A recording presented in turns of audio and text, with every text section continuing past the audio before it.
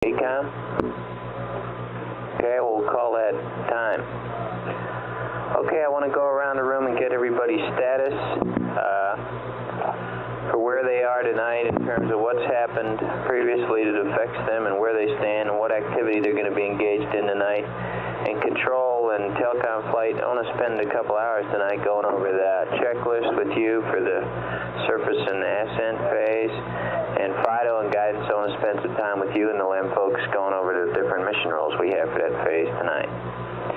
Okay, let me start down in the front there with Retro. Retro, you want to tell us where you stand? Okay, flight, the TEI-11 block data is on board and still go, and the next block data go up about the end of our shift, TEI-30. What did you say about TEI-30? The TEI-30 block data pad will go up about the end of our shift. Yeah, if they're awake. Yes, that's affirmed. It's right at the end of our shift.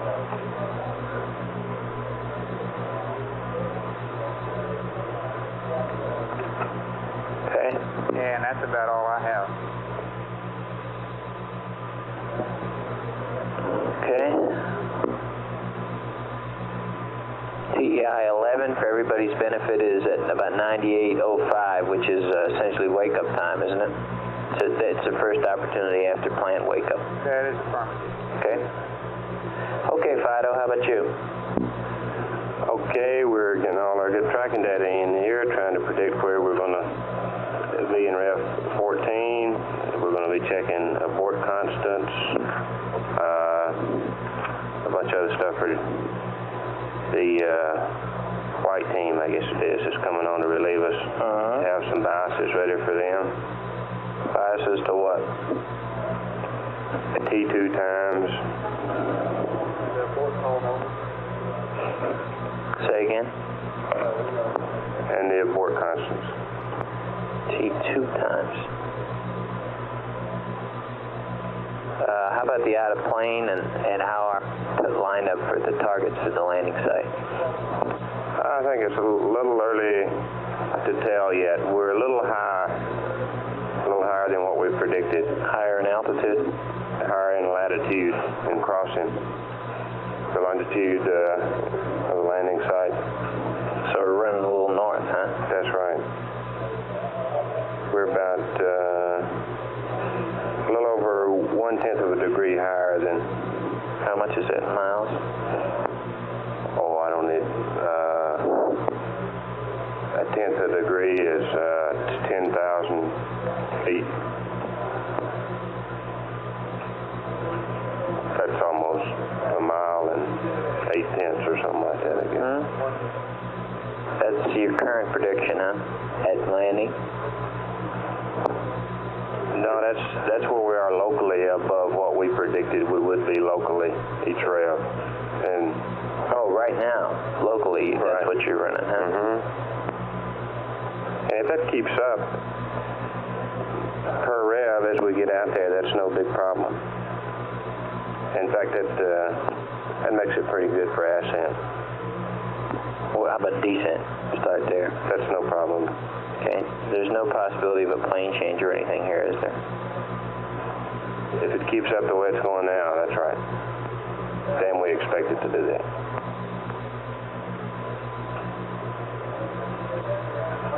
Okay. What else? That's about it. Well, how about this descent tracking that was scheduled to be done? Oh, okay. I assumed that you'd already been briefed on that. That, from what I can deduce from what Jay left in the notes here, it looked real good. They had, I've got some numbers here if you'd like to have them. Hey, when do we do this plane change if we were to do one? Just so I know. You mean prior to descent? Yeah. Well, we'd have to. That's normally scheduled. It's not scheduled. Option at all. Have to pick one, and I'm not. I think it would come out in Rev 11. All right. I'll have to double check that. Okay, go ahead with this descent story. Okay, they got with 15 minutes of data. They got position arrows feet, down track 100 feet, out of plane 6,000 feet. These are noise numbers, huh? The way I'm interpreting this is what the numbers are, the difference between the Lear cutoff vector and the best solution using all the low speed data at that time. And I'll double check that to make sure that that's what he means. That was the original plan. Just want to make sure that's what they did. The velocities were within a half a foot per second all components. Is that right? Okay, what did they learn with all that? Anything come out of that anybody's chasing? No, everybody's extremely happy over it. Okay. What stations was that done with? I'm going to have to go over the station coverage. I haven't committed that yet. Was done with the same stations that were covered during descent. Okay. Ghost, on Madrid, and Ascension. Okay. Anything funny about the tracking here tonight, or is it as everybody has seen it? No, I don't think there's anything that's anything so far that's not. Is the plane behaving the same way it did on Apollo 10? I will have to check that to verify that. We haven't gone over that yet. Okay. I'll get back to you on that also. Okay. Anything else? No, not right now. That'll do it. Okay, well, come back to me on these things, okay, Jim? Okay, guidance, how about you? I don't really have anything to report, Flight. They had no problems of any kind on the last shift, and nothing significant. I'll be working on some stuff for the white team tomorrow, mainly T3 unit vectors for P-57, using the Sun and Earth and Venus, and also working, checking the scaling on some of these abort constants. Okay, now how about the raceable quantity updates for the landing radar? That's all agreed to and all that? We have a point picked out in the flight plan. It occurs at the time the PIPA bias is done, and I think the way Grant is thinking of doing it is making it all one load, the landing radar numbers and the PIPA bias. What GET is this? 99 hours. 99 hours GET. It's put into the flight plan. That's when you're going to put up the raceable quantities to describe the radar to body axis, right? Right. Okay. What else? I believe that's all. I'll be working on some stuff and looking at some checklists. I want to go over this manual ascent with the different options with you tonight on the loop and the LEM folks. Okay. Okay. Anything else? I can't think of anything. Nothing open on either machine, huh? The power up. Let's see. Did they do anything with? Did they do anything with LGC in the first entry? They did not, did they? Guidance. I'm sorry, Flight. They didn't do anything with the LGC in the first entry, did they? Negative. Okay. Okay. Control. How about you? All right, Flight. The LEM looked real good on the telemetry and the power up. All prop parameters looked good. She looked real good. The ascent oxidizer pressure had dropped to 111 psi due to the helium absorption, and that means they got the ascent press light, warning light, which was expected, and this will be a light they'll have to live with until they pressurize the apps. Okay, it was on when they were in there, huh? Roger. They understand? Roger, the crew has been informed that they will have this. Flight Capcom, actually, they didn't light off the MC&W. They'll get the light when they do light it off. Right, that's perfect. They'll get the light when they do. Oh, they didn't power up the MC&W. That's correct. Okay. But they were informed. That's correct. They're informed that they should expect to get it. Okay. Proceed. In going over the checklist items, Flight, there were no significant items to changes that we would recommend to be added, as we told you last night, except the one which we told you wasn't worked, and that was the span request, which they had meetings on today, I understand, on the venting the oxygen fuel right prior to ascent, and I understand this will be a checklist change. Because it's the second descent tank vent. Roger. Okay, no, there are no changes then. That's affirmative.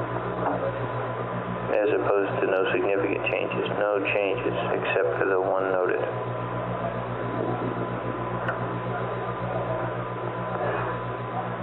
Okay. Anything else? That's all, fine. Okay. Telcom? Okay. Our alarm system looked real good during the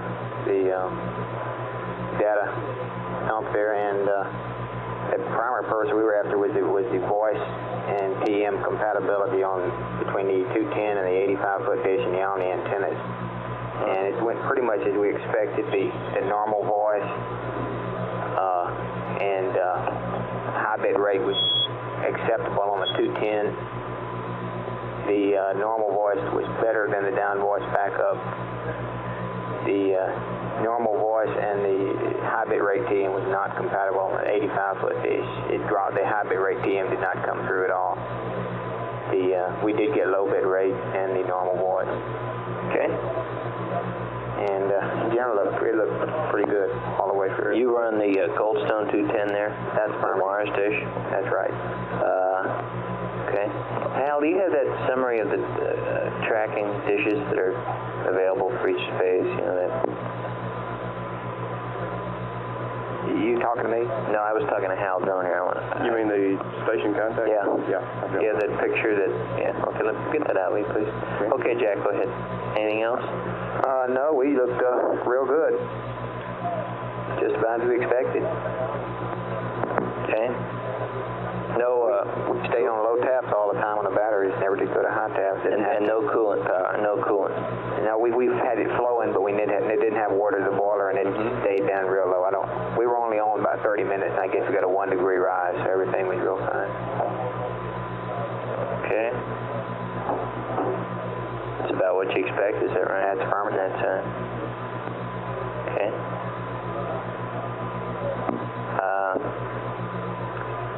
And I read somewhere where they had one thing that didn't look right, the low tap barber pole, but that was because of a circuit breaker, and that was cleared up.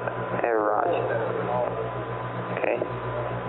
Okay, anything else you can think of I ought to be thinking about, Jay? No, everything was By the real book, fine. huh? Okay.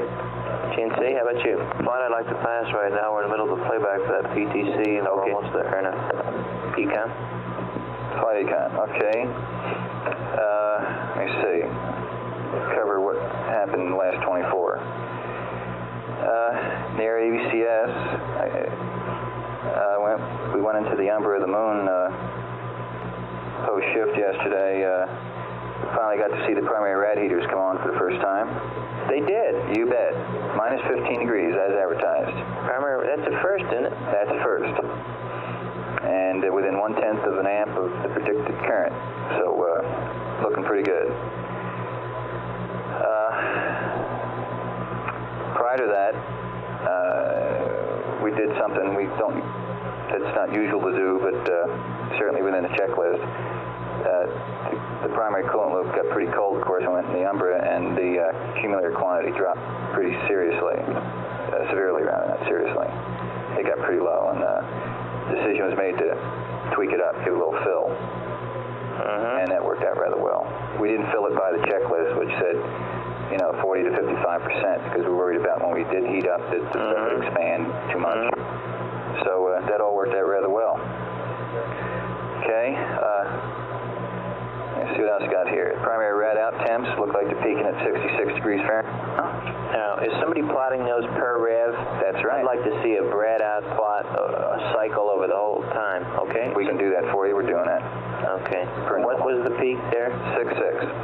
How did that compare with Apollo 10? I think Apollo 10 was about 69 or something like that. Are you going to have plot both of them? You going to show me how it compares to 10? Oh, we can do that flight. We've got the plots back there from Apollo 10. Okay, I'd like to start looking at that as we get into the evening. Okay, Roger.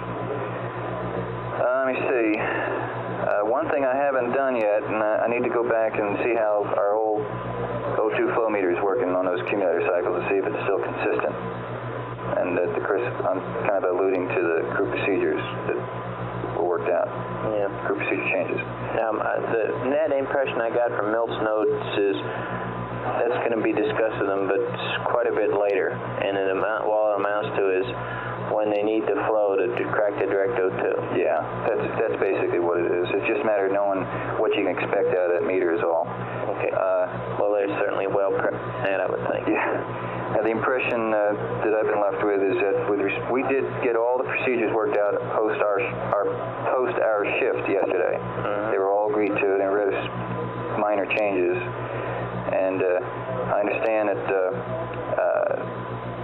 the Capcoms and the flight director decided that the changes were minimal to the extent no sense reading them up to the crew, except in the case of the final IVT procedures, which they'll read up, I suppose, when they need them. Yeah, and my impression is that even there, all they're going to say is correct the direct O2. Yeah, that's right. I can show you those two flight diagrams right here. Oh. See how minimal they are. Okay, but that's not going to be done for some time. No, we're okay there. Okay? Okay. Let me see. And something else I need to go back and look at, just this kind of historical type stuff. We did see a lower than normal primary evap out temp a couple times so far. And we've seen, if my memory serves me correct, we saw that on Apollo 8. It's just the mixing valve is regulating a little low, and that's no problem at all, as far as I'm The concerned. VAP is off, right? Yeah, VAP ought to be off. It is off, isn't it? It is off. Okay. Okay, let me see. I guess I left something out. In the area cryo, we're in the process of balancing. I lost my configuration here somehow. You want the actual configuration flight? Yeah, O2 Okay. tank 1 and H2 tank 2 have the heaters off, I believe. Is that not correct? That's right, from Capcom. H2 tank 2 is off, and O2 tank 1. O2 tank 1 is off. That's pretty obvious by how our quantities are on the tube. We were in a balanced configuration pre-LOI. Last minute decision was made to go normal into LOI and go back to auto heaters all the way. Okay. Let me see. In the area of the in EPS, still have our Fuel cell 2. no change. Okay.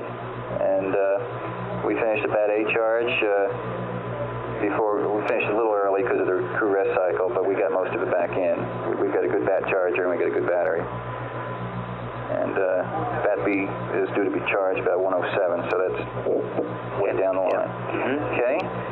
In communications, on the soon after our shift on the green team, they had some trouble with the UDL. They couldn't get the commands in.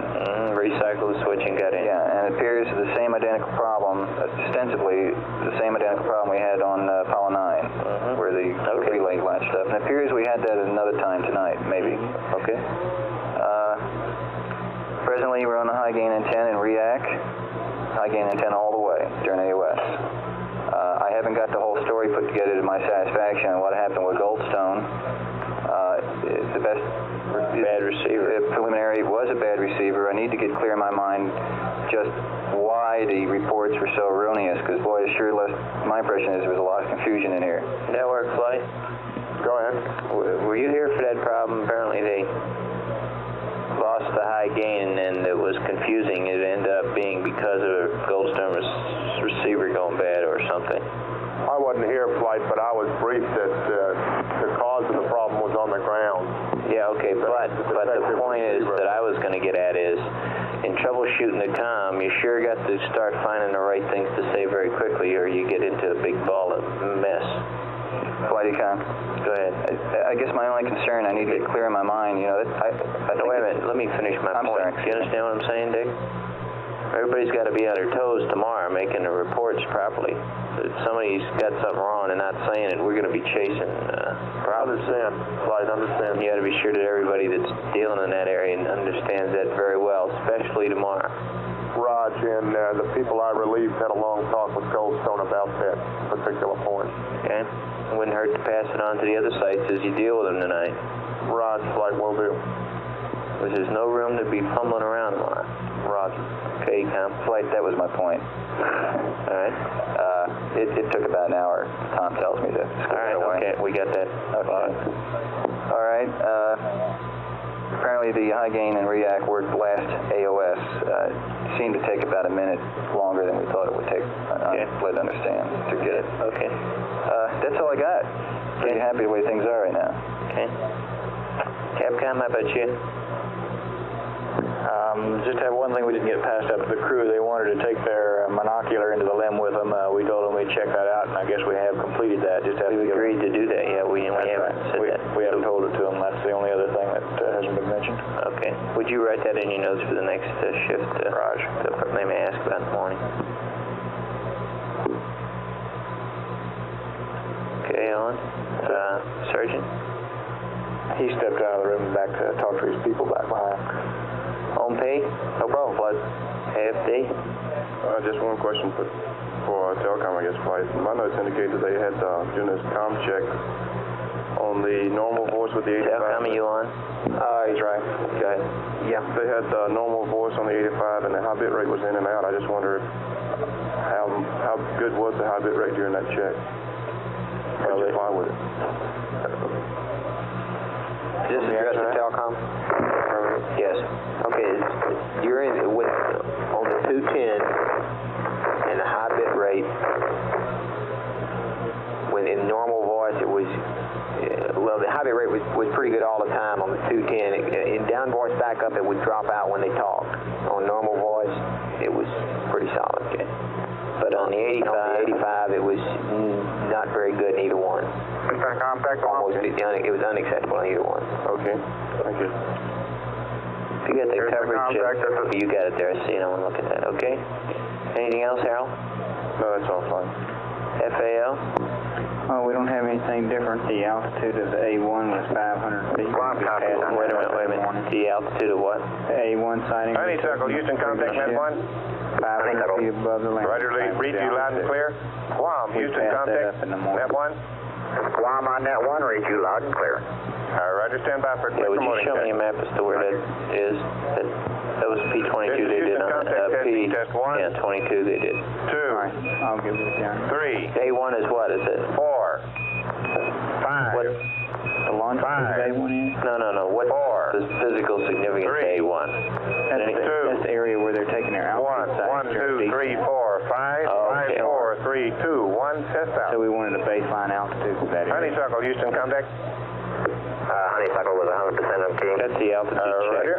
That's correct. Guam, Houston, contact. Okay, anything else? 100% key.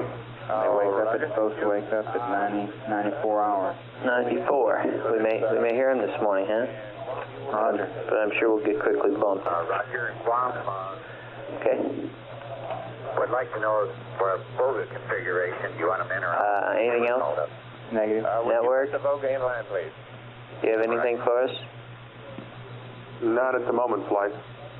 I've got a couple items I'm going to check on here a little bit further. I don't think they're a problem, but I want to confirm. We have a cool pair amp at Honeysuckle Prime that's listed as CAN support. I want to see what the effect of that is. And I have Goldstone Wing power amplifier for System 3 with intermittent false, and I want to check on that also.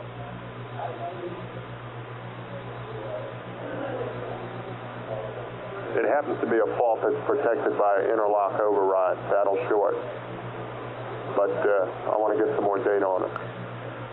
All right. Okay, everybody, we have 2.5 minutes to acquisition, and like a good look at the ship when it comes around. GNC, you finished your playback, ready to look? Raj, fine. I'll let you pick it up and look at it, and then I'll hear from you, okay?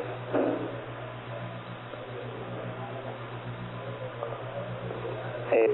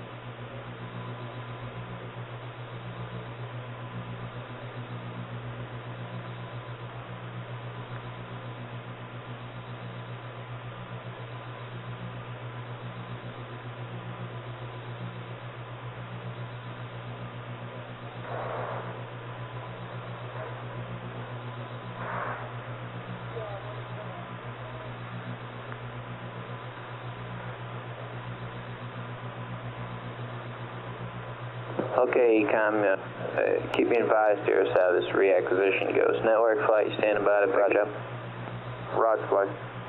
Okay.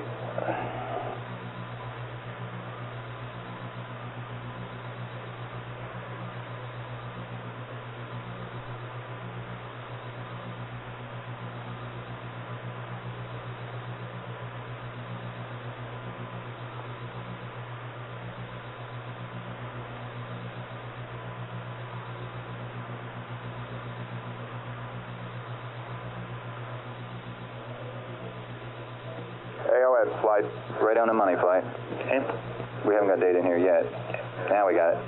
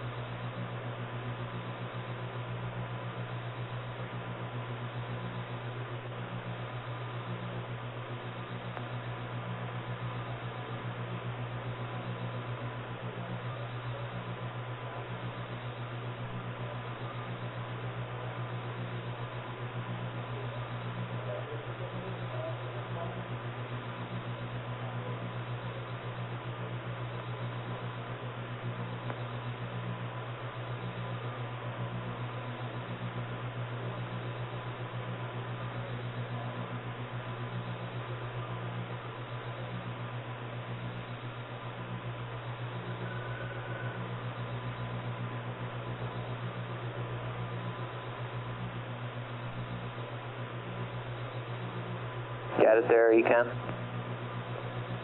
Roger, flight. High bit rate. Looking good. Okay.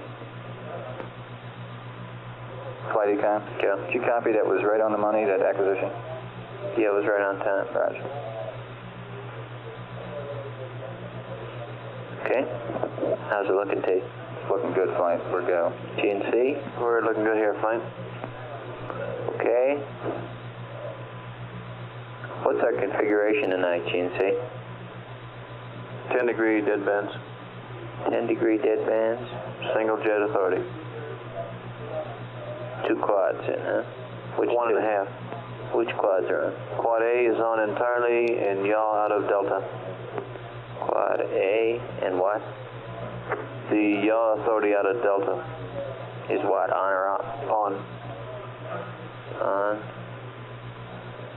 Quad Delta yaw is on. Right. And we have a 10-degree dead band. Right. And what's our attitude? FAO, have you got some pictures there of the attitude? FAO? You get some pictures of the attitude we're in. Roger. Let me see what that looks like again. Splitting the quads and all that.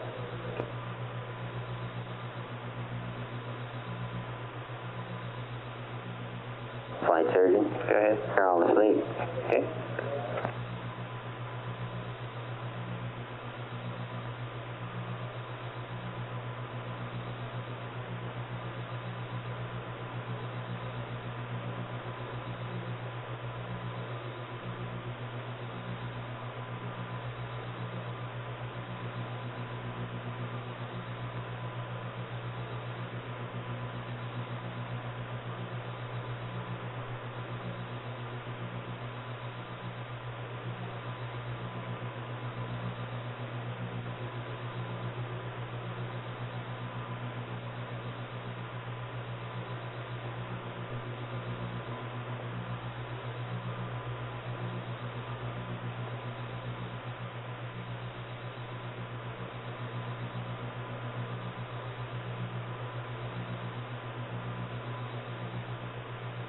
GNC, what pitch attitude are we going to be holding around? Are you going to be holding around 240?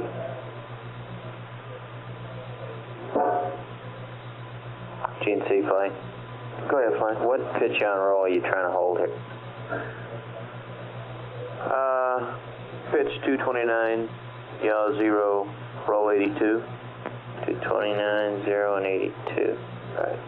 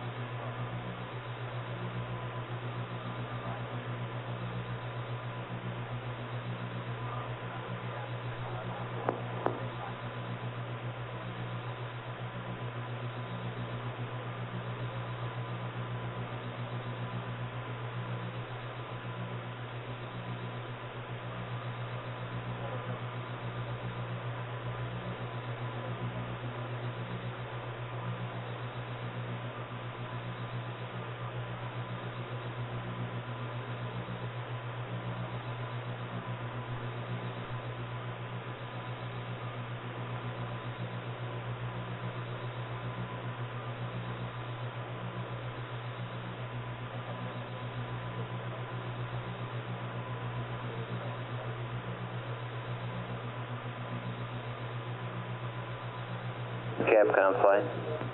Good flight. What's the plan for tomorrow morning? What do you call them at that Rev 9?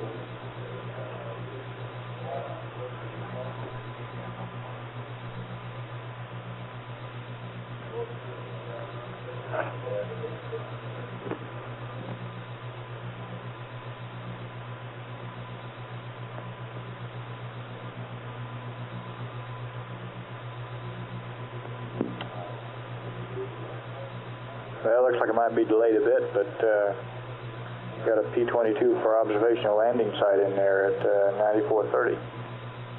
A what? Flight FAL. Yeah? What Owen's talking about is some personal notes that Mike Collins wrote to his flight plan, and we're not scheduled anything like that. Okay. Well, my question though, Owen, is do you call them there at 93.5 before they go around the corner? Is that the way they're going to get up tomorrow? That's right. That's why we have a gap between the rest period and heat period. We have to wake them up before we lose them so they can get started. Okay. That's what I recommend. I didn't have a note to that here, but it does look reasonable. Okay. Why don't you note it next fella? Okay. Owen? Be sure not to miss that. Roger. If I miss a half hour or so.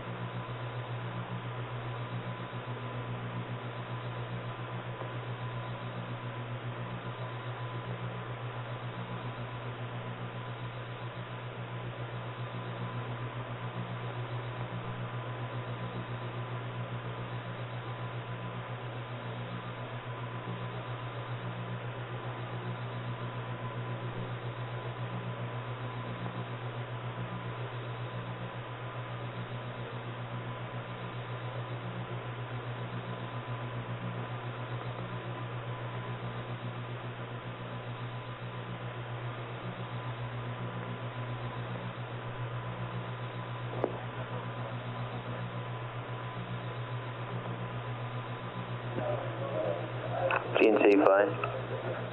Go ahead, flight. Okay, do you want to review your change of shift start? Okay. First one I gave you the Apollo 10 Deltas.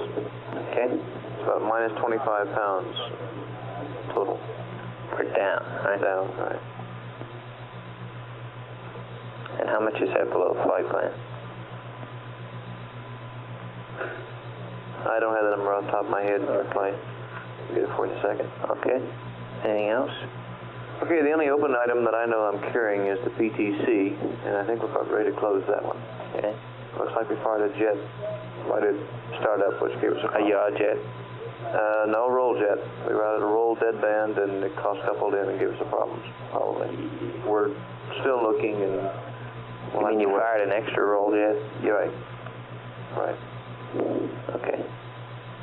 Okay, now, are you up in the story of the GN2, Raj? Okay. Concur with the analysis that's come out and with the plan for single bank rescue and dual bank TEI.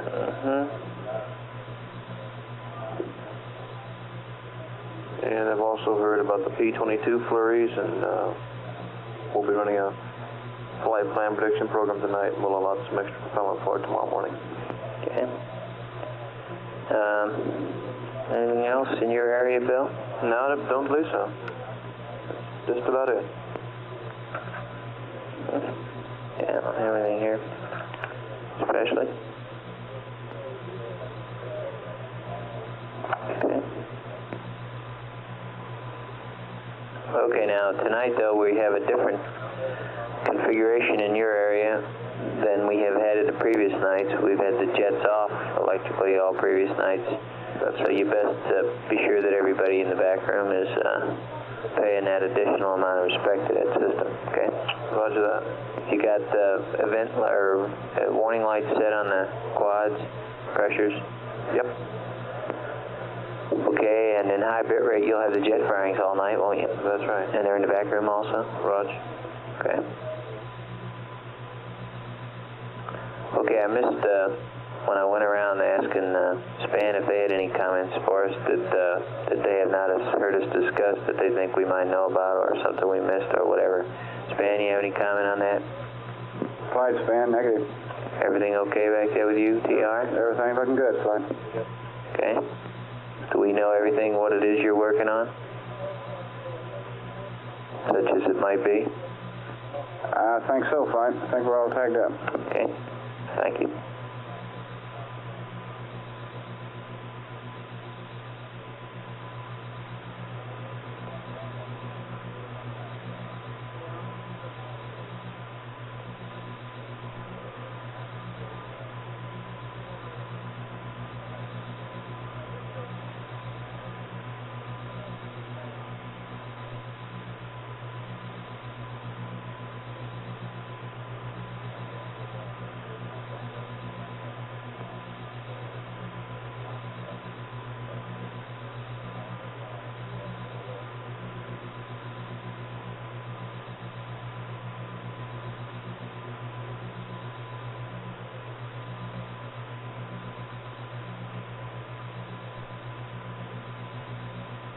Surgeon from Flight. Go ahead, Flight. Was this time around the corner the first time you were fairly sure they were asleep? That's affirmative. How long have they been resting? When did we call off conversations with them? Okay, Capcom can give you the exact time he punched off the air to ground, but they were not asleep, or they were moving around quite a bit for about a half an hour after they stopped talking.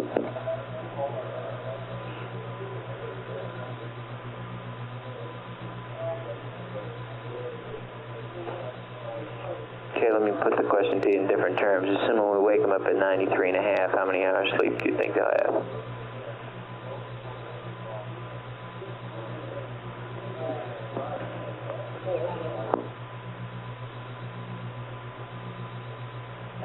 Did you copy, Surgeon?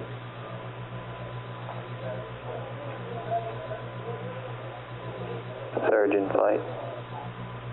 Flight Surgeon. Did you copy my question? No, I was talking in the back room. What it is I'm getting at is if we wake them up at 93:30, how much sleep will they have gotten tonight? Well, yeah, we figured that well, let me tell you what I just talked to the back room about. They have them logged as quieted down and probably getting set to go to sleep about 1 hour and 10 minutes ago.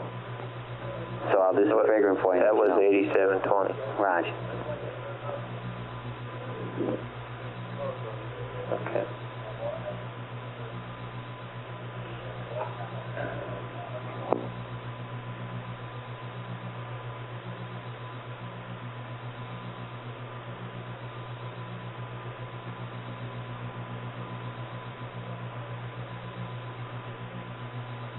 Yeah, Flight, that'll give them 6 hours. Give or take 20 minutes. Okay.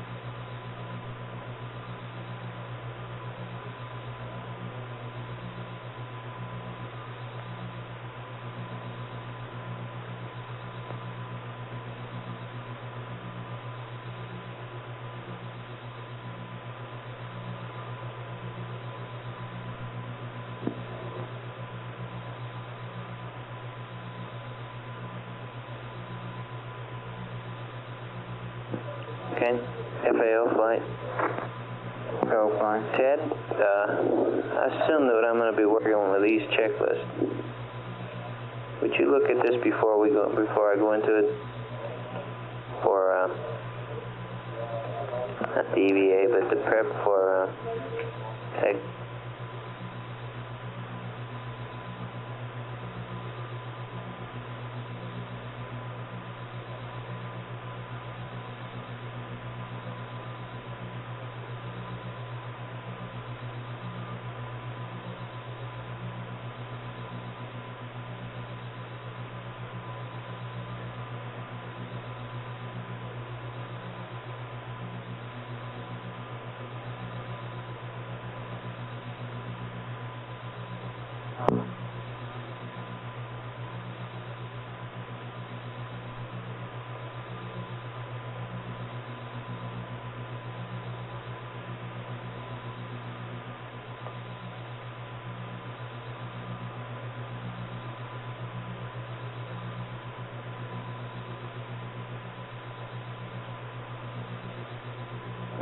Control and telecom flight. Go ahead, Flight. Look, before we go through a review of these checklists tonight, I'm asking Ted to look at the checklist that we have on the console here that Joe Roach has been keeping updated. He's going to see if it's okay, then I'll compare it with yours, and then I'd like to walk through it, okay? Starting with the preps for takeoff on. Okay. You might, if you have time, peek up here and see if you can tell if you have the same paperwork and all the same revisions it is. Hi, Chip. Guidance flight. Guidance flight. Fido's the guidance there. Flight, retro the guidance stepped out for a minute. Okay. I think he's in the back room. You need him? No, don't have him run in. Have him call me when he gets here if I don't see him. Right.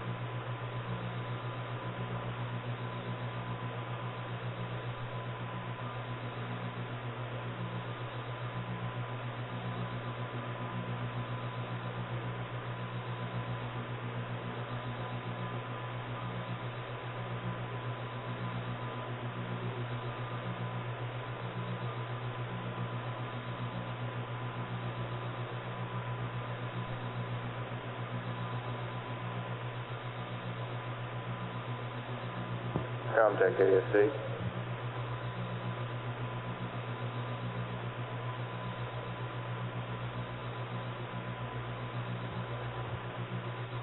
Comtech AFD, Houston Comtech Loop. Go ahead, AFD. Hey, getting to this backup voice and normal voice thing on the 85 and 210, would the normal voice being better than the backup, have you chased that to any great extent? Tried to explain that away somehow? You mean the difference between normal sounding voice and backup voice? Yeah, and the fact that normal is better than backup, which shouldn't be. No, I haven't. Not really. At the 210-foot site, do they have a SCDS over there? No, they don't. They ship the whole... That's right. That's right. I just called Goddard a little while ago to find out about the VOGA. You know, when they shipping the voice down from the 210-foot site. Yeah.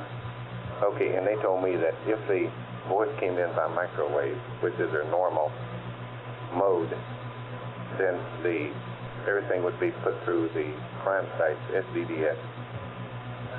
Okay. And now if the microwave link fails, then they'll just put strictly the audio onto Net 1 directly, so it doesn't go through anything yet. So we can still get audio from the 210? That's correct. Okay, I was just wondering if, I was just trying to find some explanation for it. I can't really think of anything that it might be. I talked to the Goldstone Comtech a minute ago on Net 1, on GOS 2. And he said it was the same thing out there, so it's not a remoting problem like it was on the last mission. You know, on the last mission they had the remoting problem, and at least they said that was why it sounded differently. So, but we can't blame it on that anymore. If the Comtech on site says it sounds better. All right, now, I guess not.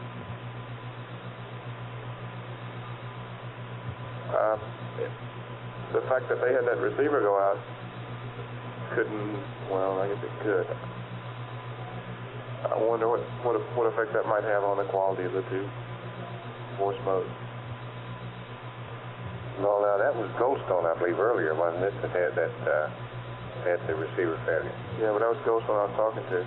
Oh. And he confirmed also that the normal voice was better than back.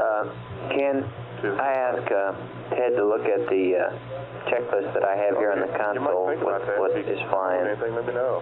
to be sure that I have the right one? Still on site, Ask you to tag up with him to be sure that you guys down there have the right one. I want to review on the loop this checklist for Yes, sir.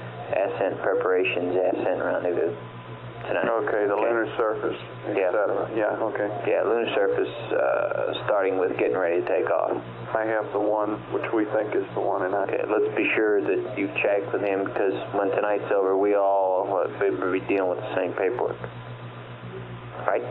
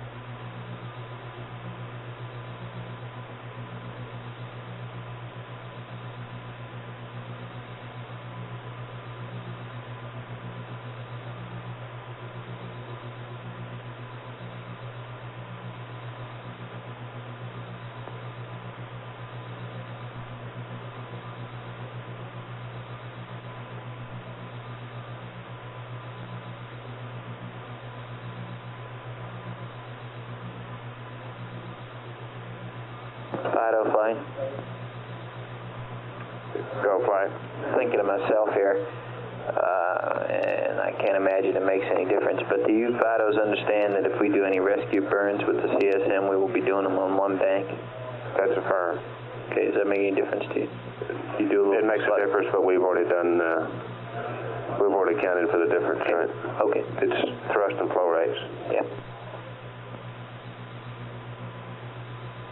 And you owe me a discussion yet on this behavior of the plane, right?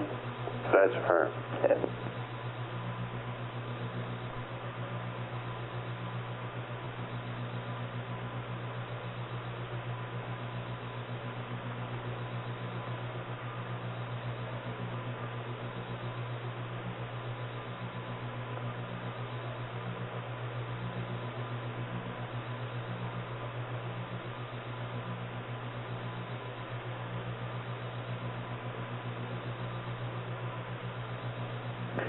Econ flight.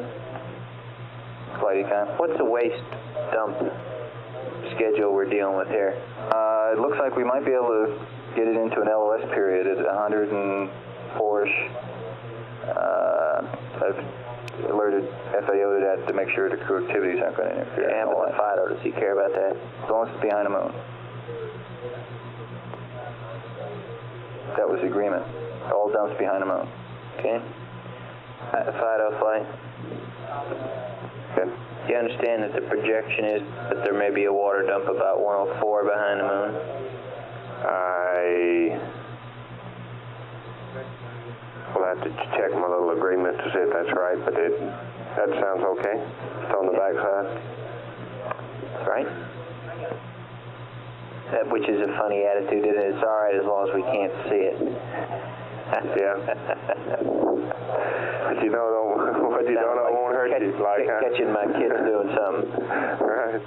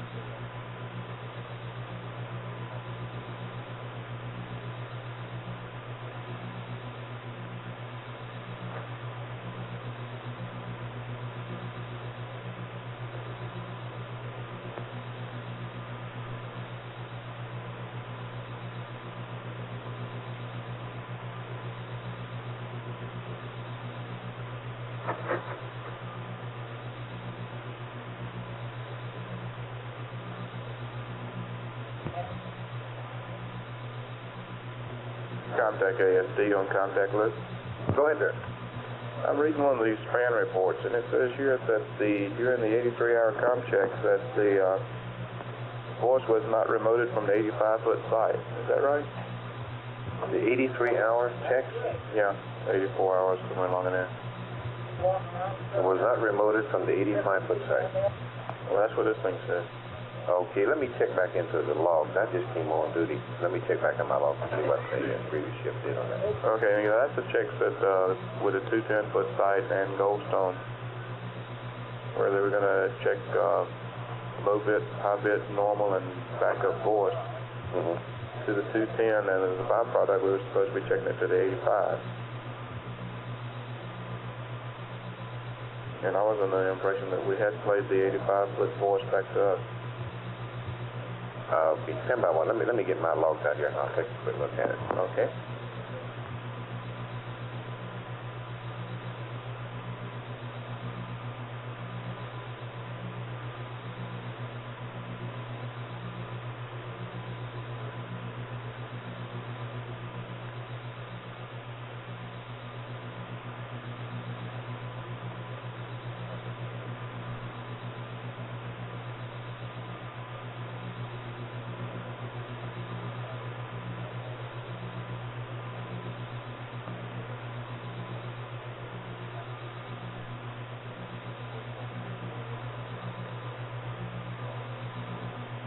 AFD contact. Go ahead. Okay, I have here on Lunar Orbit 3, around 2212, where they handed over from Goldstone to Hawaii. This is around 80 hours and 36 minutes. Too early. That's too early? Okay, let's go a little further. It's around 84 hours. 80, 83, 82, something in there. Okay, here's something that's 8247. Lunar orbit number 4. Something about noise on the downlink. And Goldstone reported that he was on the wrong D-mod. He switched to right D-mod. He figured no noise on downlink.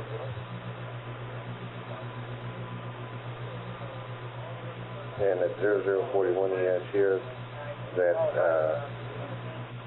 the CSM downlink and backup voice remoted. Verify that 210-foot limb downboard. Let me see what he's on the next page here. Report limb at CSM remote downlink. And another must be from the 210-foot site.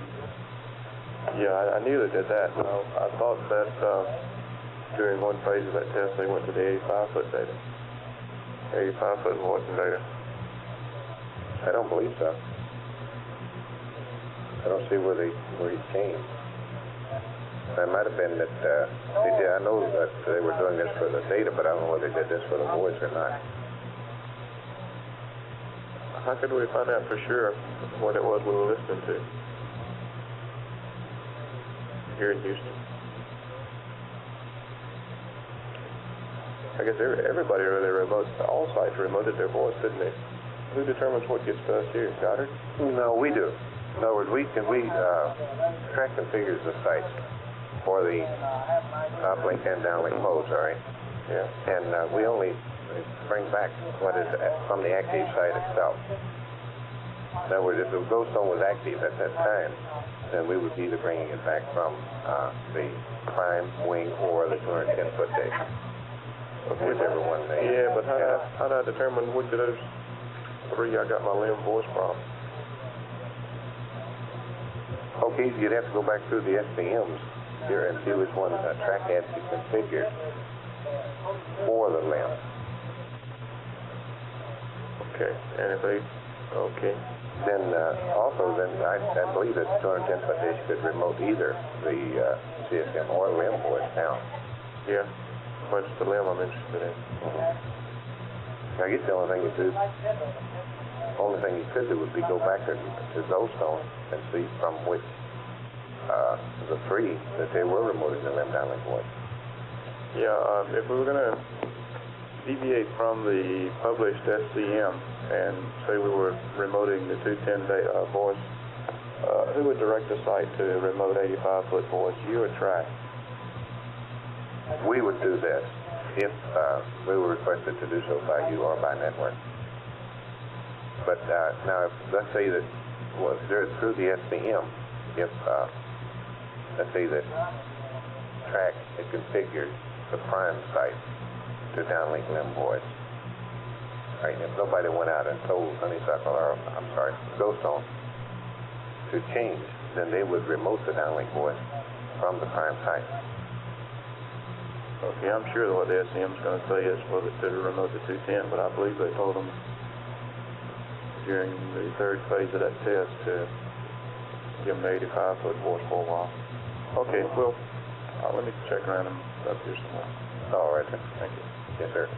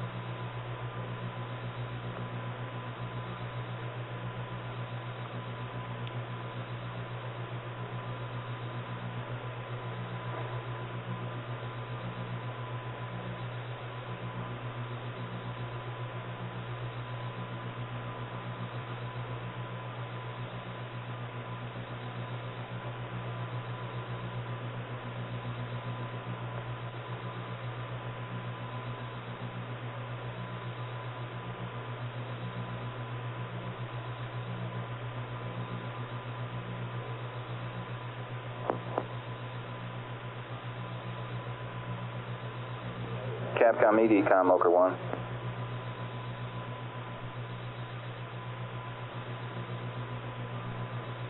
Okay, go ahead. I think it's better than shouting across the air. Hey, I got a span thing about the dock and load preload, dock and pro preload procedure. Yeah. And did we indeed advise the crew not to use the backup procedure that they've got, the existing backup procedure? Yeah, that's the backup procedure on, let me find it here. Yeah, I got a copy of it here. See the tunnel? Page something or other. Yeah, shoot, the page is not even on here. F11-9. That's it, I'm just trying to find it in my notes. But anyway, we advised them not to use that, and if they ever got to that point where they needed to find out from the ground what they're supposed to do. Double tap. Okay, incidentally, have you got it, did you see this CL68? I've got the copy of it. There you go. Let me tell you something. It says 76 pounds down. allow the clutch to break out 3 additional times. Okay. Yeah. Well, you only have to do it once. You don't get any additional torque by doing it 3 times, but Span was figuring that 3 times ought to give you a pretty good average if you don't get what you want the first time. They could do it 3,000 times. Well, you don't want to change the chain. Oh, no. Just that's the reason. It isn't that you're summing up. I understand. You're just doing it enough times that they figure it'll finally do it all right. And I've asked them to tell me what the difference is between the normal preload load with the ratchet and with this clutch to see if this is so much smaller that it pales in significance. Okay. Well, we've told them just that much. Okay. I just want to confirm the law. Thank you.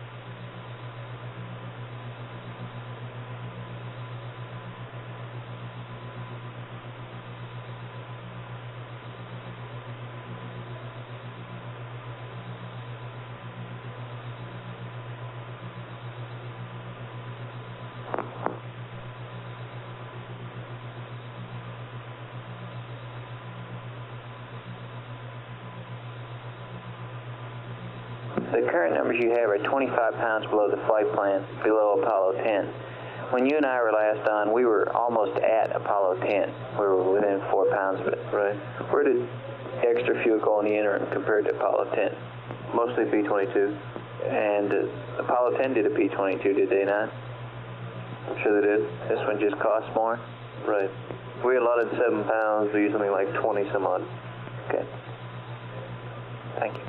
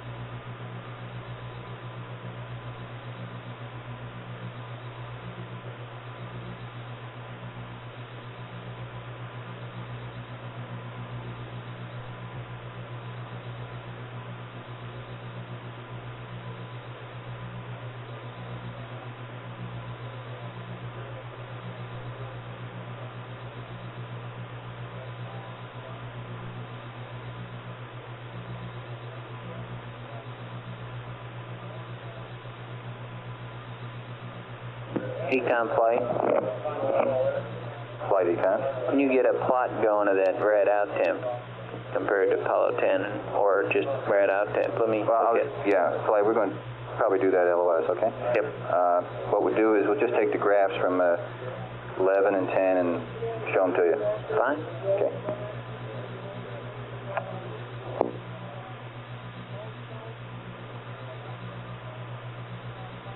Flight Econ. Go ahead. Guess I'll tell you about this. 8830,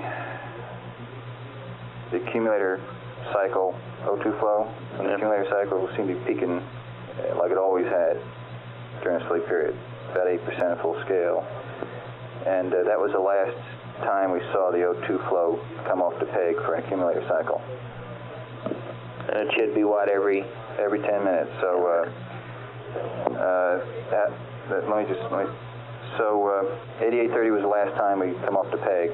However, on the 10 minutes, we have seen the O2 manifold pressure dip, the characteristic couple of PSI, indicating that there is the O2 demand.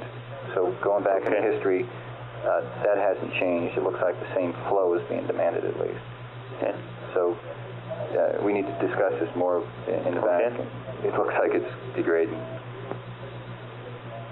That is to say, the response of the O2 flow rate transducer may be degrading. Yeah, to the point where it's not going to read for us.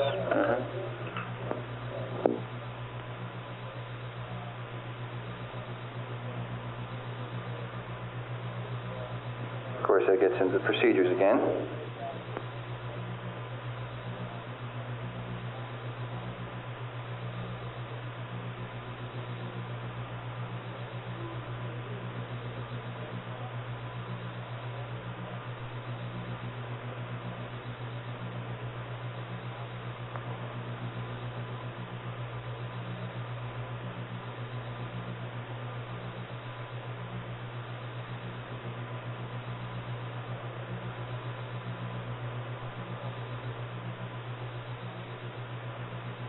Flight Econ, we're coming up on one at on a 10-minute now, 2 seconds. Channel 8. Yeah.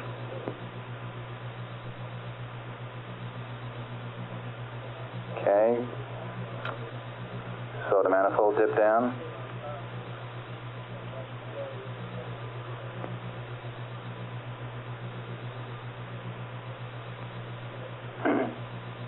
Flight, that looks all right.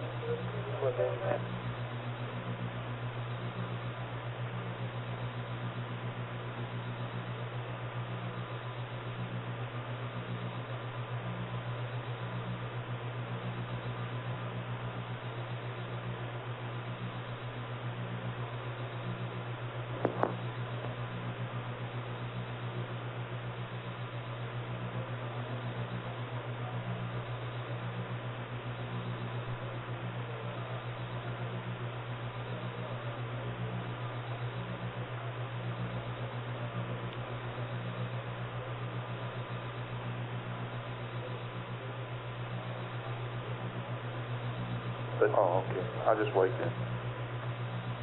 That CSM rescue red line that you see there is exactly what you asked about. Is that the 5.5 hour? You know which rendezvous that is? That's the standard rendezvous. 3.5 hour. Yeah. Econ Flight.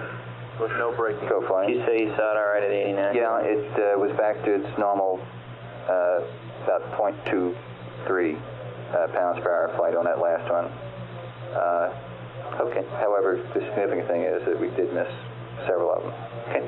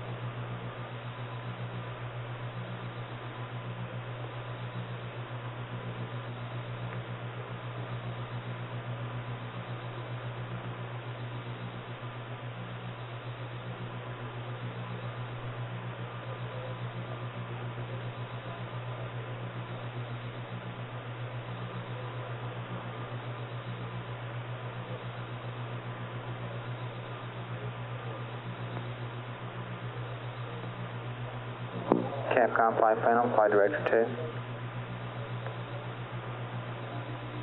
2. Okay. Do you understand this altitude determination chart that we're going to use tomorrow that we're calling up this Delta H for? This one is completely different from the one I saw about 3 weeks ago. I'm sorry, Ted, which? This crazy thing right here. We're going to tell him his altitude is 500 feet above the landing site. Looks like to me all you can do is that just gives you something to put in your head. When you take these sightings, you know that your number should come out 500 feet bigger than the nominal. First time I've seen that. It doesn't look at all like the one we had free flying. Not even close. Maybe Charlie's has some idea about it. All right.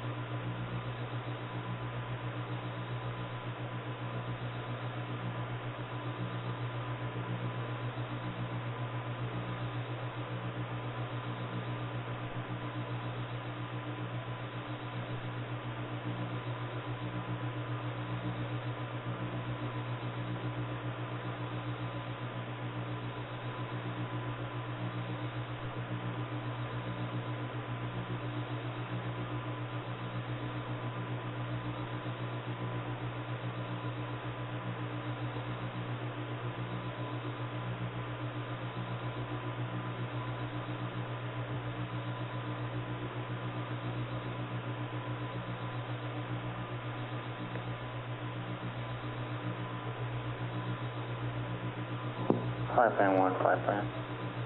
Go ahead. You should do this and tell the next Flight Plan 1 to do this too. Elvin started a list of all the changes to the checklist that we've had to call up. Yeah, I've got it up there. Okay, tell Lenny to keep that updated on his shift. Sure. Thank you.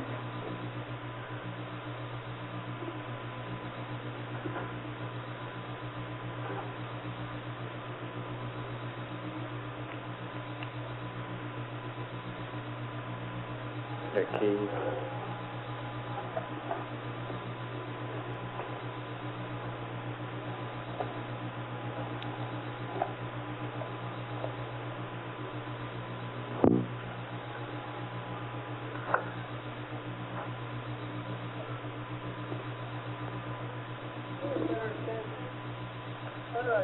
Y'all are keyed back there.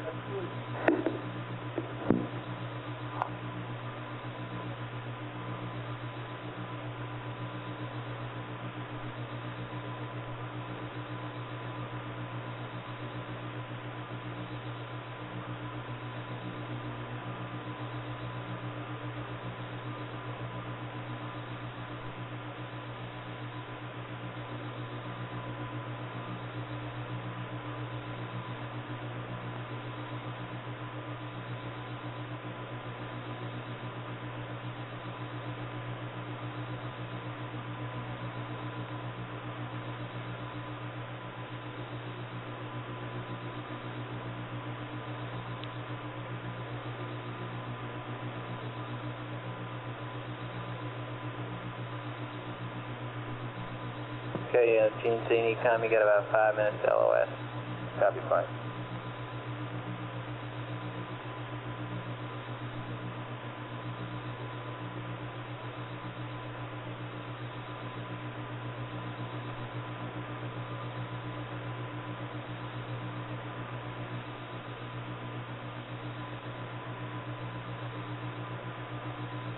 Flight Plan 1, Flight Plan. Go. Do you have a copy of that early EVA termination plan we looked at and I made a bunch of marks on we worked on the other night? I seem to have lost that right. Well, I've got the new updated one, but I wanted to transfer my notes. Yeah, I think I got a copy of it. I'll bring it out with me. Yeah, but do you have the copy we put all the pretty marks on? You know, how many minutes of documented sampling we were doing, those checks, all No, that stuff? no, you had the only copy of that. Yeah. Okay, I'll look for it.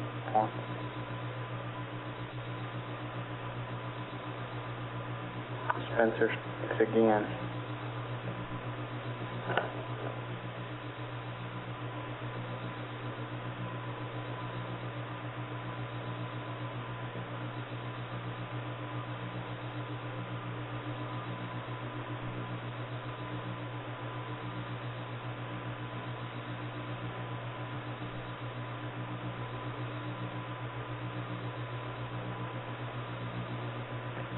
Fly.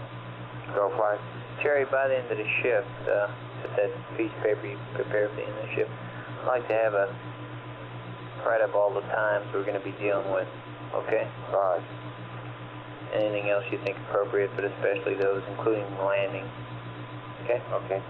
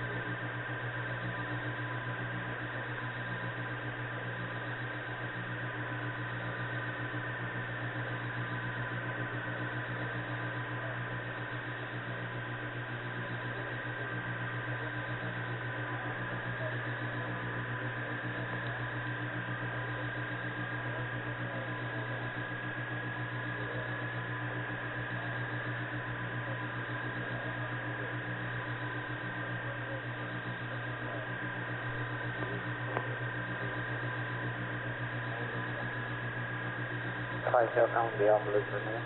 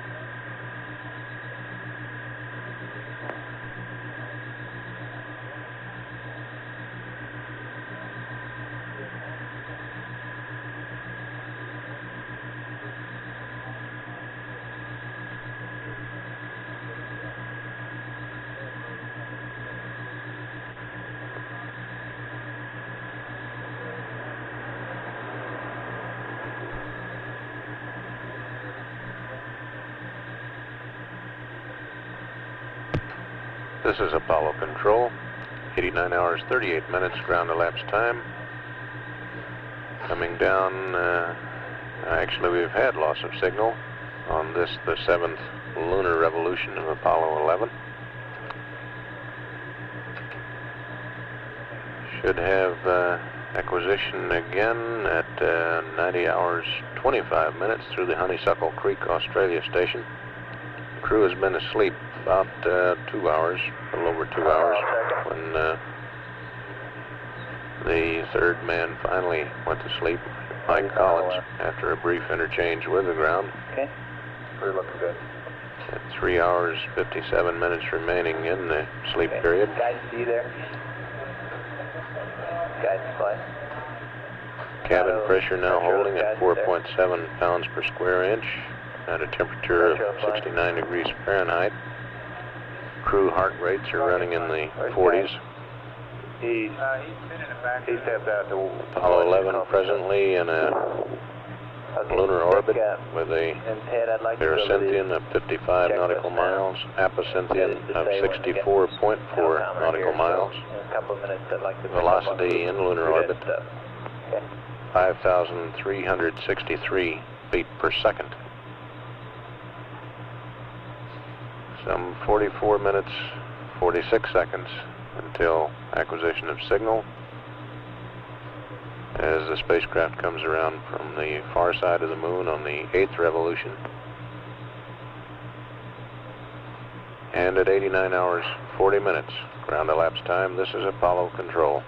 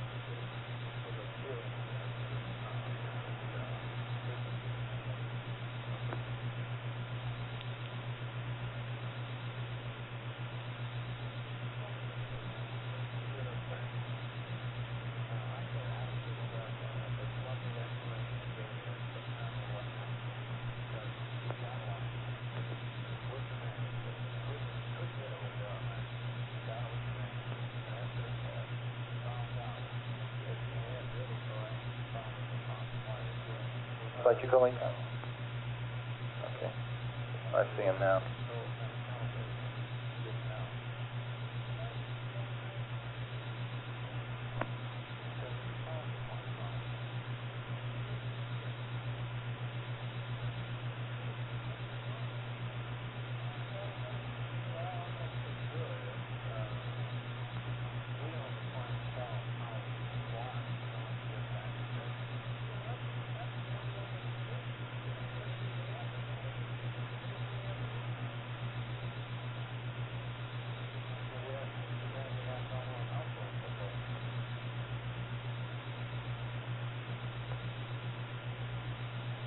Okay.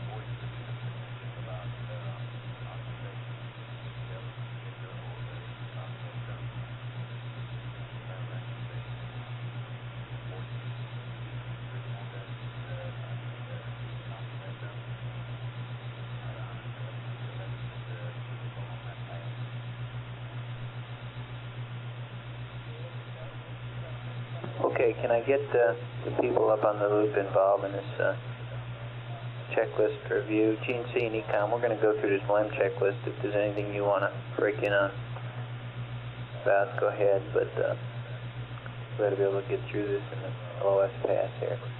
Control, are you up? Telcom, you up? Guidance, FAO? I'm here, fine. FAO? Ted, can you join us for a half hour? Roger, fine. Capcom? Roger. Okay, we're picking up on surface 45, is that right? After the rest period? Right. We all there? And that would actually be before the eat period, though, wouldn't it, fine? Yeah, all right. Say again? I was just finding myself here. Yeah. Surface 45, you there, Control? Telcom? Roger. FAO? And Capcom. Okay, AG's coming up, right? Circuit breaker 11. Plus. How about the circuit breaker chart? What's out? Well, from a telecom standpoint, just their normal heaters are out, and they're in their standard configuration. Okay, how about you, Control? Same flight. Nothing special, and the charts in the book are right, is that correct? Affirmative. Okay, that's panel 16 is a good picture. Let's see what this other panel is. Panel 11, Devin. Panel 11 is, I can't tell from this. I guess it's panel 11. The upper right-hand corner, it should say 11. Yeah, but it does, maybe Surface 46 is panel 11. okay. I just don't see 11 anywhere. Okay. And those circuit breakers are correct as configured there, right? That's affirmative. Okay. Okay.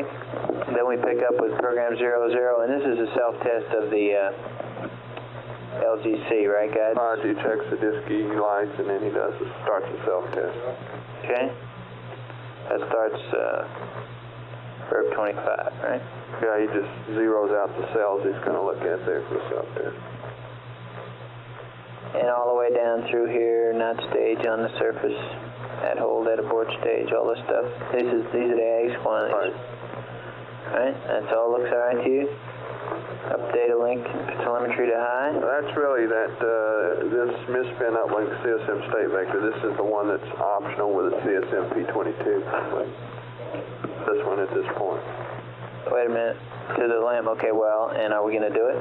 Well, we call it optional. Term it optional. Probably won't do it because you probably won't do the 22. Okay. What would be the time tag on this if we do it? Oh, probably would be the same as the one we're going to put in later. Well, no, I take it back. This would have the landmark tracking time on it, probably. Because we'd be putting in one in the CSM also. Okay, now, when are we going to make up our mind about this? While we're on the surface? Yes, sir. Yes, fine. Okay. Okay.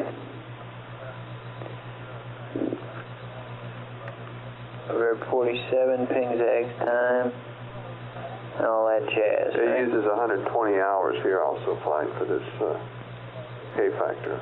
Said, where is it? 0616 at the top of 49. 120 hours, okay. One thing here, Flight. That item I brought to you last night concerning those errors we'll be building up in the control system. This is where they would get zeroed here. Okay. He does a CDU 0, so okay. As long as he does the things that are in the checklist and doesn't skip around, we're okay. I'm sure he's going to go through it by the book. Okay. Okay, take minus 220.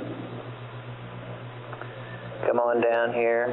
Circuit breaker 11. We're putting the rendezvous radar in. This is to get it out of the way, right? Affirmative.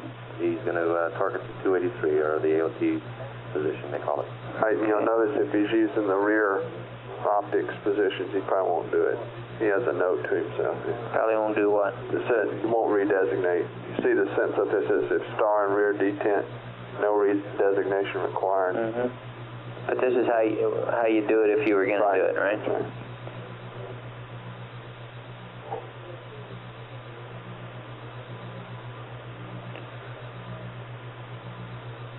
get it out of the way for that position for 57. Right? Right, fine. And to get it out of the way if you're going to do the star and the P57 in the rear detent. But you wouldn't need to get it out. Yeah, you wouldn't need to get it out of the way if you're going to use the rear detent. Okay. You don't expect them to use that though? Well, no, I suspect he'll use perhaps the right or left rear detent, but again, I'm just guessing based on the stars available. Okay. Okay, and then he opens up the rendezvous radar again. Then P57. And he takes the current alignment there, which is the touchdown alignment. This is the touchdown alignment, yeah. And he realigns to it, right? That's right. So this gives you a drift. That's correct. This is where we get our first valid drift check flight. As far as any updating would go, as far in the updating the NBD terms. Okay. I just showed you something wrong too, flight. That's not the touchdown RefSmat. That's the T3 simulate countdown RefSmat. We didn't have it this time. Do you realign for T3? That's affirmative. T3 alignment then. For drift check. Update NBD if necessary, huh? Affirmative. Right now we're using a criteria of 5 Meru. Okay.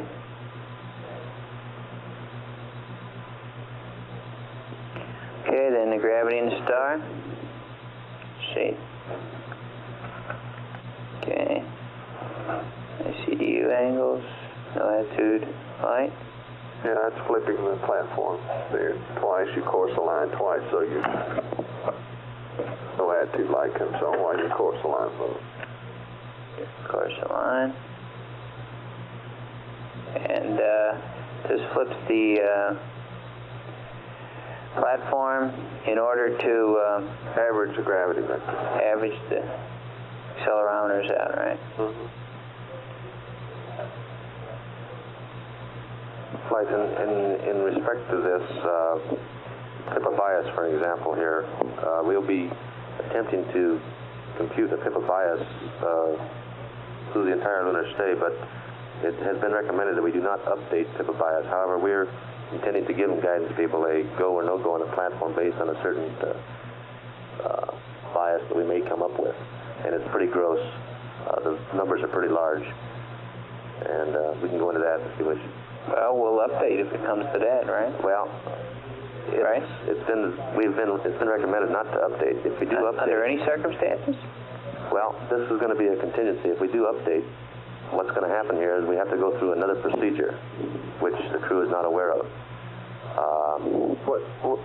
This is the one we talked about, Ken, where we had to turn the platform upside down. Yeah, but so that's the trade-off we've got. We either. Yeah, but don't you suppose if we really decide to update it, if it's bad enough to update, it's going to be pretty obvious without doing too much, don't you suppose? Yeah, well, that's why we've got those big limits that we're willing to go with without updating the thing. Okay, but suppose we update it, then what do we do? Well, we know what to do? We know what to do, fine, right? It's procedure that guidance will have to uplink a RefSmat and let's put the platform in 2 different positions and eliminate lunar G and determine the bias on that basis. Okay, you understand all that, guys? The large flight, well, but I think it's going to have to be awful bad before we start. That's what I'm trying to say. We really have to be something. We don't have to really be scared before we do that, I think. The numbers that you can go with are real gross, and we can stand a big bias. Yeah, we're more worried about alignment than we are. Right. So, okay. Okay, then we come on down to the gravity error. Let me see. Go ahead, contact. Right, sir. I'm going to make a check. With this gravity error angle, from the last gravity line, we can be dealing with drift, body slip, or PIPA bias. Is that right, or is that PIPA bias out of there? The PIPA bias is not going to really show up here. Be either drift or body slip. Yes, sir. I would say one of those two. I don't much believe PIPA bias will show up. Because of the averaging. That's right.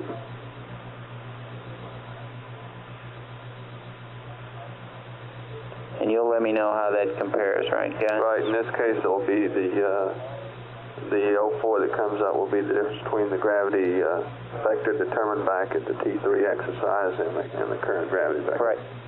If you don't have a gravity vector, it's just the x-axis and the current gravity vector that you compare. Yep. Yep.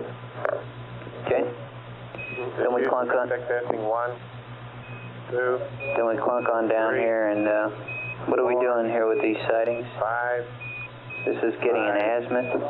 4, That's right. He's taking the 3, he's sighting on the star now flight, and what he does, 1. Test out. he averages a set of cursor and spirals.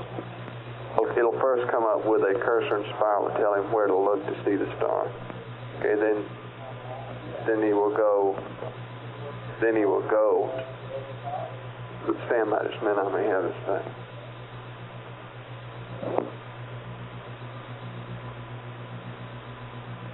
Yeah, that's correct, Clay. Yeah. The computer will compute the cursor and spiral. That's what 0679 is. That's right. Yeah. LGC computed. Yeah, then he'll actually go look and see what cursor and spiral he gets. Yeah. And he takes an average value of cursor and spiral for the given star and then puts it in the computer. And at the same time, he's doing a mark in there to record the gimbal angles to go with that cursor and spiral. Okay, and out of all that, what do we get? But we're really just we're just marking on the star. That's really what we're doing. For the align. Right. Okay. Okay, and what's this rendezvous radar antenna note? Maybe putting it back where it was, right, Control? Putting it back up along the +X. +X, that's fine. If he moved it. Yes.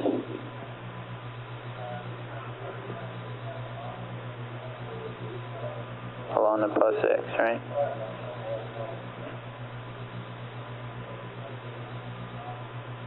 Is that where it is now? Yes. Again? And 180 plus 180 trunnion and 270 shaft is +X. Okay. And put it on again, okay. For 41. Yeah, could you hold on just a second, Flight? I had to switch. Here's another page. Very well. Okay, I'm with you. Go ahead. Okay. What's for 41? There, okay. Oh, he's just What are we doing there? He's still putting the rendezvous radar back. It's course aligning. There's the shaft and trunnion for the rendezvous radar. Okay. And then the 0412 tells him it is the rendezvous radar, and he goes ahead and pros and designates it. Okay.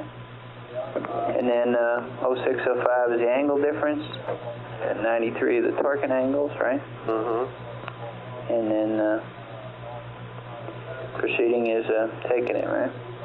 Right, and then he's just gets an option there to do a start check if he wants to, and then he just goes out of the program. Where is that? 5025? Yeah, 5025.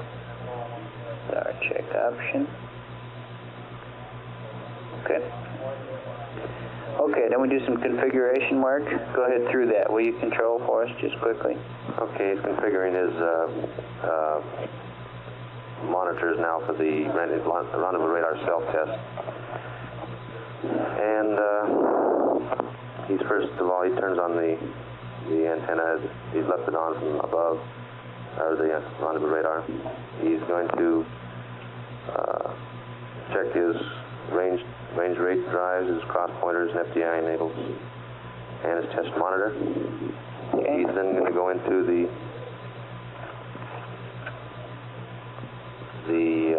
self-test, the Verb 63. And first of all, he sets the no RR monitor flag.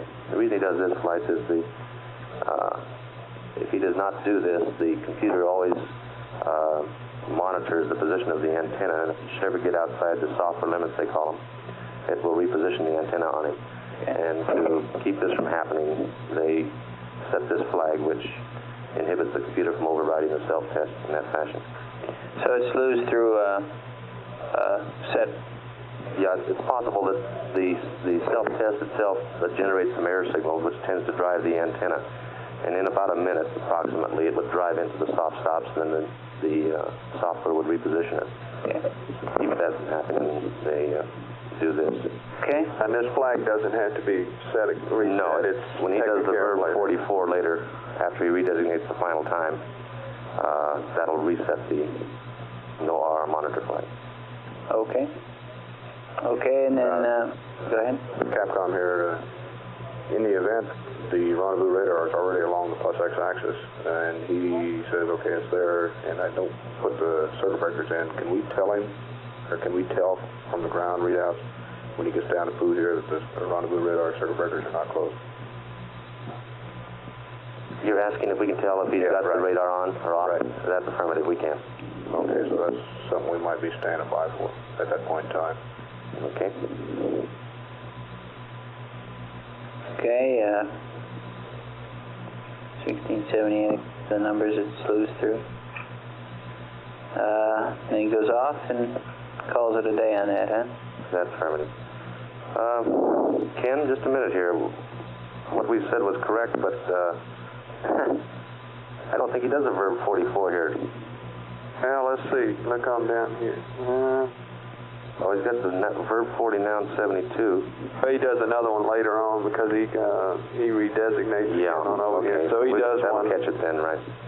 He does one on the Surf 53.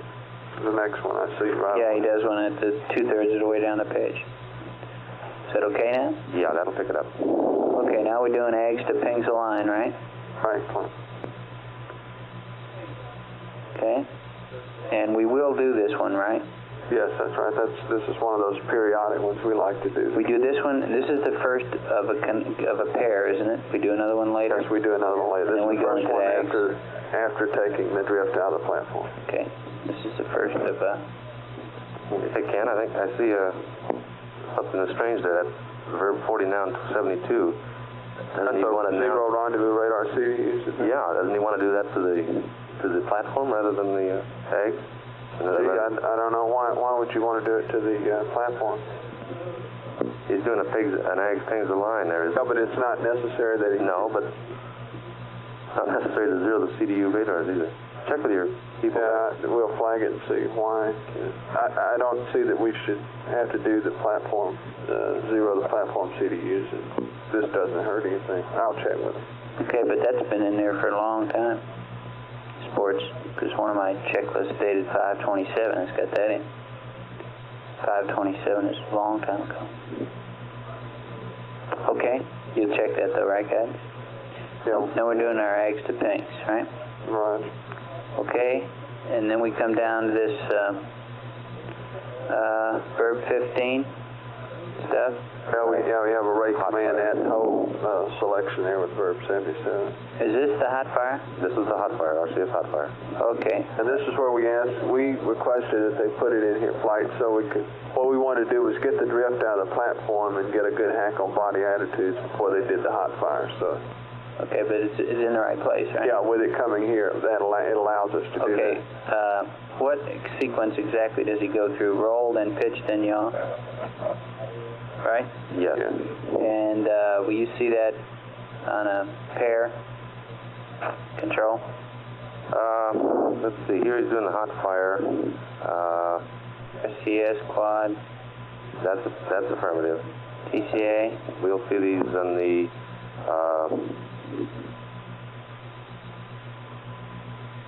Do you know exactly what to look for there? yes, Roger, fine. We get the TCPs, we got it on the chart recorder back there in the back room. We'll compare the... Okay. What circuit, this TCA circuit breaker? That enables the primary preamps for Okay. the chips. Okay.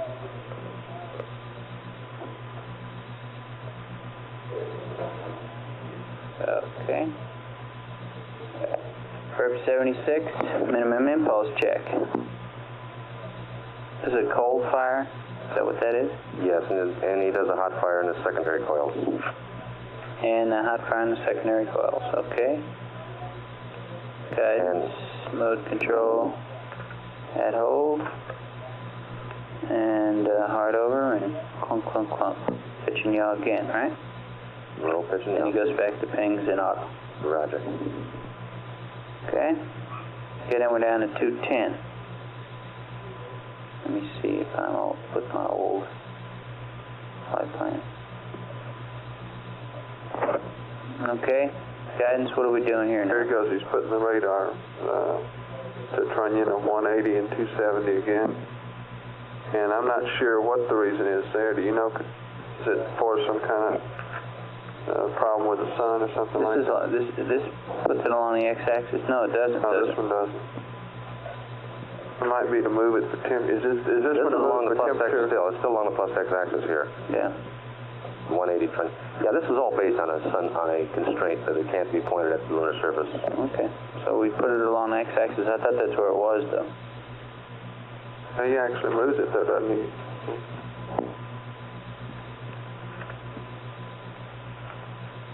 You told me a little while ago that... Yeah, 182.70 you told me. Yeah, that's plus X again. What about the self-test? Did that move it around? Yeah, you didn't put it anywhere after the self-test, did you? No, he left it there. There's...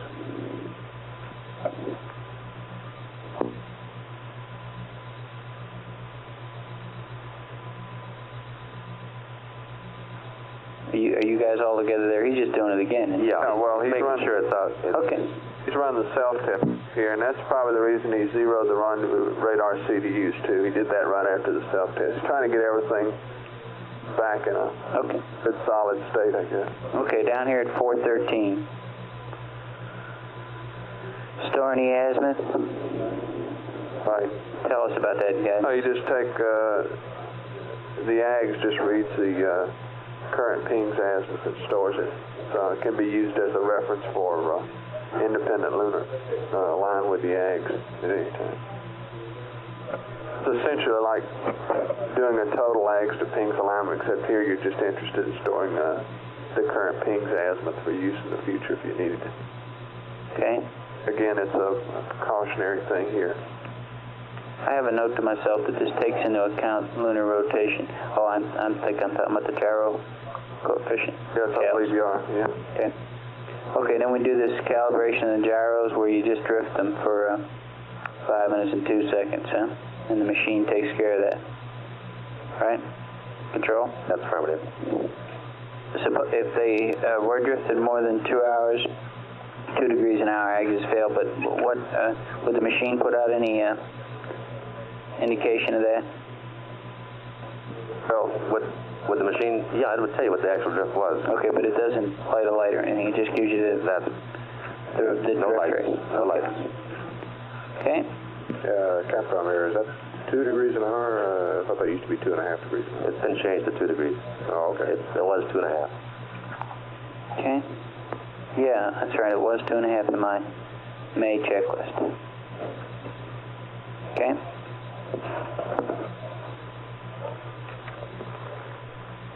And we're storing the pink azimuth again after the test here. Yep. I've often questioned why we do this, but that's okay. I think it's just something that they thought was safe thing to do. Okay. And then he reads out, once he stores the azimuth, he reads out the sine, cosine values of it there. Which is really the azimuth, right? Right. And he transmits these numbers to the SFIN. What do you do with them? Well, I think we want to see what his 4.7 and 5.3 is. Of course, he's at the same time giving us all the info from the P57 he ran, which hopefully we'll see. Okay. This Capcom here, if Guido would, would just come up and say, hey, I'm right. 904. Yep. Agree. If we have all, there's no use in him reading out. Yeah, I agree with you. Okay, let me write in what those things are. 904 is the gravity difference. 905 is the angle difference. Now 93 is the torquing angle. 047 and 053 are the azimuth numbers out of the angle. 93 is torque. 047, 053 is AGS azimuth. Okay. Stand by for another vector from you. Okay, now this is the regular ascent vector, be an insertion plus 18-minute time take. Okay, and if we have any major updates, it's here, right? Down here. Control and guidance? That would have been the last one. We would have done that, right? Based on the last alignment. Yeah, that's where you send it up to. Right. Okay, TIG minus 130. Flight, Telcom. Go. Okay, you should notice they put up data link to data. And they don't see anything where they take it off. Now, they normally do this and for some reason it apparently didn't get into this thing. Since they do normally do it, I don't know if it's worthwhile putting in there. We will be watching it, and in the event they don't put the up-down link switch back to off, we'll tell them to. Okay, yeah, fair enough. Okay, ascent pads, right? And all the quantities following those two words are all the AGS quantities that go up on the ascent pad. Yeah, let me see. 225 and 226 are limiting numbers for the semi-major axis, and it makes it come out to what, 45? That's right. That's where we freeze out the variable limits on the AGS. Make the numbers the same so it shoots for one apogee. And 231 is the RLS, and 047, 053 will be our values of azimuth, so that you can get the thing a completely independent alignment. Okay, what RLS parameter do you send up? Radius vector? Well, it'll be the best estimate, the same one that we have. But it's radius vector. That's right. Okay. Have changed, if required, in the other vehicles prior this time. Okay, minus 45. Here we go again to get the radar out of the way if necessary for the P-57 coming up, right? Okay, move out of the way. Landing site is preferred for liftoff, right? Right, and loads the ascent pad value of TIG there. And goes right on through the 57. Okay, then we give them a T line, and P-57 aligns it then for the landing site at liftoff time, right? Right, everything in the 57 is the same as before, except for the REFSMAT option. Okay.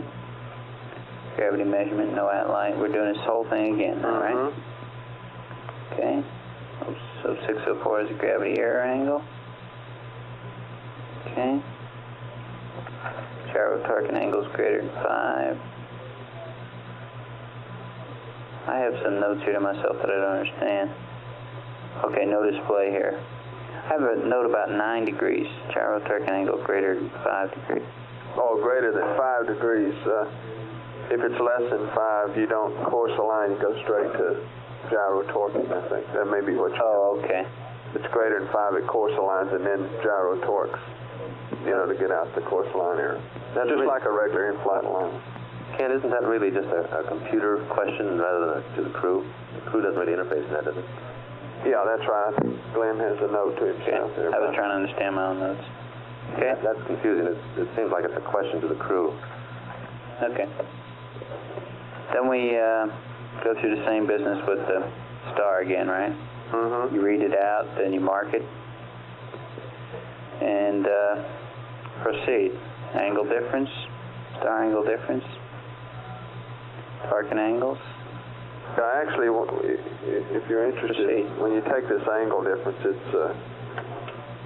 it's like a star angle difference. It's really the difference between you take current RLS and the star that he picks that's currently in memory, and compare that value to the actual angle that he gets between the gravity vector and the star line of sight that he measures. So that's really that angular difference you're measuring.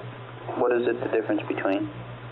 It's the difference between the current RLS and the stored line of sight in the star table for the star he picks. Take that angle. Okay, that's its known angle supposedly. So then take the angle between the gravity vector and the star line of sight that he measured. You got another angle. You difference those two, you get this angle. Is this time sensitive, or do you always expect it to come out to 0? The computer solves for the problem, and you should be getting close to 0 for star angle difference. Yes. It's not a function of when you do it. Hopefully you should be getting very near 0. Okay, torque and angles and proceed then, right? Right. And then you get a star check if you want. And I believe he is doing the check here. Yes, he is. Okay. Rendezvous radar.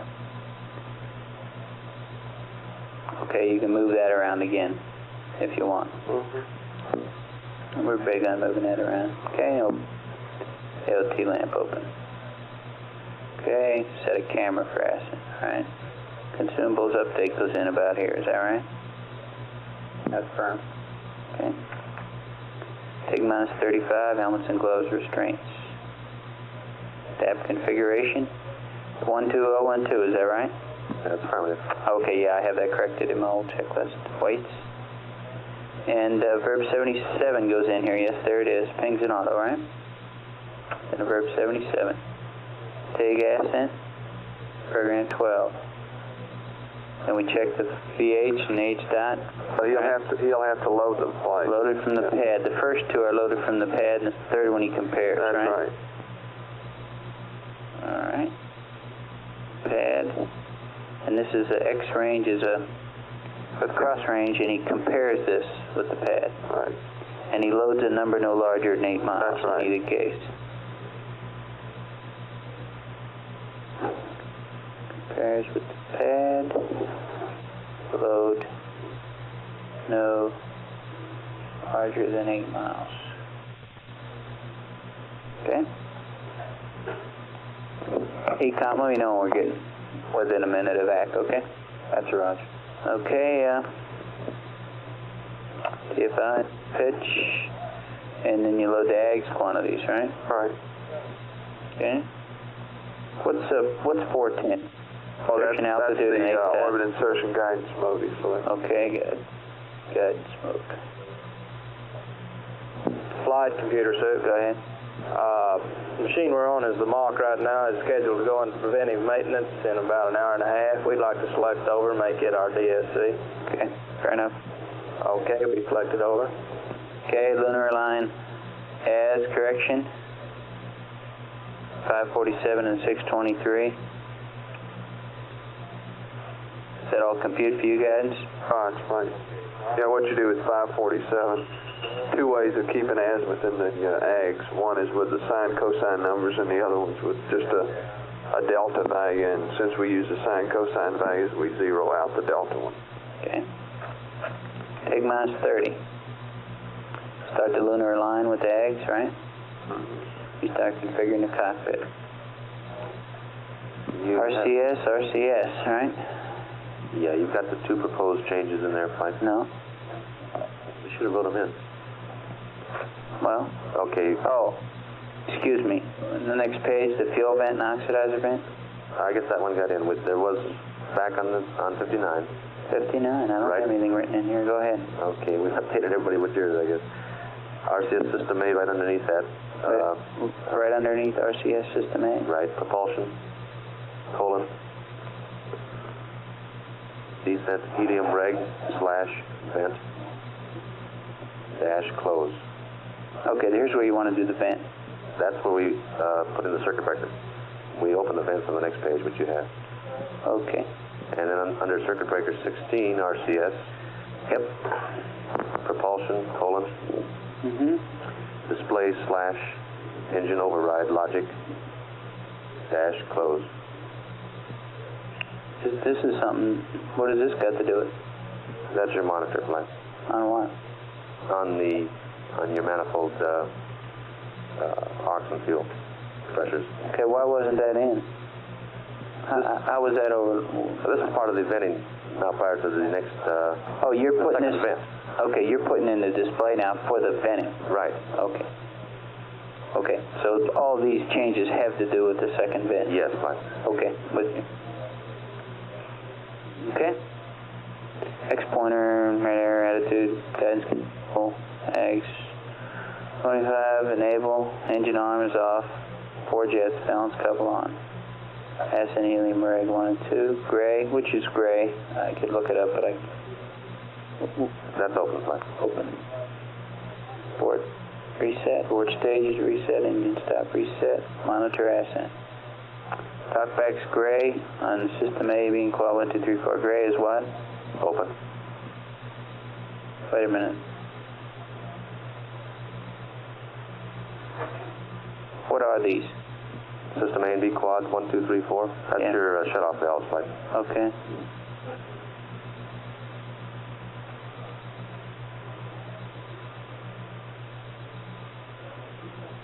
Okay. Ascent feed, talkback barber pole is closed. Closed. We open that later, right? That's correct. Solenoid valves are open. So gray is right. Okay. Cross feed is closed. Closed. Okay, glycol pumps to pan, all this stuff, radar test, attitude, control, mode control and autos, radar, yes. RCS system A, B, cloud 1, 2, auto. What is that? The heaters, flight. Heaters. Okay. Or jet enable. TTCA disable and jets. Master arm off. Stage safe discarded. Okay. Decent water. All these look okay for you, Jack? That's affirmative. Okay, and now right down in here is where we vent again, right? That's correct. When are we going to call these up from, by the way? I guess anytime he's on the surface, huh? The pilots have not heard of this subject yet, have they? I don't believe so. FAO, can you answer that? Yeah, I don't think we've said anything from that. That's Guam, go ahead. I'll have to see Roger, read you loud and clear. Honeysuckle, you can contact that one. Okay. Honeysuckle, or Roger, read you loud and clear. Come on down and, quick remoting check. Reg 1 and 2, gray is what, open? Testing, test 1. That's correct. Open. Open. We're opening it up. 3. Master arm is on, we're selecting both, we're going to fire it. 5. Off. 5. SN feed open. 4. 3. Solenoid's closed, shut 1. off valves 2, 3, closed. 4, Cross feed 5. open. 5, SN 4, feed, 3, 2, solenoid. 1. Test out. So I keep calling solenoid, shut off valve. Pad 5 and 6 on. 100% key. Pad 1 and 3 off. Guam, 100% ECA. key. Loud and clear. Roger, okay, Guam and I'm going to do some ping tags again. That's right, that's the final line. It gives us time to pick up the vectors after we get them in there. Okay. And Honeysuckle, you'll be active site, and Guam backed up. Ping tags. 5. And Honeysuckle, you will configure your downlink voice at the time for the park site. Time, yeah, okay. They just verify it. That comes up anyway. Guam, Roger. Okay, TIG-17 then on the VHF and the rendezvous radar. Track mode auto. Circuit breaker chart at TIG-10. Circuit breaker chart on 62 and 63. Ready to go there on 11. Telcom and control. That's good. 16. Affirmative.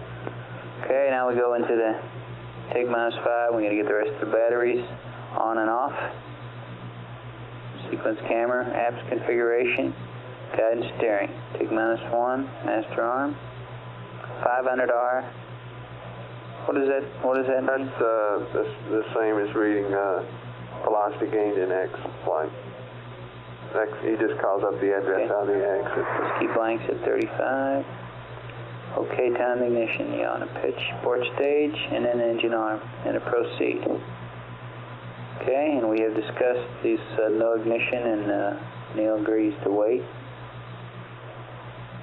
Okay? Okay, we go ahead. I have a question, Control.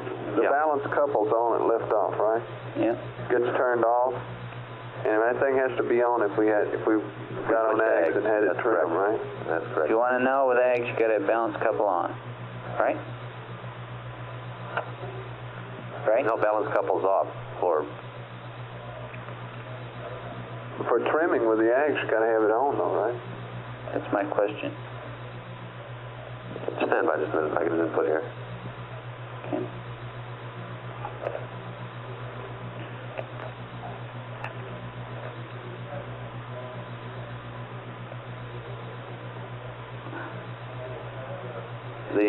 The reason for this is flight, they feel that with the balance couples on and switching to AGS, you would have the moment authority to attain your proper attitude if the attitude was a problem.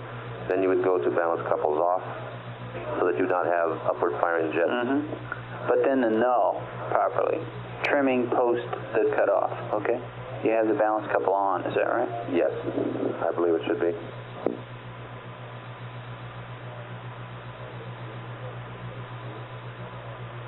That's correct. That's in the ascent card. Okay, where? On the ascent card.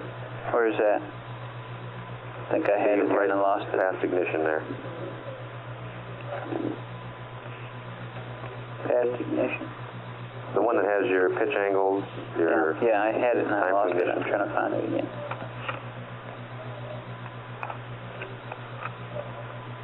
Flight econ. Yeah. 35 seconds. Okay, it's 0 foot per second. You're doing a board stage reset, engine stop reset, mode control, balance couples on. Wait a minute. Where are you, Ben? 0. Left-hand column. Balance couple on. I'm with you. Okay. Thank you. Is this card all right? Affirmative. Okay. Balance couple on for ag nulling. You do it anyway, but that's what it's primarily there for. Yes. Okay. Okay, let's stand by a minute here. We're coming up on acquisition. Guam has got AOS flight. AOS flight. Okay.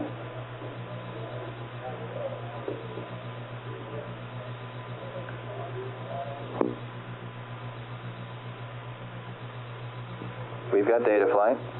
Okay. GNC, what's your channel, please? 9.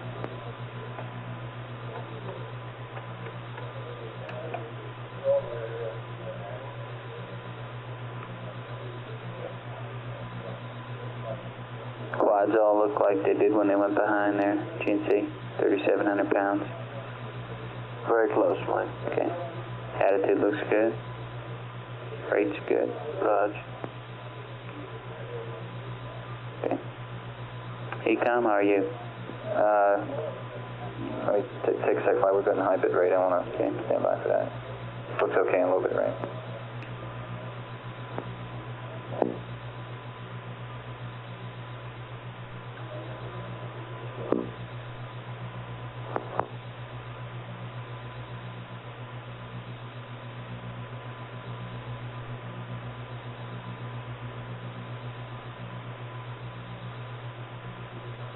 Flight econ? Yeah. We're looking good. They're all asleep flying. Okay.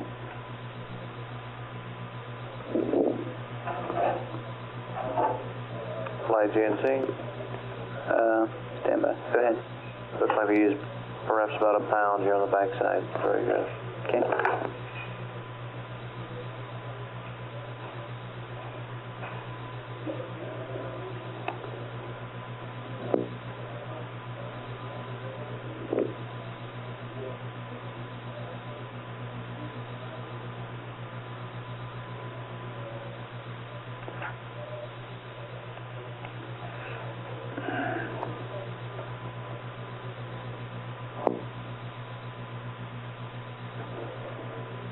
Yes. 61, 67.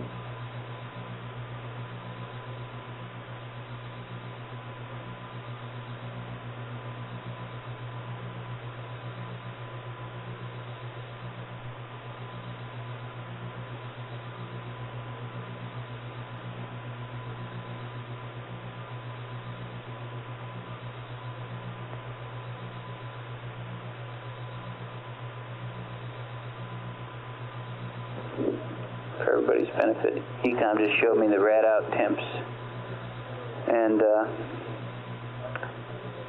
for 11 they seem to be 79 hours 60 degree peak, 81 hours 64 degree peak, 83 hours 65, we missed it in 85, 87 seemed to peak out at 62, and it was 66, we'll see what it peaks out at on this pass. That's affirmative flight. I'll let you know. Okay, there does not appear to be any definite buildup in the rad out temp, so we appear to be cooling off each pass well enough.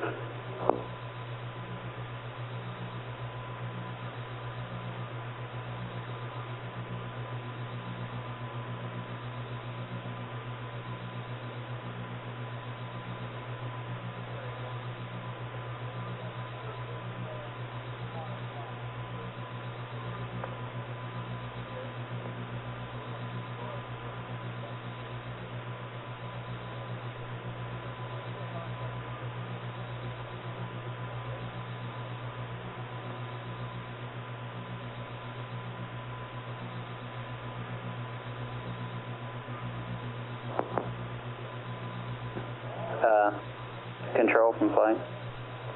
Go ahead, flight. I have a question about this card. I thought the crew had a card which showed them apps helium function at time. Some of the old cards did. This card does not. You mean had the helium on the card itself? Mm-hmm. FAO? Comment on that? Ron, do you know anything about that? Some of the cards they've had have had helium as a function. We carried that for a long time in there, and I lost track of why we got rid of it. But I think the thing being that, hey, we're really not going to do too much about it anyhow. You know, we're going to keep on burning.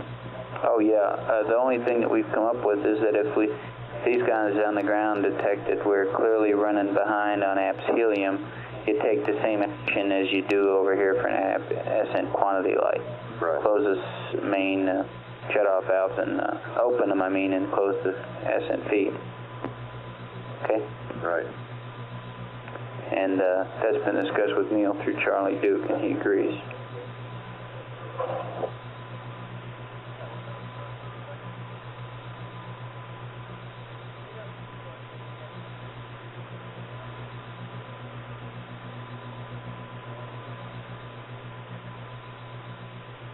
You know, flight control. Go ahead. You notice too that they turn the balance couples to off at about 10 seconds there. Yes, I noticed that. Okay. So I guess they want to only use it during the initial 10 seconds of liftoff. They had to do it with the AGS.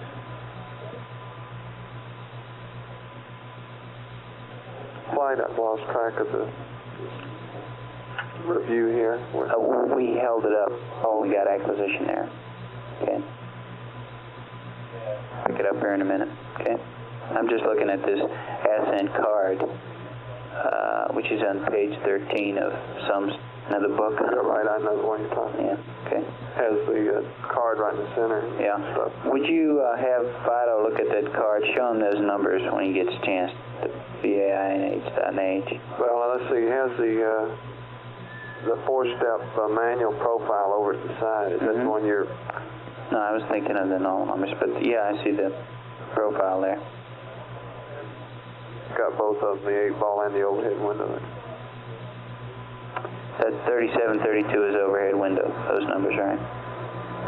No, that's not right. Yeah, the overhead window 4-step, 15 seconds a minute, 14, 326, 524. Yeah, I'm with you.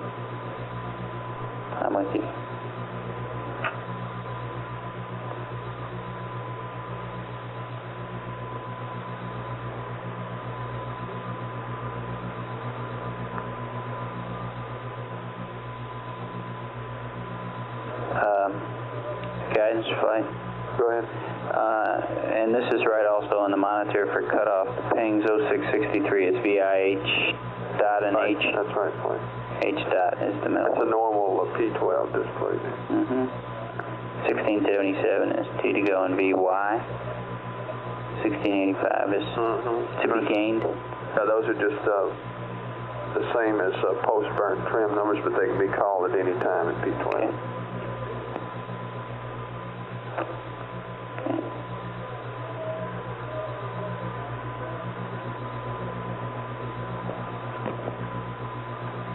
Telcom flight. Go flight. Terrible numbers. Pitch 134 and minus 32 for the ascent phase. They look right to you? Yeah. What page are you on there? I was looking at Merck. 13, the ascent card in the data file. Let me check those real quick. I think over there. No, controls. It's hard for me to tell you how to get to there. Yeah, I got it here. Yeah, let me check that. I think those are right, but I'll check them.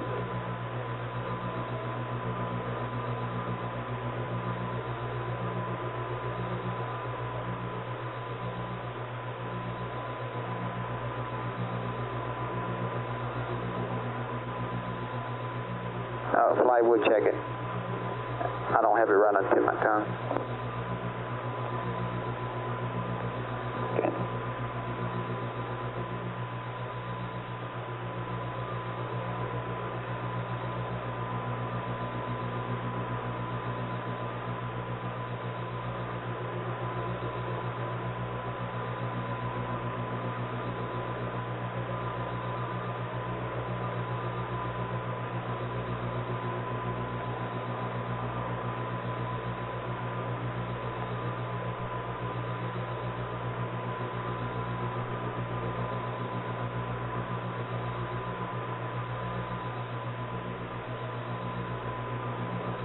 Okay, GNC and ECOM, I assume you'll continue to watch this stuff.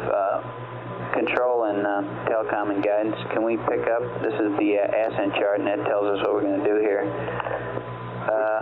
We're going to look at the emergency liftoff and off flight.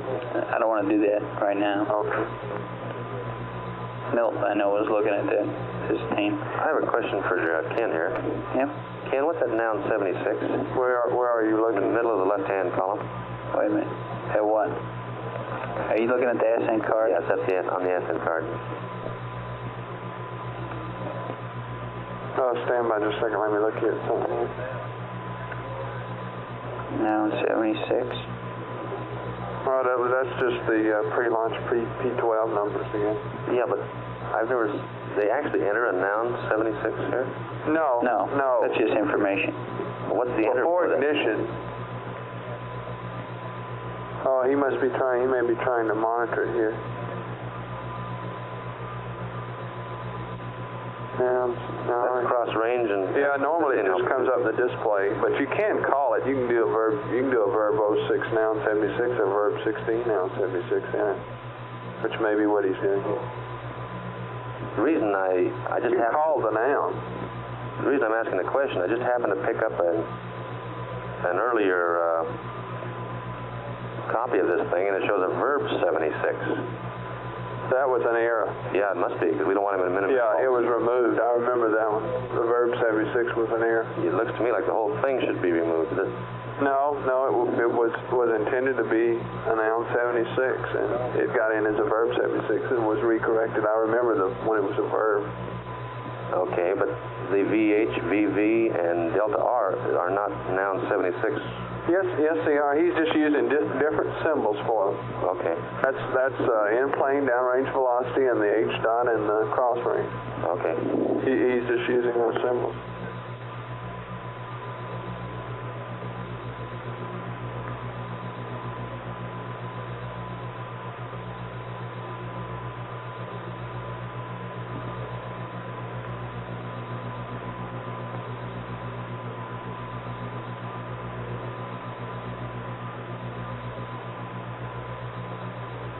Okay.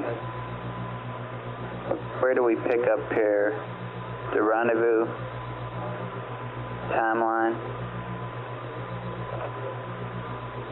Yeah, I believe that's the next thing for him. I don't know the data card sheets. I have them in here, but they're standard form. He does have the burn rules for CSI, CDH, and TPI. Where are you, Ken? Boxed in the. Give me a page number. I don't believe you have inserted your checklist. I purposely inserted them in mine. Where are you? Can you help me? I'm going. The ascent data card page in the Start of the Rendezvous, I had put the regular data cards where he fills out, takes the pad data and fills in.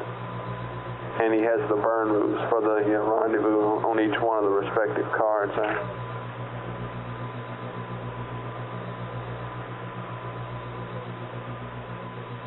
Are they right?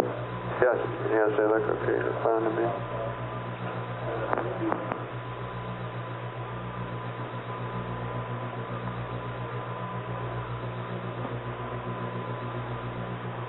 Okay, where do we go from here now?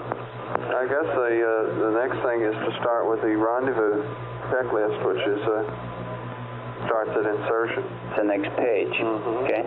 Okay, Carl, you there? Telecom? Right. We're there.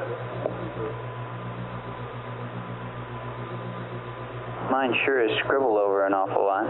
The rest of yours like that? Okay. Okay, insertion we got done with. Insertion, okay. Guidance, under what circumstances would we have to give him another tweak burn here? Let's see, there are circumstances where somehow or other you might not have solved for the right phasing. Is that right? I guess, yeah, it could be the same kind of situation you get in with the PDI boards where you need to do the, you're doing it for the same reason. Yeah, okay. Or if you had a late liftoff or something, right? Yes. When the machine has stopped solving the phasing problem, where you still could if you got its vector. Right. Yeah. Okay. You get the data the same way too. cables right out of the arm, ascent rendezvous line. Okay. Okay.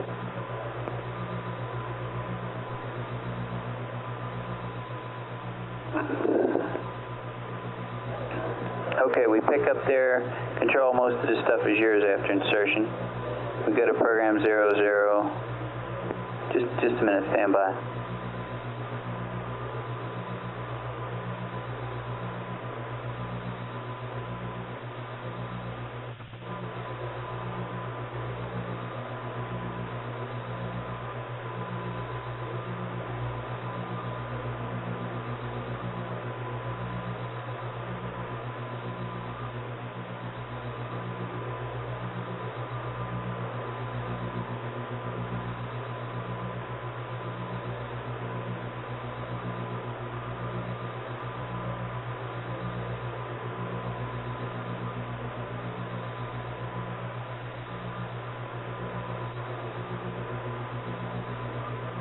Okay,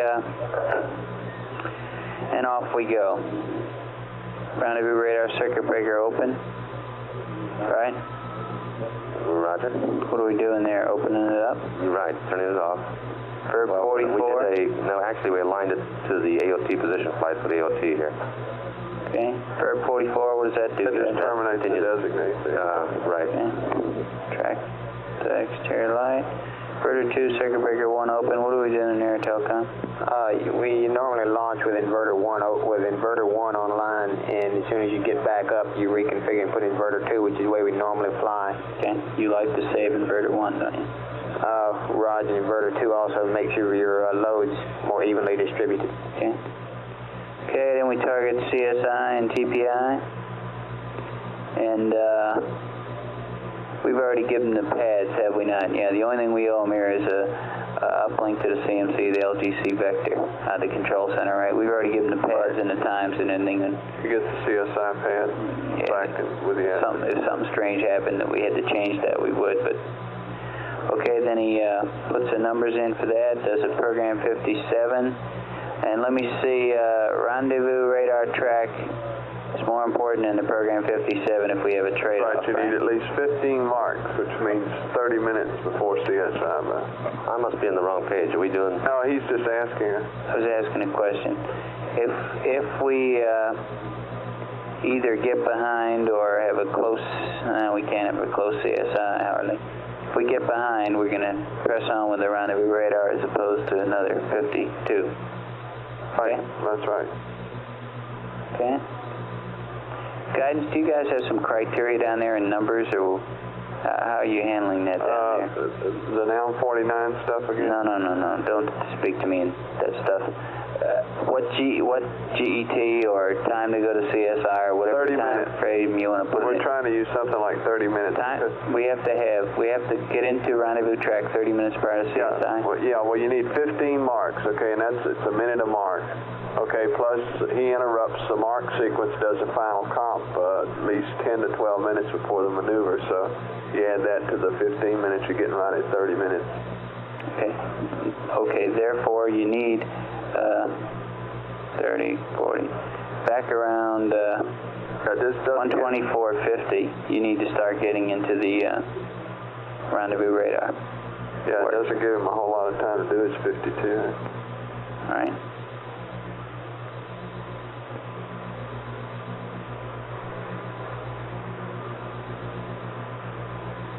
That's right, okay. Anyway, he tries. VHF antenna. He's plotting R dots, right? Final comp. Takes 15 marks, final comp. Compares it. I don't have his comparisons here. I guess that's what you're telling me. Yeah, that's what he's got. It's 3 foot per second in this case. Okay. Omnis. He'll just LV, radios into the CSM, and there you are doing CSI. Mode control at hold.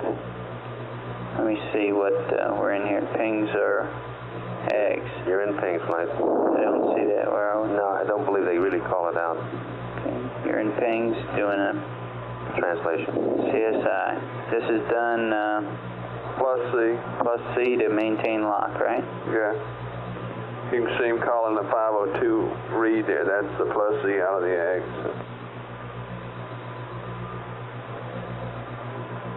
Okay. Schedules.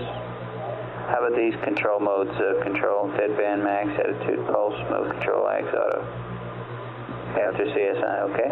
And max, attitude control the pulse, mode control the eggs, good. CDH time to CSM, target CDH.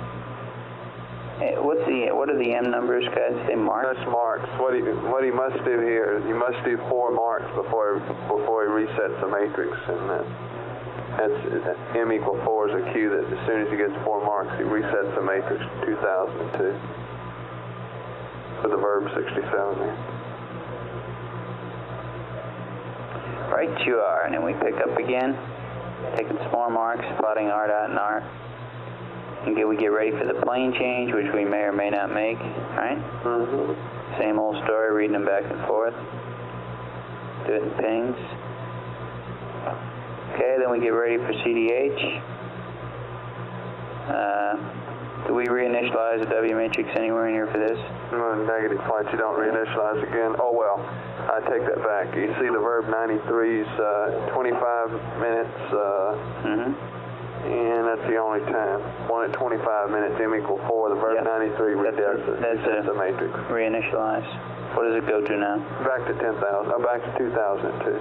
2002, okay. All right, what is it before that, 10,010? Yeah, it's loaded as 10,010 for that's what it'll use insertion. Yeah, and then he reloads it right after CSI to 2002. Okay, then we come on up here for CDH. Okay. CDH is like all burns. And then we come on down plotting for there's another verb 93, okay, to 2002 again. Okay. And we chart work and mode control and do TPI. Okay. By the way, prior to going around the corner for TPI there, we have the pyro arm business, at least logic arm, right? Right, flight econ. Go. Okay, yeah. I guess one thing I didn't make clear. That's not in the flight plan, by the way. There. It was a pen and ink change. It was what? Pen and ink change. Oh, I got it in my column. Yes, I do. Okay. What we ought to do is just make that the standard logic sequence check and not arm up pyros until we come around. Okay. All right. It's a logic arm, and then we'll give them a go. Roger. A joke. Okay. Okay, then they come around. We've got them ready to dock. Go ahead and dock, and we talk to them about that. All the way across the front path and pass over to Gene's team. Okay. I want to go back over guidance, the mission rules that you have for ascent phase. But let me spend some time here catching up with CSM for a few minutes. Okay? Could you go back over those rules and see if you can get Fido to join with you? I'd like to go back and go over your summary. The regular mission rules, right? Yeah.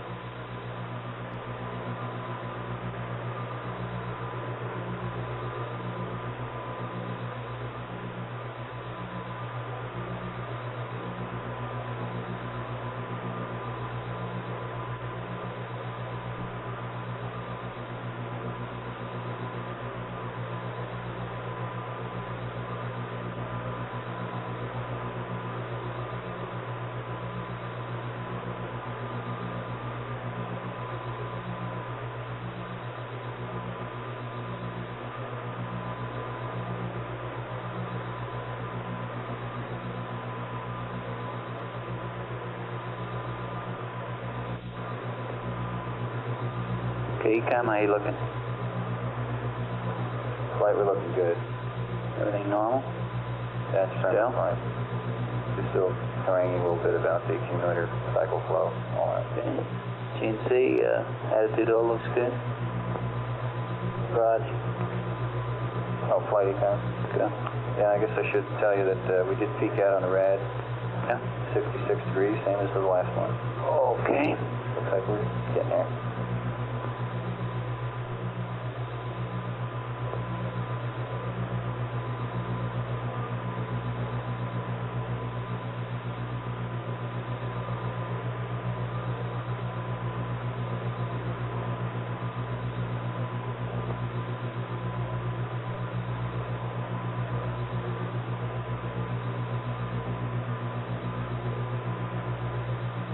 Flight Telecom. Go ahead. Regarding those S-band pitching, y'all they are correct. Okay. Based upon what we have right now. Okay. We have. And I checked all the others in there, and they are also correct based on the nominal latitude. Okay, thank you.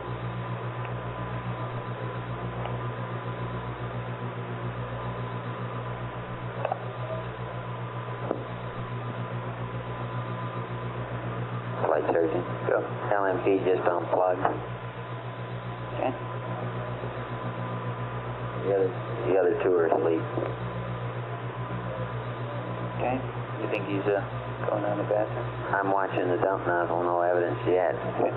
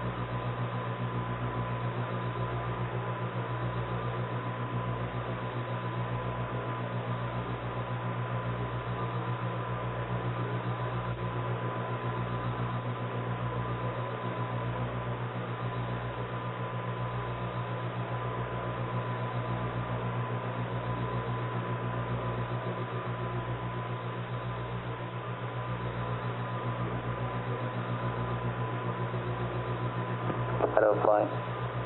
Go flight. A curiosity question. This, I'm looking at channel 22 for no good reason. Channel 22? Yeah. Let me see what you're looking at. Oh, okay, then they said fine. What's GETTH? That's a threshold time. Threshold time to solve for a solution? That's right. Okay. But the solution you're getting is at 101.36. Yeah, and that's an impulsive time. The finite ignition time for DOI is on channel 06, 101.36.13.5. Okay. And you're getting all those things worked up, right? That's fair. Okay. How about the plane story? I haven't got You haven't any had another numbers pass yet? Well, I got another pass, but I haven't got the numbers yet.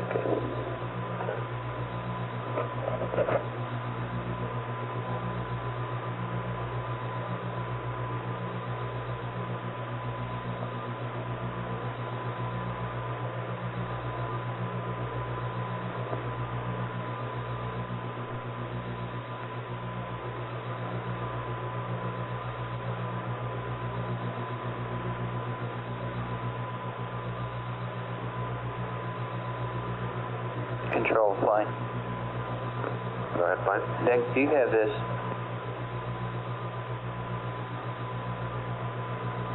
Yeah. Does Hal have it? I think he probably has seen it. He what? Unless he's looked through the book, I don't think he's seen it. It came in yesterday. Yeah, now. Have you looked through it? I glanced at it last night. Okay. I've glanced at it and I've read through it and it seemed to me it's a pretty good description and I'm going to use it to work from. Would you leave a note for Hal to review this thing? He'll be in early tomorrow. Have him review. Okay, he'll be in early tomorrow. Will he be on duty for this? He'll be, okay. Have him review this thing because for these kind of failures, I'm going to use this as a prompter. Okay? I've talked to Steve about it and he's all set with it. Steve Bale. Okay?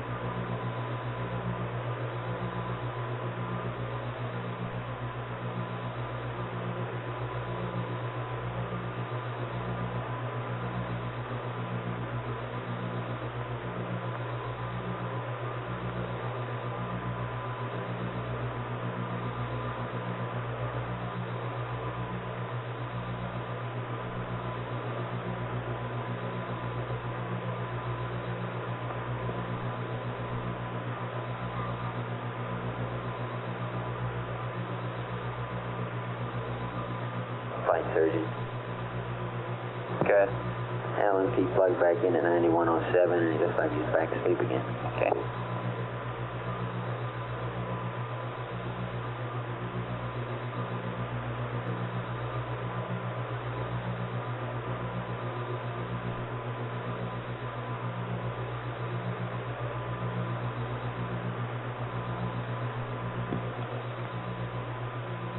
Flight Telcom. Go. Was there anything else on this checklist, or we completed the review here? I think have Jack. I want to go over the mission rules with the guidance people, but they're simple and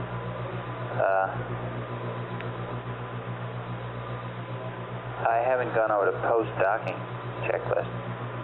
Next pass, why don't we go through those? I don't know a lot about that though. Okay. But, it's pretty simple. They're going to go to. Must be simple from the LAM. Yeah, we're going to the secondary glycol loop and going to AG's attitude hold. And just letting it there. And turn it loose. And they're locking up the high gain? Yes. Just like on F. Yeah.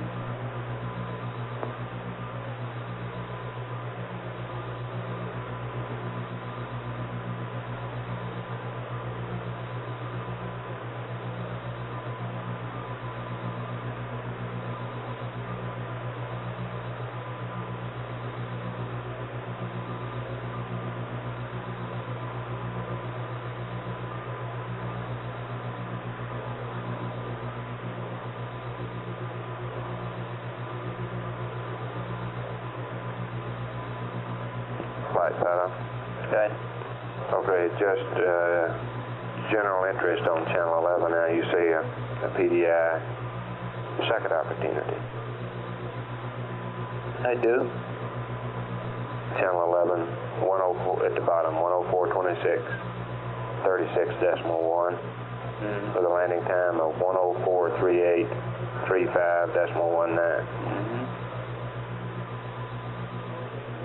Okay. Time would be, huh? I'm sorry, say again? That's the time it would be. Second opportunity, right? 104.26. Right.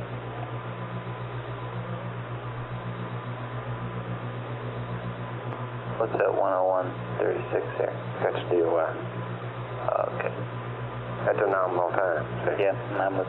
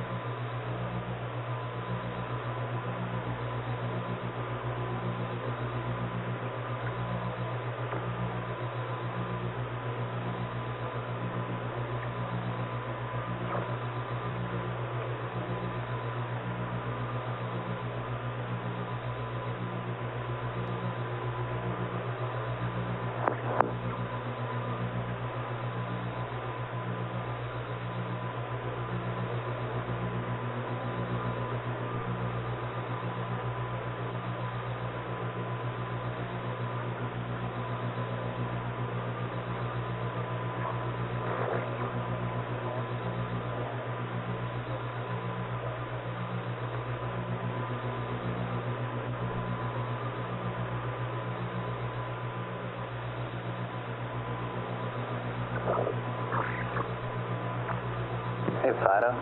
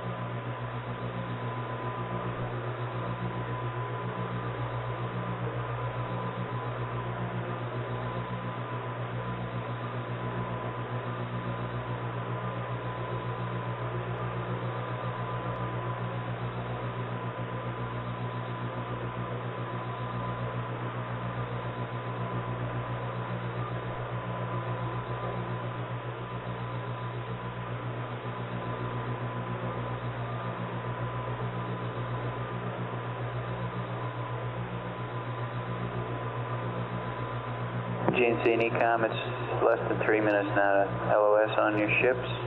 How they looking? ECOM? Flight looking good. Okay. GNC got a thumb, okay.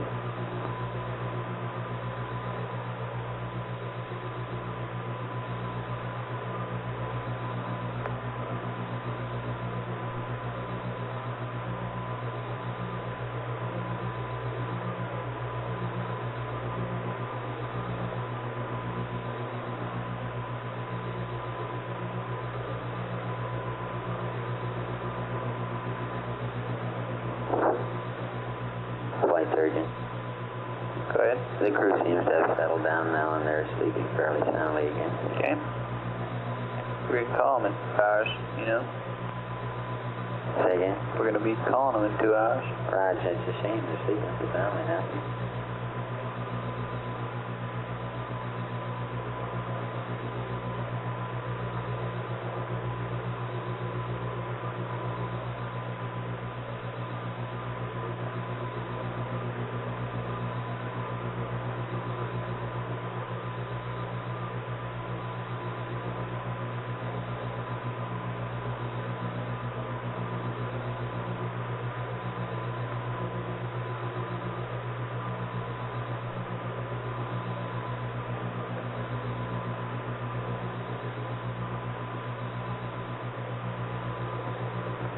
Going a low freight.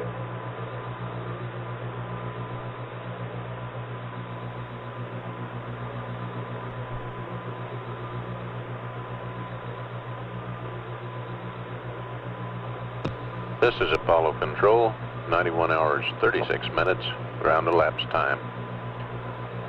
Less than 1 minute remaining until loss of signal with Apollo 11 as it goes under the lunar far side in the 8th lunar revolution.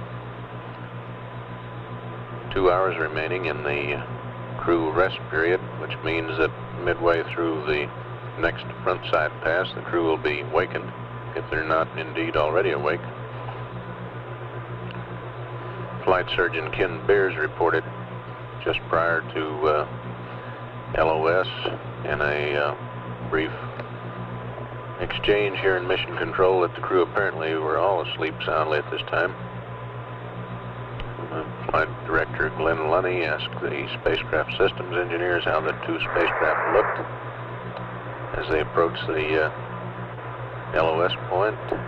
Coming up on LOS now. Mark, loss of signal. LOS flight. The spacecraft systems were described by the systems engineers as being looking good. Red 8. Coming to a close. 45 minutes to next 45 minutes 28 seconds to next acquisition of signal, which will be in ground elapsed time 92:23. 92 hours 23 minutes ground elapsed time. And at 91 hours 37 minutes ground elapsed time, this is Apollo Control.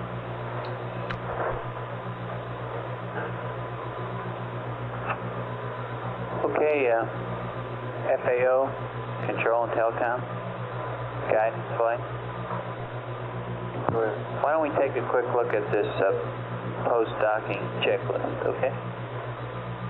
Hence, it shouldn't take us long to zip through that. The hardest part is going to be carrying this book over to here. What page is that pick up on here? There it is, post-docking checklist.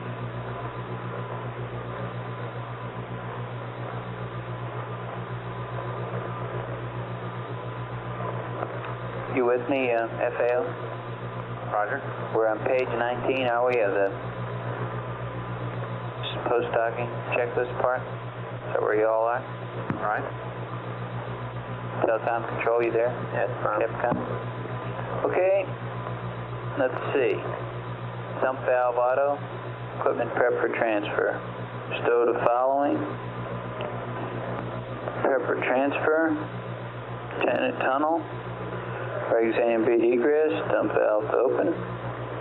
Helmets and gloves off. Move HSBs, what are they? Helmet storage bag. Okay, how about that? aft stow CSRC pocket and placing TSB. Contingency sample return container. Okay, there we go. Pressure's equal overhead dump valve to auto. That's the pressure in the tunnel and limb. Tunnel and the limb. Open the hatch, stow, probe, and drill probe. Okay.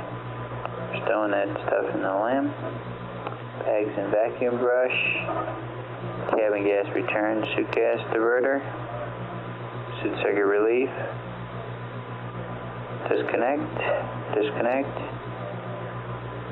Vacuum brush filter, partially close. Unstow one sample return box. container. Okay, on P hold it. Commander vacuum, place it and transfer. Vacuum up the rest of this stuff, vacuum the PGAs. Send the commander over. Disconnect the limb hoses and stow. Transfer to the CSM. Maneuver to jet attitude, jettison attitude, CSM and narrow deadbands, attitude hold. What deadband is the limb in at this time? Control? Say again? He's in wide. I can't hardly hear you. How's that? Okay, S-band the slew for max signal, and then we lock it. Is this, I don't see that. Where does it say lock it? Don't you? It is locked when you do that. Okay. Activate the secondary loop. Is this all proper for you, Telcom? That's affirmative. Okay. Configure limb for jettison, AGS, attitude hold. Okay.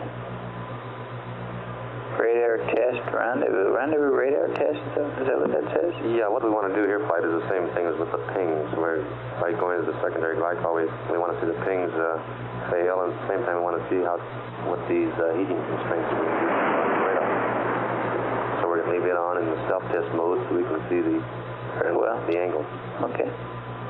That's system A and B, fuel and SN oxidizer to tuck back. The SN feed is closed. The quads are on. Cross feed is, which is this, closed? Cross feed is closed or open? That's closed, Flight. Okay. And the SOVs are open. Circuit breakers, are these circuit breakers all proper? You people have all looked at those? That's firm. Panel 11, panel 16. Okay, and here's all the gear we're transferring back over, right? Roger. And I can't say much about all that. Taking the film back, boxes. And that's it, huh? That's firm. Okay. Okay. Guidance flight? Go ahead, Flight. Your mission rules, the tweak burn at the attrition would be derived conditions which would result in not having solved the phasing problem properly, huh? For whatever series of reasons could cause that. Yeah, for the same reasons that you do it in the PDI board. Okay, but the machine having good nav. You didn't do it, right? Right. Okay, then we switch over during the ASN for onboard recognized pings failures and for pings nav errors that would result in AGS parasynthian or absinthian problems and wedge angle problems. That's right, and I believe in 5-103A we have actually amended that to add the exact alarms. And wait a minute, let me catch up with you. 5-103. Well, I might have gotten ahead of you. It looked like about where you were there.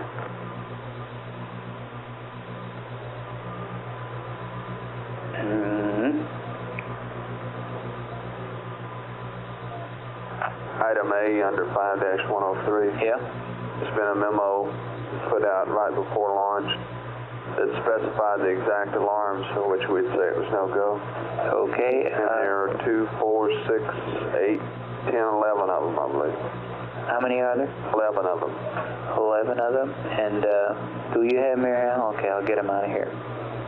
Okay, and these numbers are all still right? That's Raj. I have a question myself about 5-104. Now, Steve has been working on some rule updates, and I'm not... Yes, the numbers are... Oh, no, I had it. I didn't have it in terms of velocity differences. He gave it to me in terms of 40,000 feet and 40 miles. Oh, now... He's declaring a no-go if the confirmed nav errors violate the orbital parameters. Oh, he's just doing the reverse of item C and 5-1. Yes. Okay, I see. That was the last paper I saw that I signed on that yesterday, I believe. Okay, that might have been the one. Yeah, that's the one he was running around with. Huh? Yes. And here it is up here, by the way, if you want to look at it. Well, if it's just the inverse of C and 5-1. That's what it is. But these numbers are also right. These velocity differences, I'm up under 5103. 24, 90, and 37, right? Let's see, VX. That's downrange. Delta VX is 24. Delta VY is which direction? That's across range. Across, That goes with the 1 degree. Z is 37. And that's vertical. Over misfin pings difference. Okay. I'm not sure the number in item D may have been changed. 20 foot per second. That's the number I know. Okay, there was some talk about it. That's been some days ago, so apparently they decided not to change it. Well, this is Capcom. I got mine crossed out here. The 20 and the Doppler ping's velocity difference. Right. But I don't have anything else in it. Yeah, it seems to me that number's been changed, and 34 sticks in my mind now. I'm not positive. Hal, would you see if you could find the paperwork on it? I think it's a memo revision to the rules. Oh, it may be the same memo I just quoted to you. I believe it is, Flight. It is. Come here. No, I'm sorry. It's been reworded. That's what they've done. What does it say? They deleted item D of the rule. And under B, they have two statements. Doppler pings residuals greater than 34 feet per second. Fine-Dewey radar pings residuals greater than 24 feet per second. Okay, Doppler pings is 34. If you get a copy of this memo, it's all on there, along with the program alarms. Okay. Do you have a copy? Let me see the program alarms. Yeah, I'll make you a copy of this when I have it. These are the alarms here, Glenn. Those are the 2 notes. Program alarms.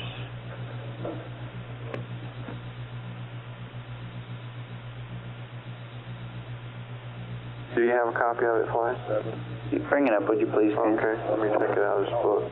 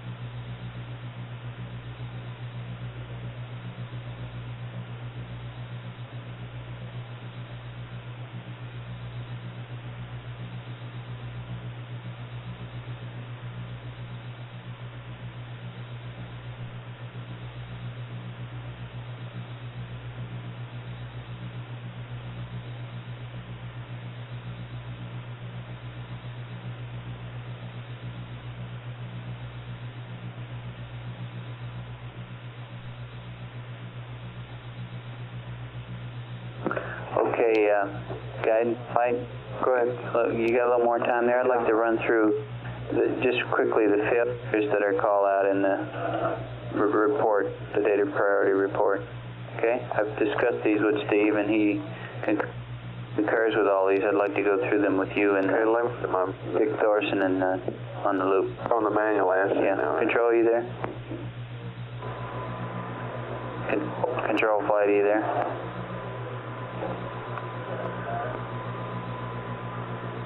Control flight, are you there?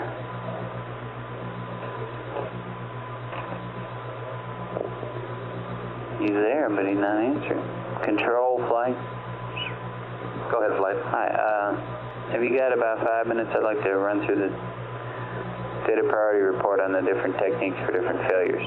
I've been through these with fails. I'd like to be sure. Okay. I'm just going through them with the back room right now.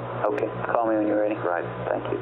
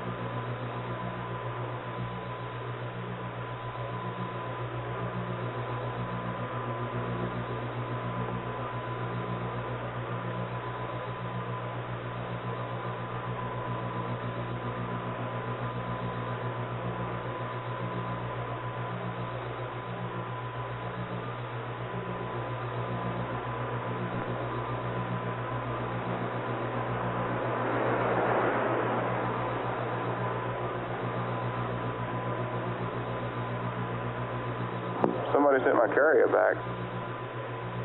See? I told you it's a sneaky fighter that had it.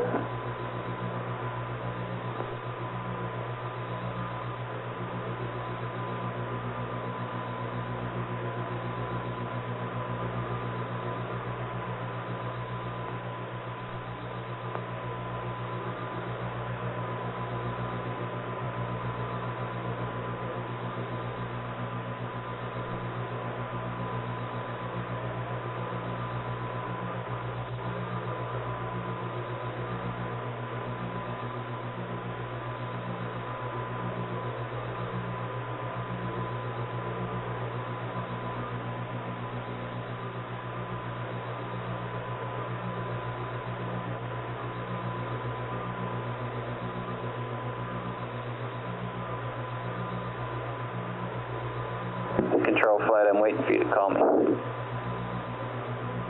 Yes, sir. Okay.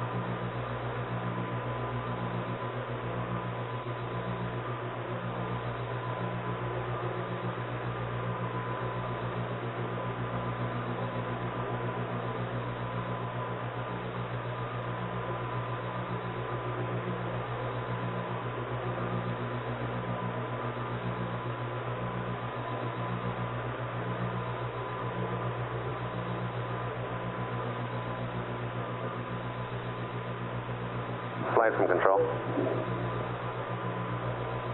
Go ahead. Okay, are you ready? Yeah, on guidance, you there? Fine. Okay, let's pick up here page, let's start on page 24, okay?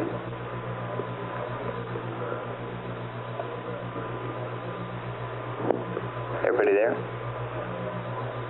Affirmative. I'm there. Brian? I'm on now. Brian, do you have one of these things this moment? We're going to talk. If you want to sit up here. Yeah, come up there with you.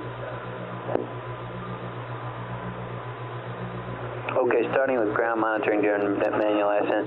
This just says that we watch out of plane in flight path angle, and we do the old TLI, GCA, jazz, right?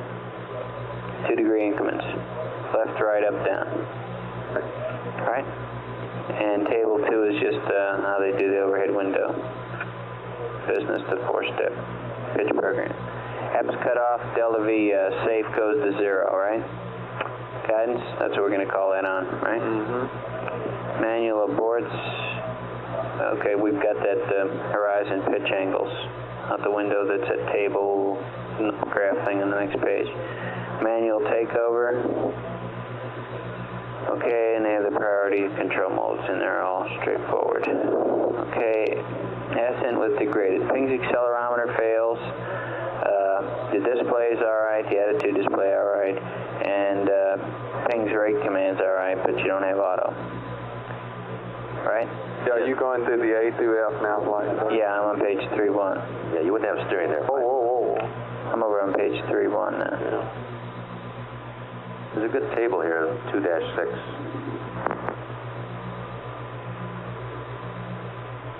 Yeah, well, yeah. That's and I go into auto, it's implied you don't have steering. Right, you don't have auto. And if for IMU alignment without accelerometers, you can't use the gravity align. That's right, you'd use 2 stars. And for LGC procedures, you'd go through the thing normally and put it in P12, but that's about all you could do, right? Right, you'd have to do some mass control here, I see. Right. And how do these steps look to you? They look okay. I think we've learned since this was written about abort stage and amps are out of place. What else have we learned? Well, they don't really specify the mass. Well, they do too. It says the lower limit, low ascents, which is the equivalent. Okay. Okay, the next area is LGC failures. We still have a ball, right? But we'd have to see where we stood on the alignment. Yeah, we'd probably be in a kind of a bind here. You wouldn't be able to probably get, you'd either have to stick with the alignment you had or perhaps do a body cage, I think. Okay, now how are these steps? He's going to, how about these steps now for LGC failure? I'm reading out the 2-star sightings and present FTAI angles. Oh, yeah, that's the same as caging it. Yeah, that's the same thing as caging. Okay. And all this is normal. Harmony apps in the abort stage are out of sequence right there. Control. What page are you on there, Flight? I don't have 3.4. Page 3.4. All these things have those out of place. Right. So I'll stop saying it. Okay, on page 4, ascending with the degraded ags. Without an x-axis accelerometer, we got the guidance problem. And it still get the alignment though. The alignment is good because you're using Y and Z. So you just burn it to depletion again, or until FIDO had to be safe as 0, right? And here are all the entries prior to liftoff. God knows I can't comment on that. Is all that proper? Looks okay. Z-axis, it seems to me Z-axis, there's some placards about it that we have to go over. Z-axis, we have an ags-align problem. We got some work to do prior to liftoff because of this warning note on page 4.4 about the limb state vectors on the crew checklist must not be used. Do you understand that, guys? Wait a minute, you've gotten ahead of me again. I was trying to read. Page 4.4, middle of the page. I assume you've read this. Yeah, I've read it, but I'm trying to look and see as we go. Okay. Flight network. Go ahead. Can I recycle CCs to get the standby thing? Yes. Thank you. Yeah, that's right, Flight. We'd have to give them the state vectors from the ground, determining what their alignment was after they body axis aligned. Okay. Be 2 stars. What does this paragraph up above here say? Right above the... At the present time, MCC has no capability for computing the WB. Oh, this was a situation where you could still conceivably fly this thing in auto if you could get that Z-axis out of plane, and that's, I think, what they're referring to here. Is that what we're doing here? We have some people working at coming up with this procedure, and I believe they have. Our TRW and the Ag Support people. And if we didn't have a PINGS and we had this accelerometer problem, we'd try this, right? Right, and hopefully we could get in a situation where we could go auto here. Okay. By getting that failed accelerometer out of the plane. Okay. What does that do to the 8-ball display? Well, it's probably done it in. You can't really, you got so much cross coupling because you got yaw and roll on the FDAI, you probably can't use it normal. Okay, but if we got into trouble with it, let's see, we can't align, can we? Well, you can body axis align here. That's what you do. Just cage the thing to the body and take 2 star shots, and that gives us a fix on the rest man. Then you still have a reference. Platform, the equivalent of a platform reference. Okay, what I'm saying is we still have a reference, and if we didn't like this procedure to the point of not being sure we get through it, we'd be better off to stay with the reference and apply it manually, wouldn't we? Yeah, perhaps. Yeah, it could be a good possibility. Now, where does this procedure stand that's being worked on? The second paragraph type procedure. Yeah. Well, we have done this type thing before for other reasons. Well, let me ask you, are you guys prepared to use this procedure? Yes, we have people that are geared up to do the computation for us, and we can use the procedure. And you're confident in it? Well, never done it before. Well, are you confident enough to use it? I think everybody has a good understanding of what we're trying to do here, and tell Steve I want to talk to him about this one a little more. Yeah, it is pretty wild. It's pretty wild. Y-axis, you have the lunar line problem, right? Body axis, and what are you doing here with all this jazz for preparing it for liftoff? You're pointing the y-axis out of the plane? Yes. It's the same kind of thing, isn't it? Mm-hmm. Flight network. Yeah. Would you give us flight control, please? Flight control. Thank you. Okay, 1 AGS rate gyro failed. That puts us in trouble in AGS is a control device, right? Control? No, not necessarily flight. We can use auto in the 2 unaffected axis. Yeah, okay, but in that axis? In that axis, correct. It would have to be a manual mode then. Yeah, excuse me. You said it better than I said it. Okay, you can align all right. You know what I mean? Do with aligning. And doesn't have anything to do with preparing, do we? For liftoff? You don't do anything any different? Affirmative.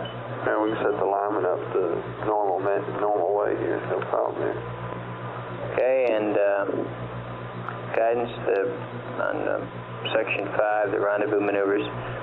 This all looks about like I've discussed with Phil in the past.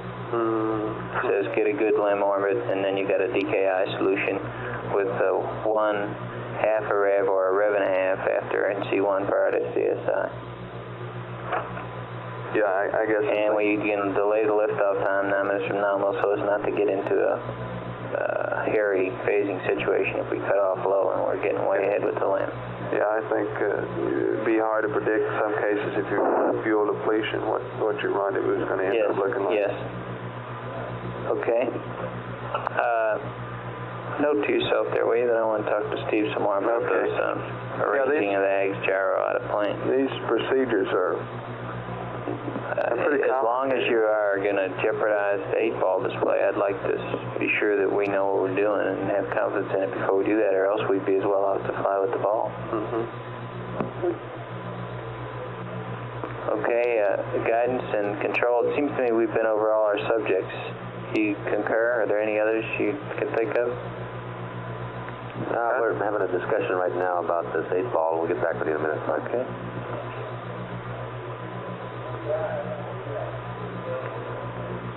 Okay, we're within 7.5 minutes of ACK again.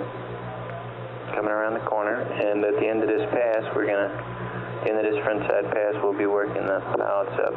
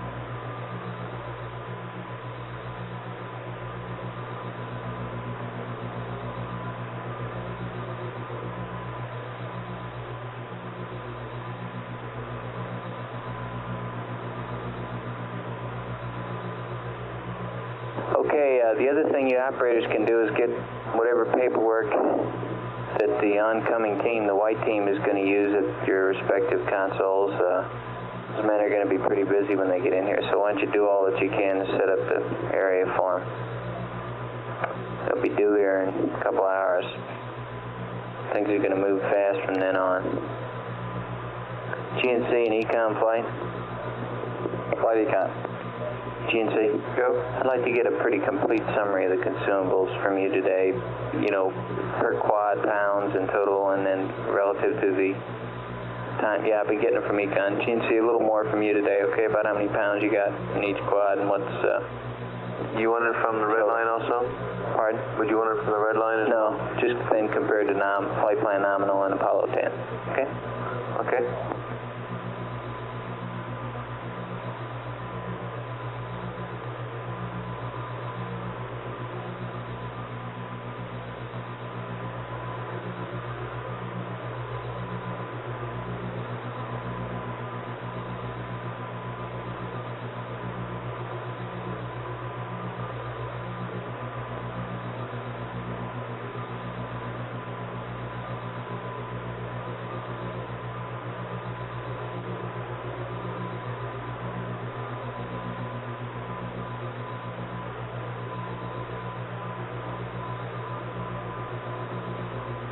Honeysuckle, Houston, contact net 1. Honeysuckle on net 1. Roger, read you loud and clear. Guam, Houston, contact net 1. Houston, contact Guam, read you loud and clear. Roger, read you the same. Stand by for remoting check. This is Houston, contact testing, test 1, 2, 3, 4, 5, 5, 4, 3, 2, 1. 1, 2, 3, 4, 5, 5, 4, 3, 2, 1. Test out. Honeysuckle, Houston, contact. Honeysuckle, read you loud and clear, 100% key. Roger. Loud and clear. Roger. 100% key. Roger. Okay, Honeysuckle, your active site, and Guam, your backup, and configure the CSM focus in line. Honeysuckle, roger. Guam, roger.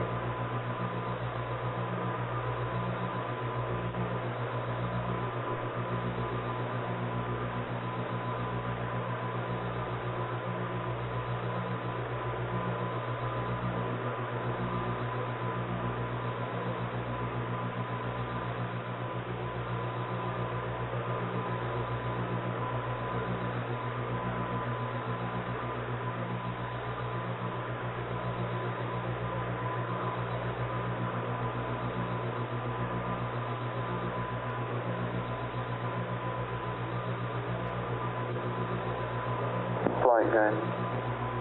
Go ahead. Could I go back to the Z-axis accelerometer fail procedure?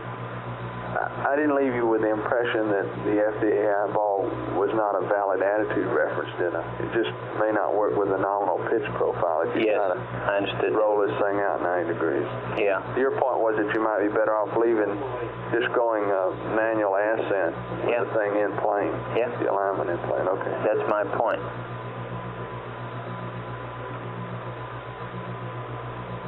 Yeah, we tossed this thing around quite a bit, that particular thing around quite a bit. Conclude conclusion did you come to? Well, it was worth the try. You know how people are, they like to go auto, if at all possible. Well, I guess you can always get the align back just by doing a body, you know, a cage. Well, you just don't put in these entries that will command the yaw maneuver after liftoff. That's this WV vector thing. Command the yaw maneuver after liftoff. Yeah. Is that the way it's done? To put it out, I believe it occurs right after liftoff, if I remember right. Puts it out of plane. Let me think about that a minute, boy.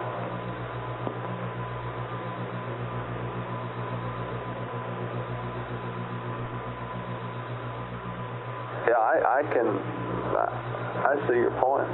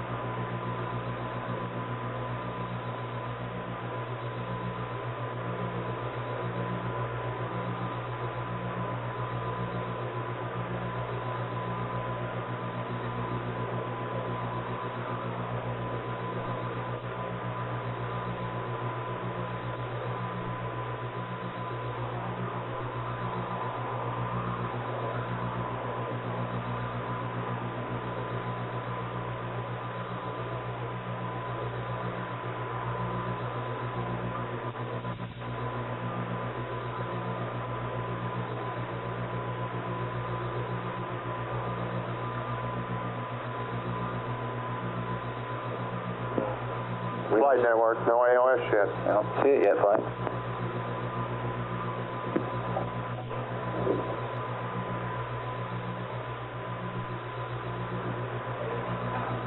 Network, what do you mean by no AOS?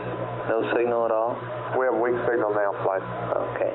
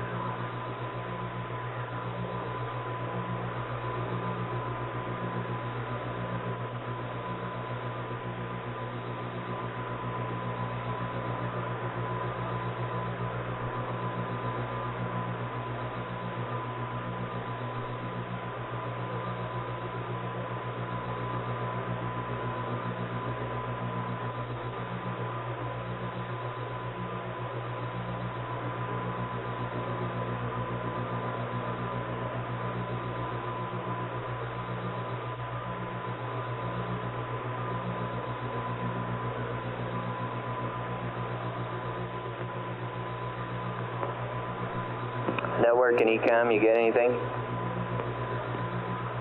Still weak signal. We're sweeping and trying to acquire flight.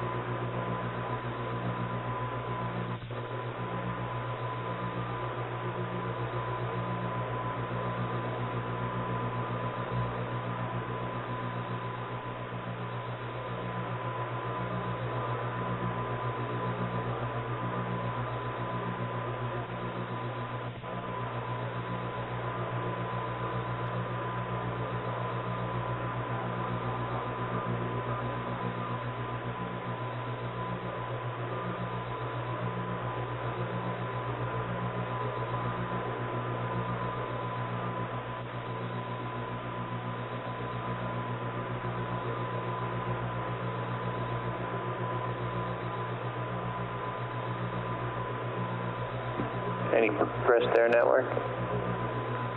Say again, flight. Any progress? Negative, flight. You're sweeping, trying to find it. That's affirmative.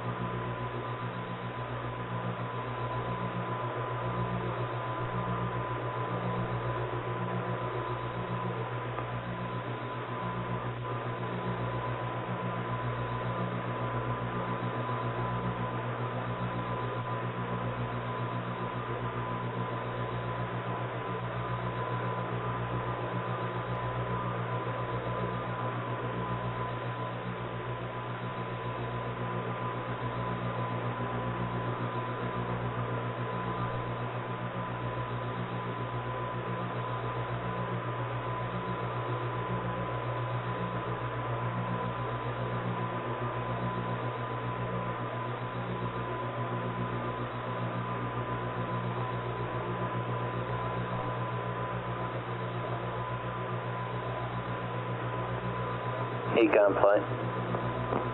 Flight Econ. Do I understand the situation properly? The only thing that can account for this is not having the antenna pointing right. That's probably true, Flight. I don't think we got all the answers from the site yet, though. I'm waiting for one more answer from network. Okay.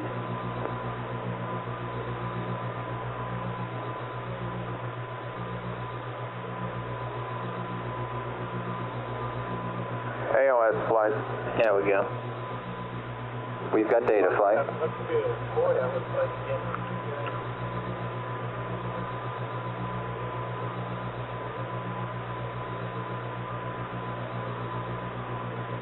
Okay, GNC quads, control.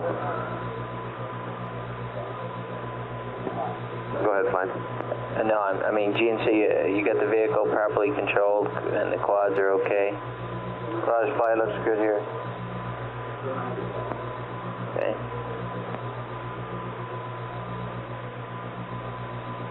And we're using quads Alpha and Delta. Delta is showing the most use. It's had a little bit of a problem controlling the yaw axis, but it hasn't been too bad.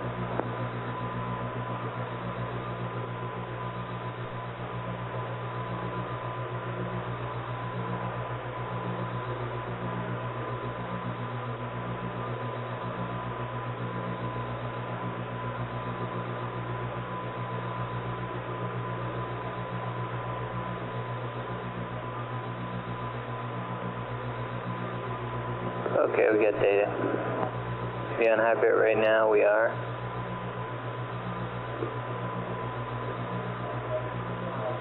Okay.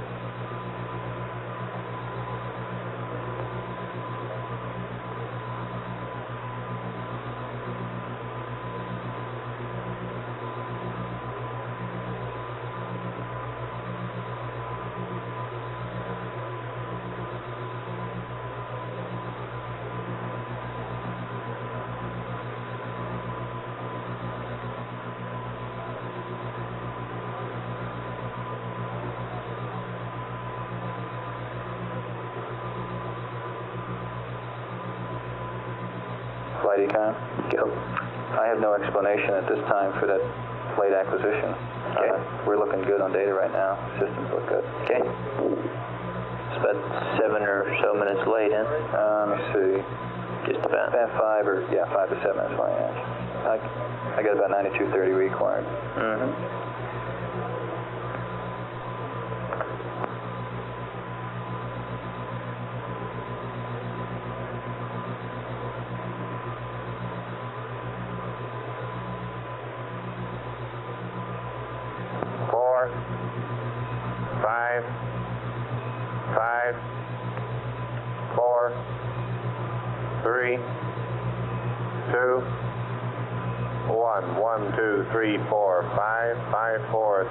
Test out. Keenum modulation, go. Roger, could you send me a voice simulated tone to the USB system, please? Roger.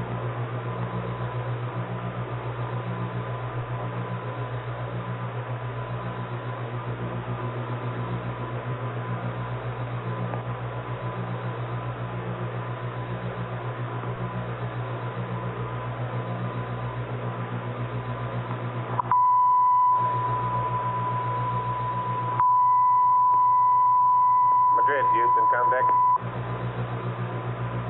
Madrid. Roger, that's the next 7. If you're going, you're at a ground remoting check, and thank you very much. Roger, Madrid up.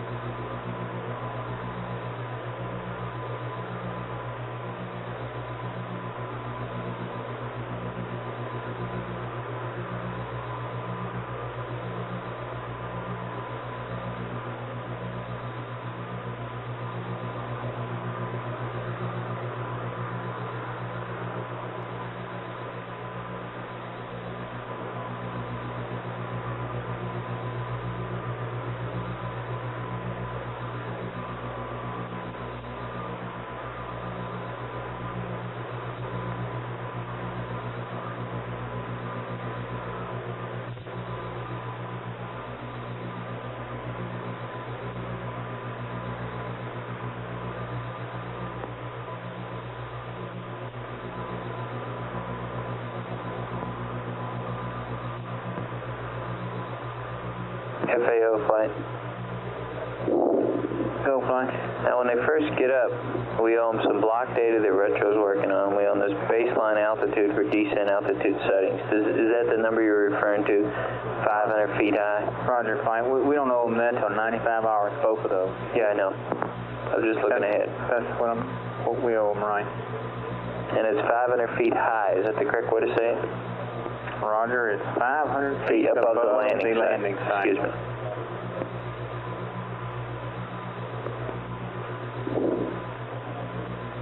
Got that on your knee pad there, Ron? I haven't got it yet. But I know that's what it is, but I don't have it down there yet. So that will wake them up about 5 minutes before LOS.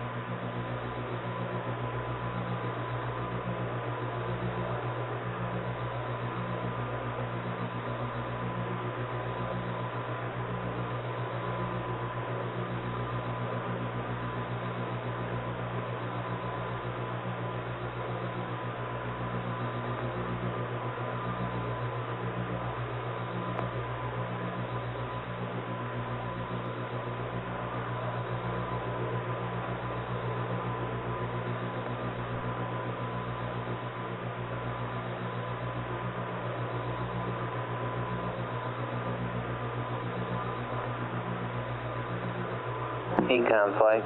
Flight Econ. We passed the red out peak for this, Brad. I'm sorry. Yeah, that's right, Flight. I hadn't been watching it that close. I'm getting the word it was 65, Flight. Okay. Looks very consistent.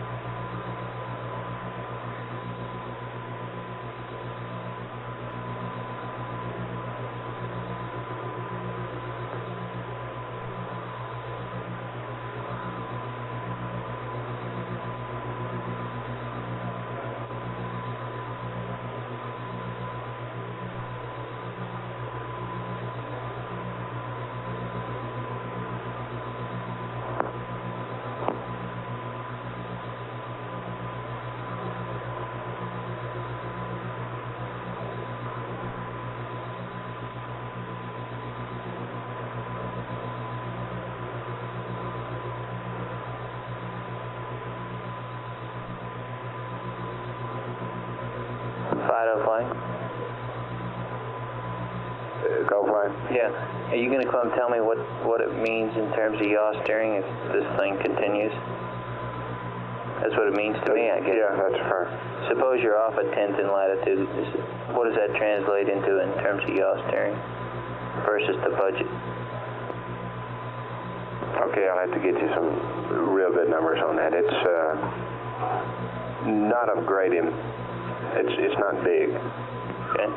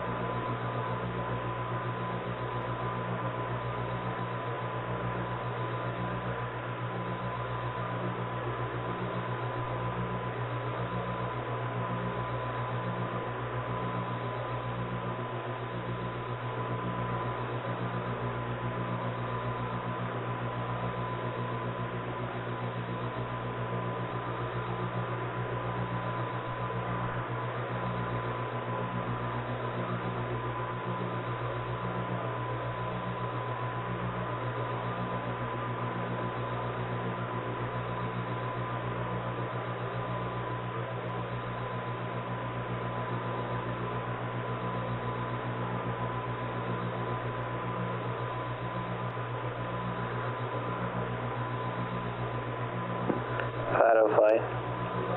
Go ahead, Flight. What is this lower line? Did you say the L13 model, the 13th order model, and the upper one is R2, or vice versa? The former. Okay.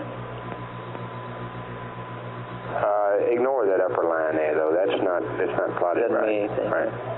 So we're following the 13th order model approximately, although it's kind of noising around and we appear to be biased high, at least a degree and a half, up to 0.15 degrees. That's what I get out of all this. Yeah, 0.1 to 0.15.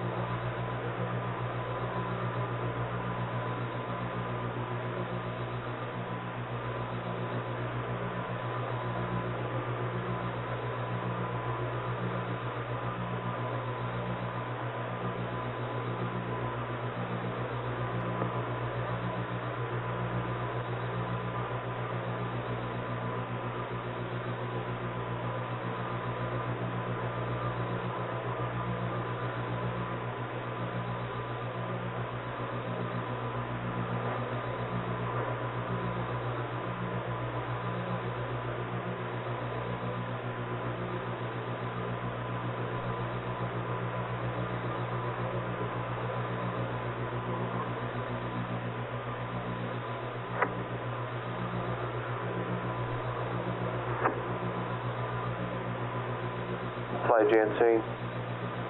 Good. Like take 2, the guys in the back, I'll talk to Econ in case of a problem. Okay.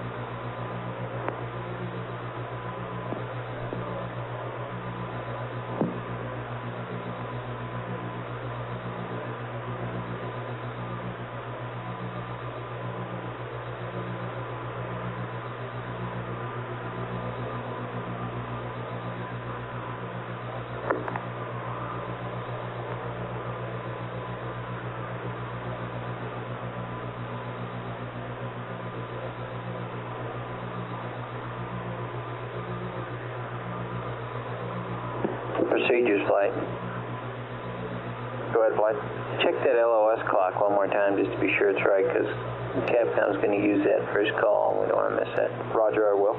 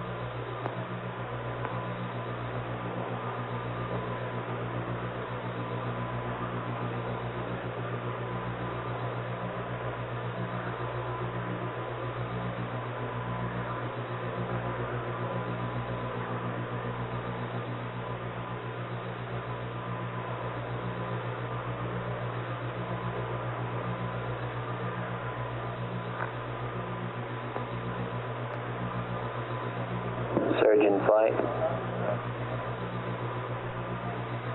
Go ahead, Flight. Sleeping sound? Last time I looked, they were, yeah. Okay.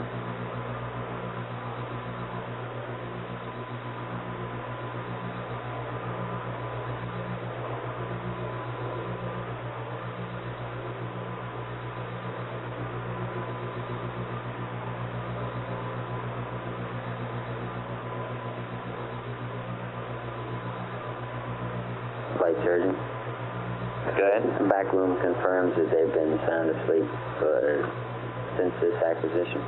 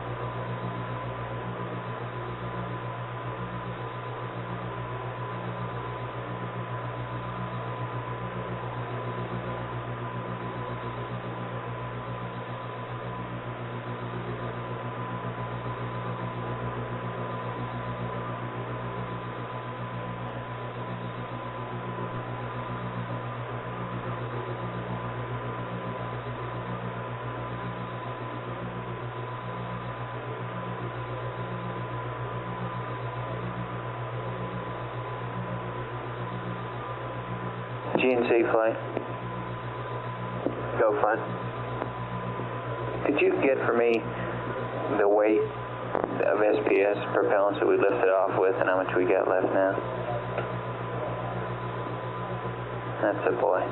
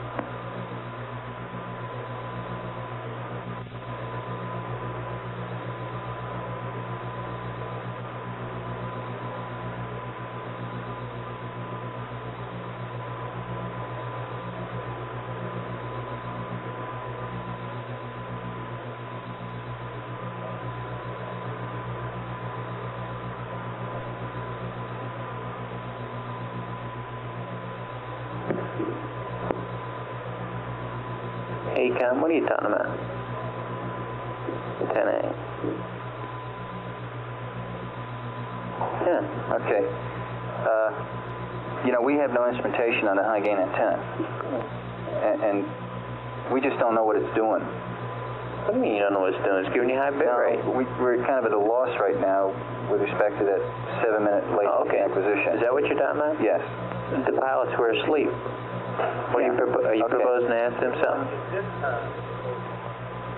Okay. When it goes behind or when it comes out? At LOS, this time, LOS, we ought to have them jot down the pitch yaw meter readings on the high gain antenna after it breaks lock to see if it smooths way off. What do you do with those numbers? Okay.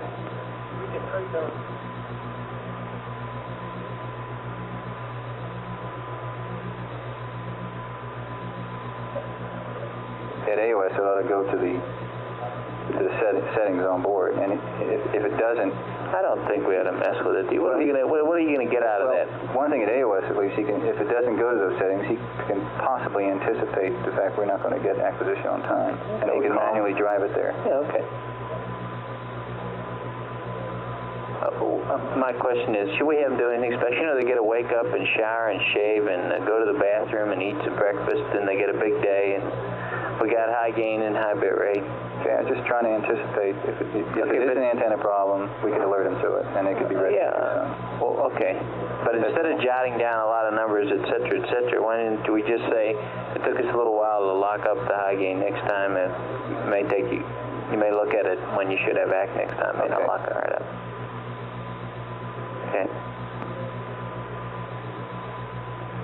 Big day today.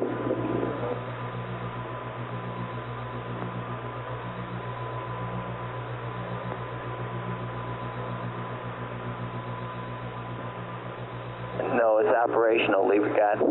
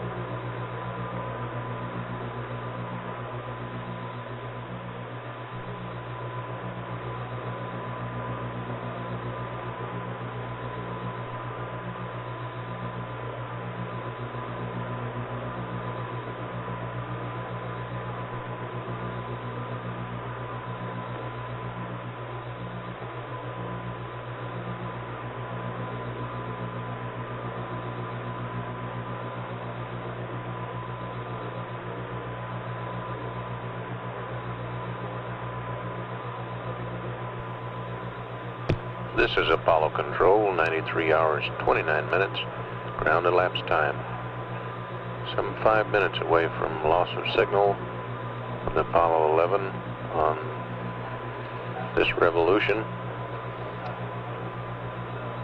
A wake-up call is expected from spacecraft communicator Ron Evans here in Mission Control, just prior to the time the spacecraft goes over the hill on the lunar far side.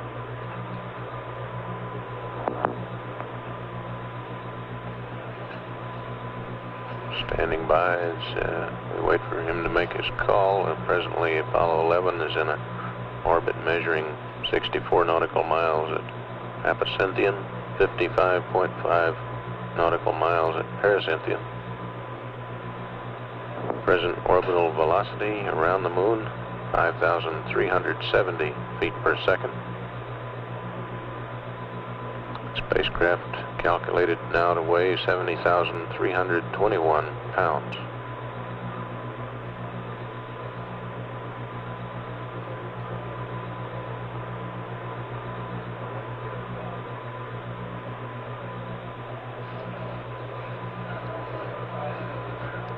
Still standing by for the wake-up call.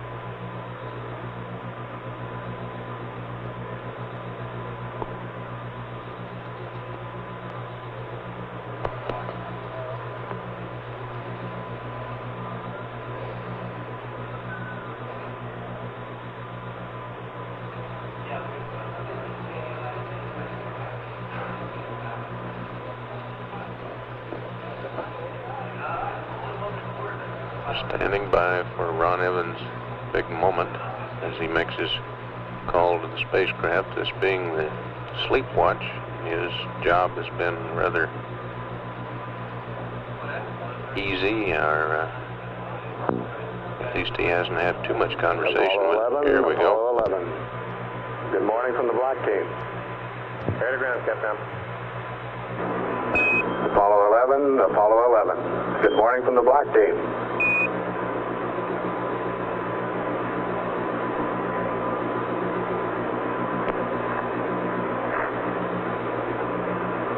Surgeon flight. Let me know when you see a response. Microwave. All you need are out. Good morning. Good morning. We got about 2 minutes to LOS here, Mike. Don't worry about that high gain, Captain. Wake up early. Yeah, you're about 2 minutes earlier on the wake up. Looks like you're really sawing them away. You're right.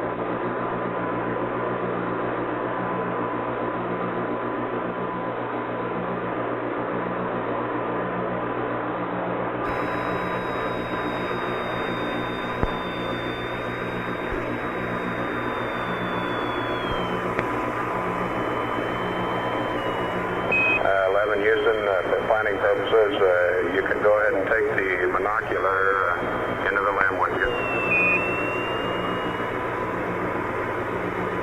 Okay, I'll tell them. How are all the CFM systems working? Great, right? Great. Go ahead and have a cabin built. 11 Houston, looks like the command module's been in good shape. Black Team has been watching it real closely for you. Yeah, we sure appreciate that. Because I sure haven't. Say it again.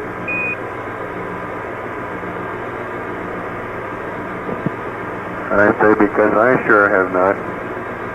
Roger.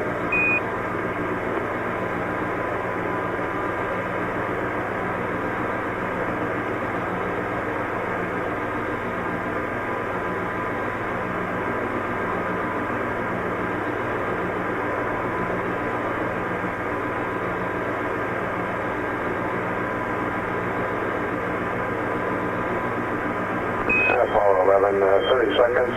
AOS will be 9-4 plus 2-1. 9421.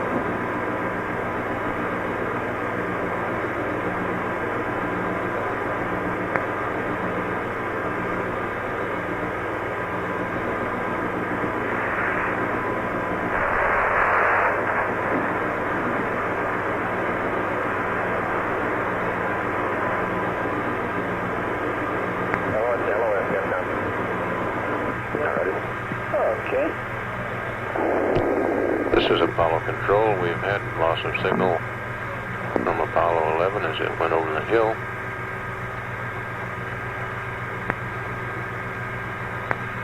Now tracking through the Madrid station during this series of revolutions. Next acquisition as Apollo 11 comes back around the east limb of the moon.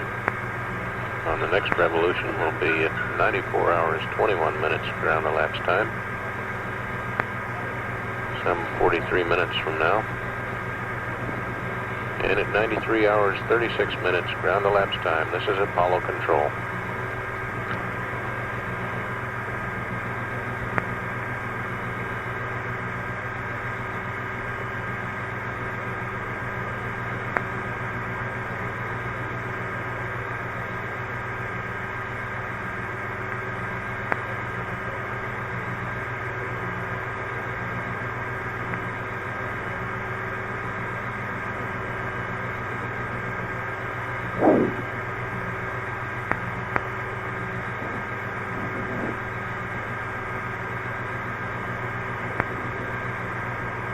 He says, good morning, and takes the binocular into the limb. And ALS is 9421.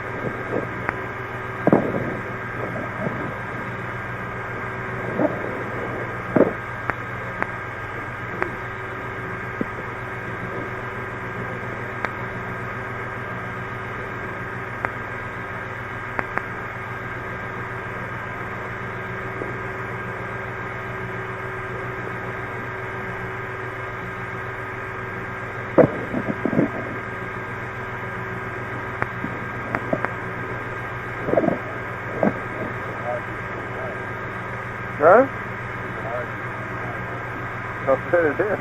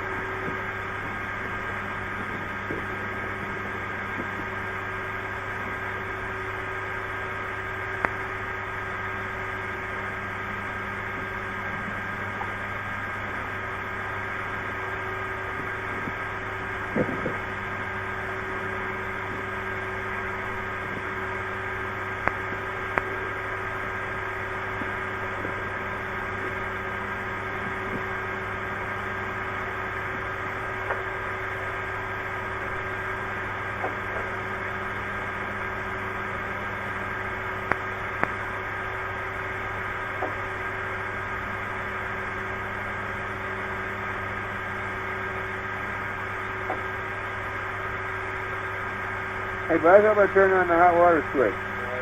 Thank you, sir.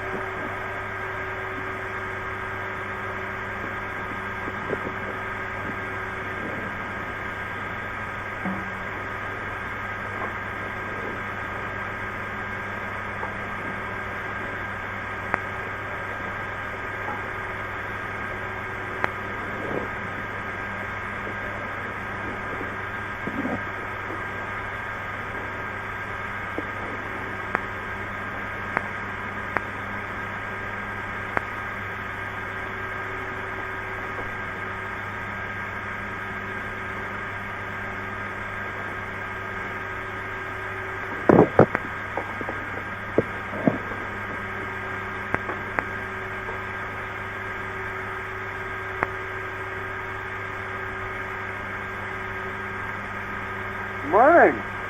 Right eye.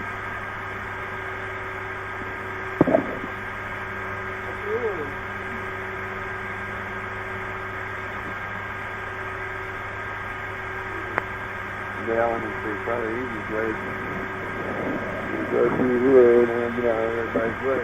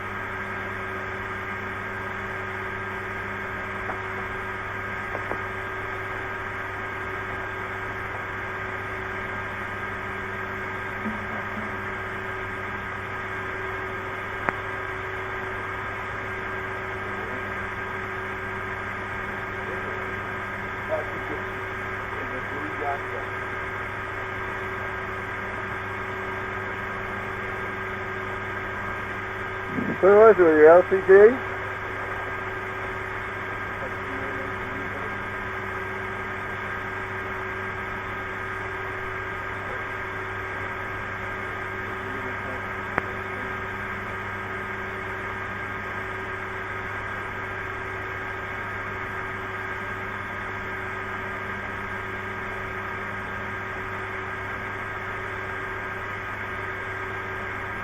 I think that baseline altitude is just the foaming sea altitude updated, isn't it?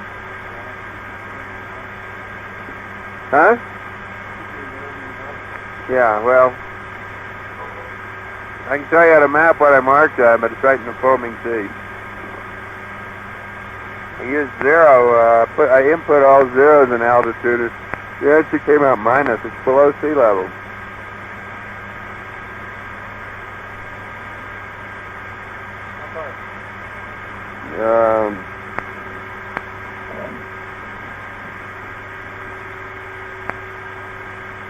Yeah, I'll see those numbers right there behind you. I don't know if you can see them. Minus 00177. I think that's 1.77 miles, if I remember the numbers right.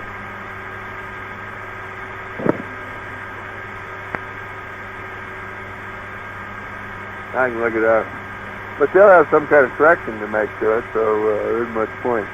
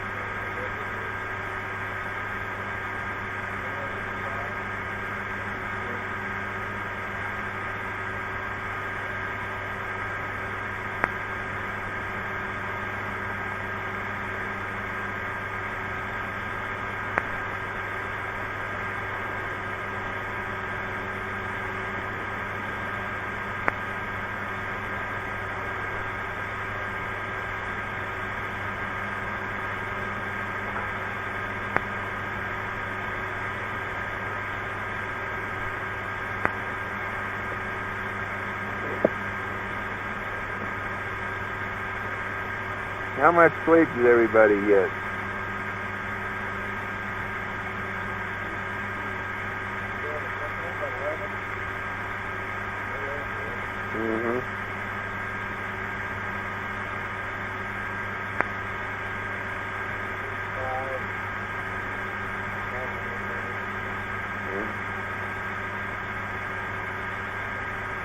That's too bad.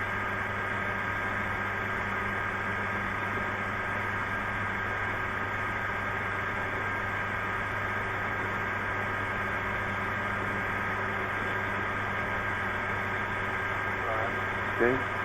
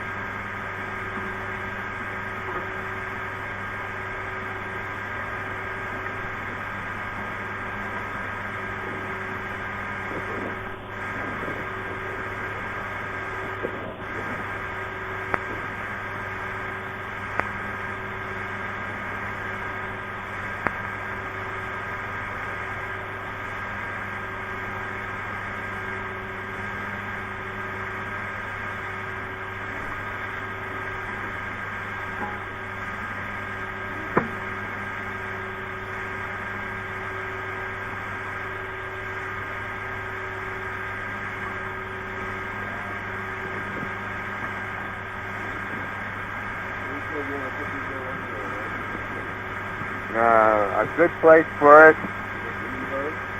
is in good place for at least one of them is here where the toolkit and the PPK box in A1 over here. This guy right down here. We got a bad hinge and I'm scared to put anything useful in there.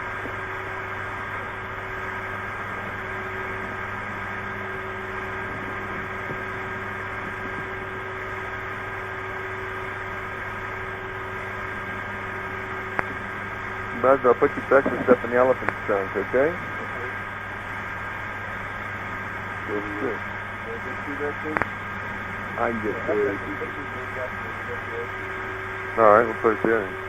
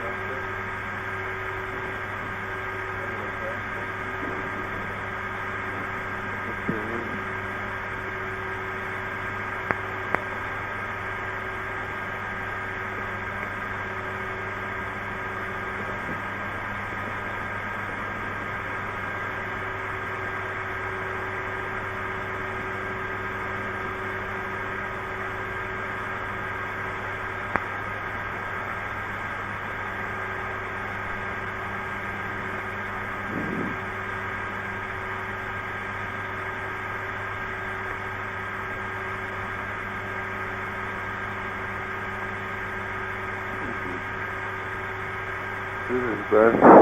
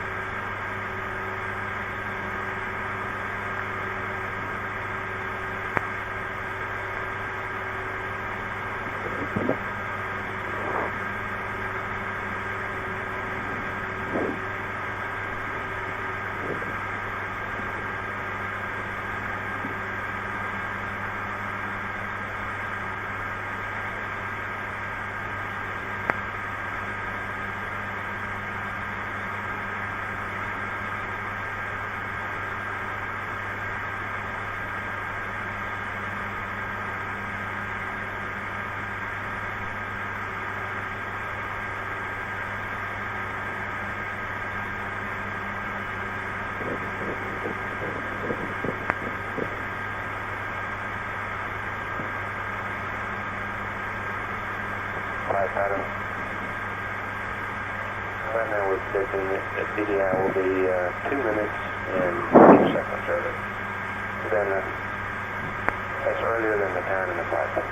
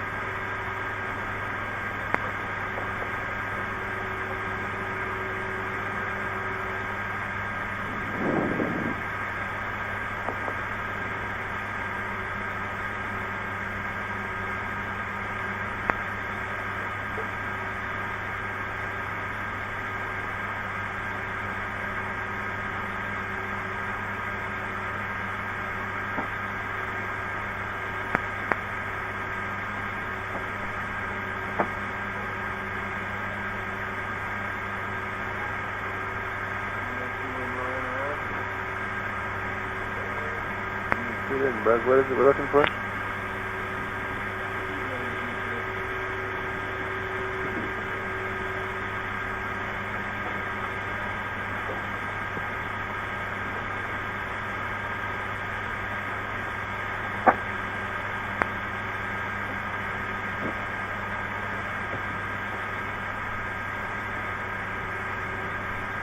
Saddlebag going doing. I can never remember where I put it. Oh, deal box.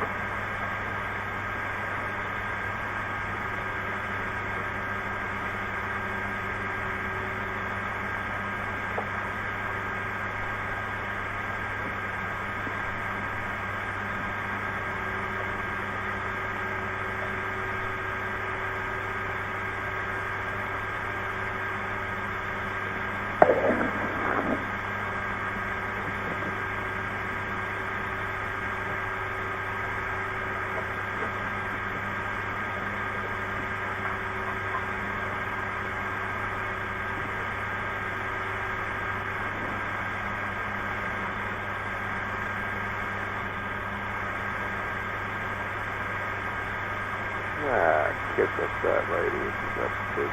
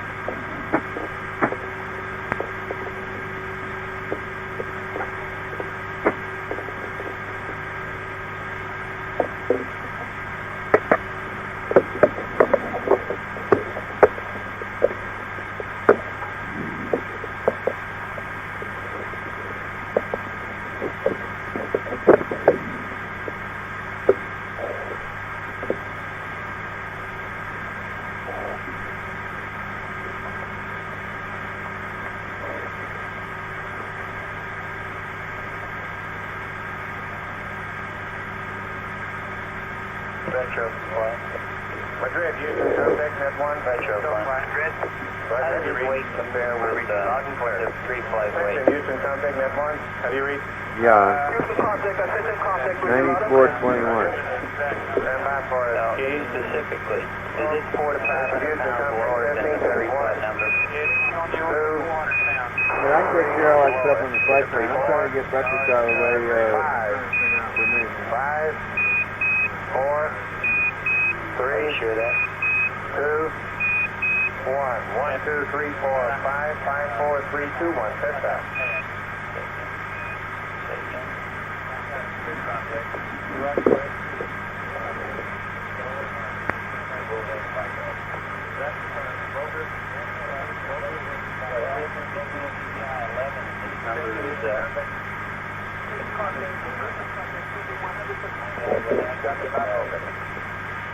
Focus up by half. Weight change. Okay. Let me go ahead with my weight that I got here. One hand weight. The weight that you have where? On TI 30 pad. This weight and trim would also be valid for vehicle that when that weight is correct.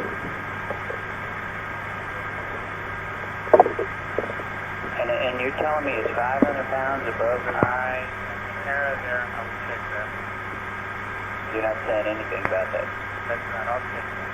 We have been checking the weight. We do have 400 or 500 pounds. Okay, in which direction, please? I think we're fine.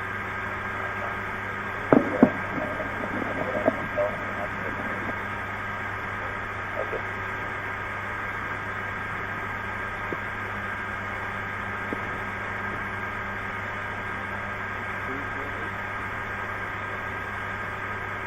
Okay, we have 2.5 minutes acquisition. Here comes GNC.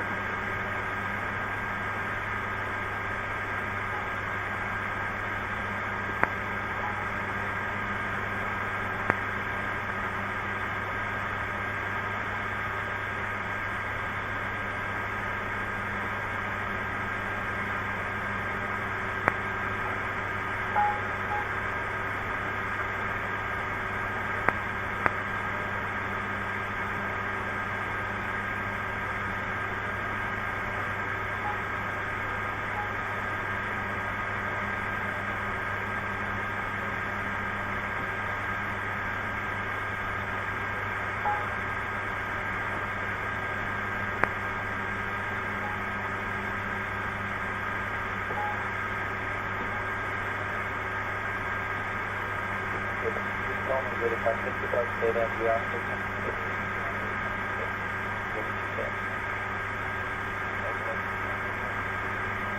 I would be 650 pounds light for now.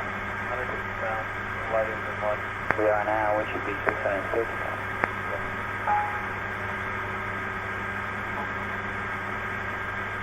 Come on.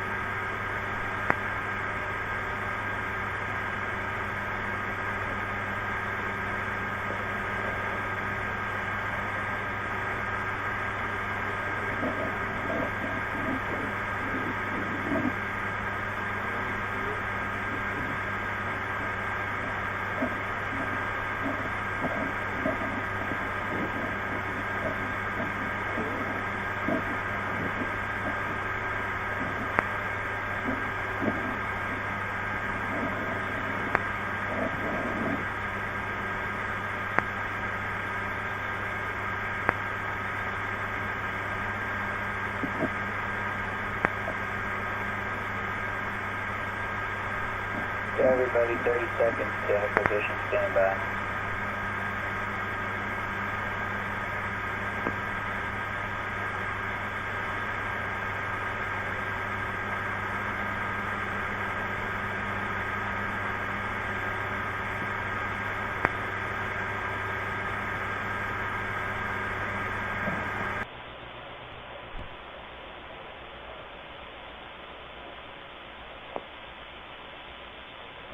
This is Apollo Control, 94 hours, 21 minutes, ground elapsed time. Should have acquisition and signal as Apollo 11. Comes around on the front side of the moon on the 10th revolution. AOS is confirmed. We'll stand by for Capcom's call to the crew. We have data coming in now.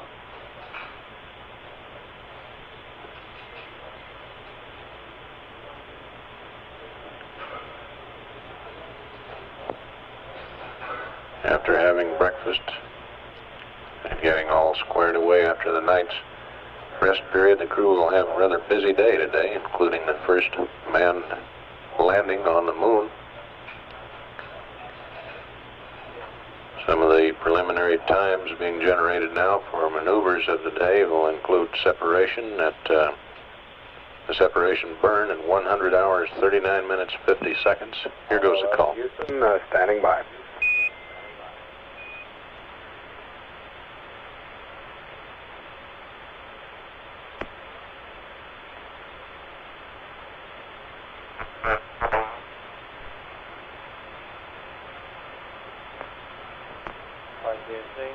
Go. Okay, we're still electric quad and single vehicle. Okay, thank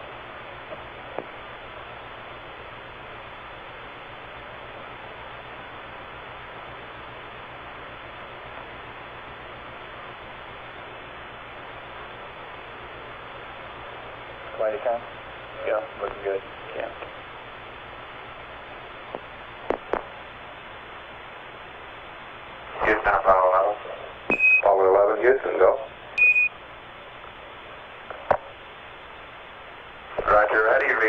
fireman in the LMP with the LCG on over. Roger, standby 1.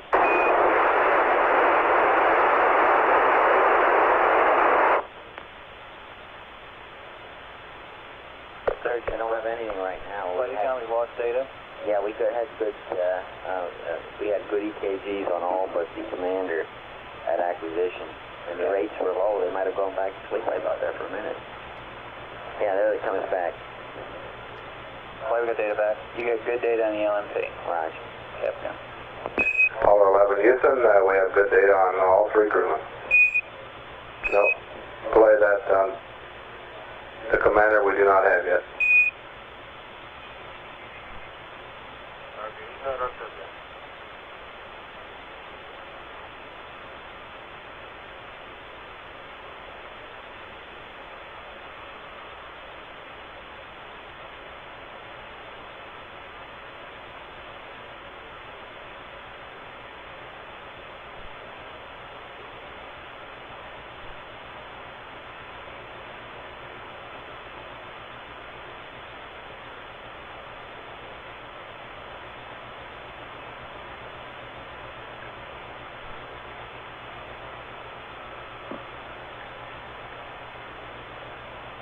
Flight TEPCOM, you have some comment on the pad spot there.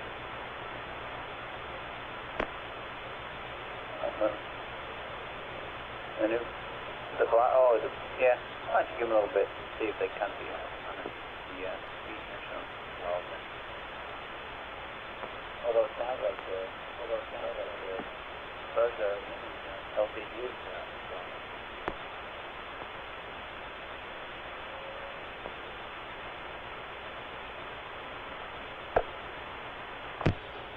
This is Apollo Control following the separation burn at the time of 100 hours, 39 minutes, 50 seconds. The descent orbit insertion burn is now scheduled at 101 hours, 36 minutes, 13.5 seconds. Our descent initiation at 102 hours, 33 minutes, 05.1 seconds. We'll stay up live on the air-ground loop and continue to monitor any further conversation between spacecraft communicator Ron Evans here in Mission Control and the crew of Apollo 11, which at this time is likely in the middle of their breakfast period.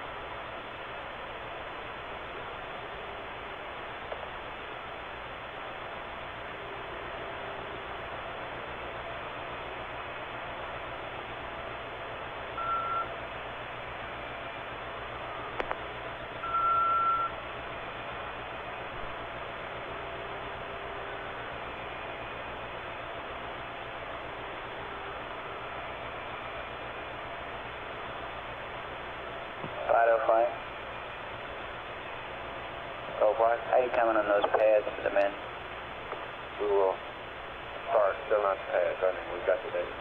Okay, and have you got a set of times and everything that I need for the bench, you know, and duck and step and DOI and PDI and all that? You want that when you leave shift, right?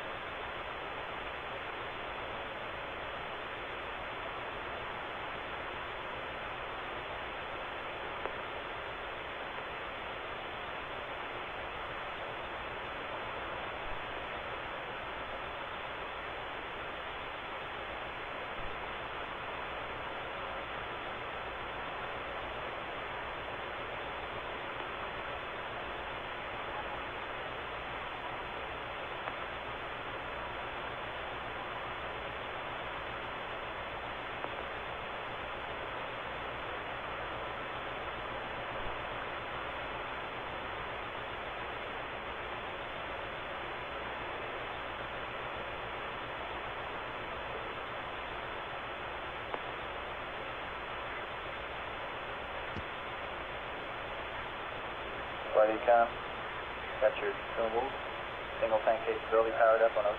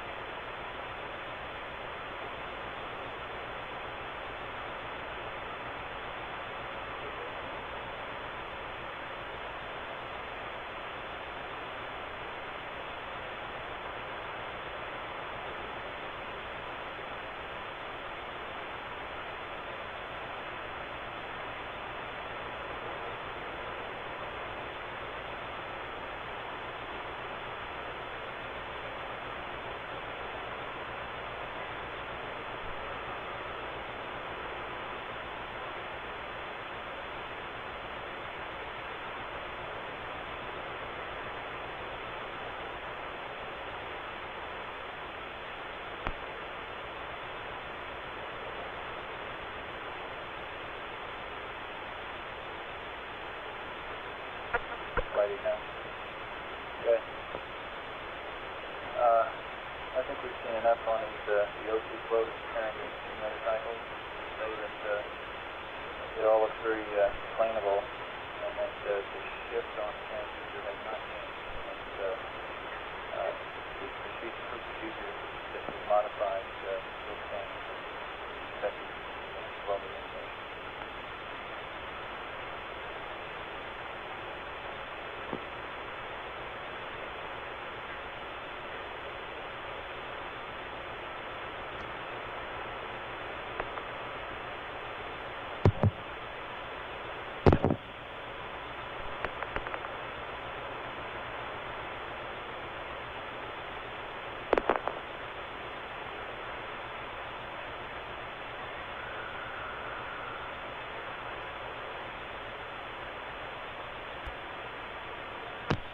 This is Apollo Control, still standing by as the Apollo 11 is about a third of the way through the front side pass on revolution number 10. Still in the midst of their breakfast period. Various console positions are preparing numbers for maneuver times, attitudes and so on for the day's activity to pass to a spacecraft communicator, who in turn will pass them up to the crew, probably during this pass. Members of the white team of flight controllers, headed up by Eugene Krantz, are drifting into the control room now to relieve the night watch. The black team, headed by Glenn Lunny. Glenn Lunny will hold a brief change of shift press conference in the Apollo News Center in MSC after the handover is complete. We'll continue to monitor the air-ground circuit for any further transmissions from Apollo 11.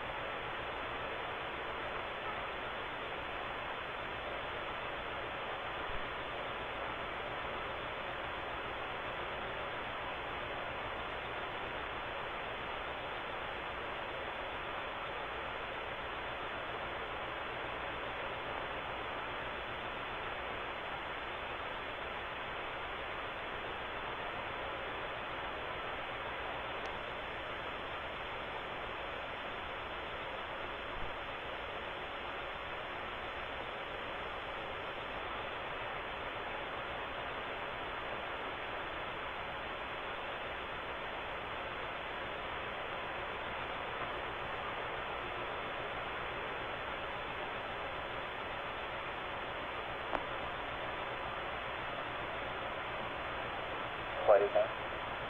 Go ahead. Red out max was 61 degrees. Okay. 61. Better. Okay.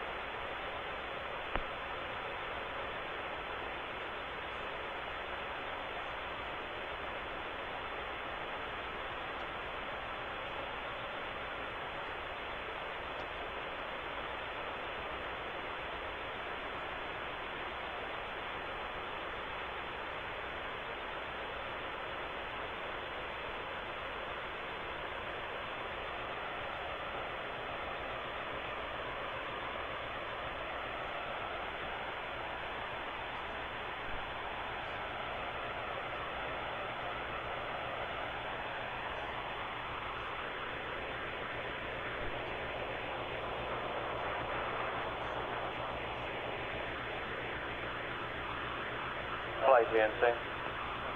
Ed? Okay. Okay, we believe that all errors of that mass can be attributed to the difference in the SPS system performance and flight plan, which I understand.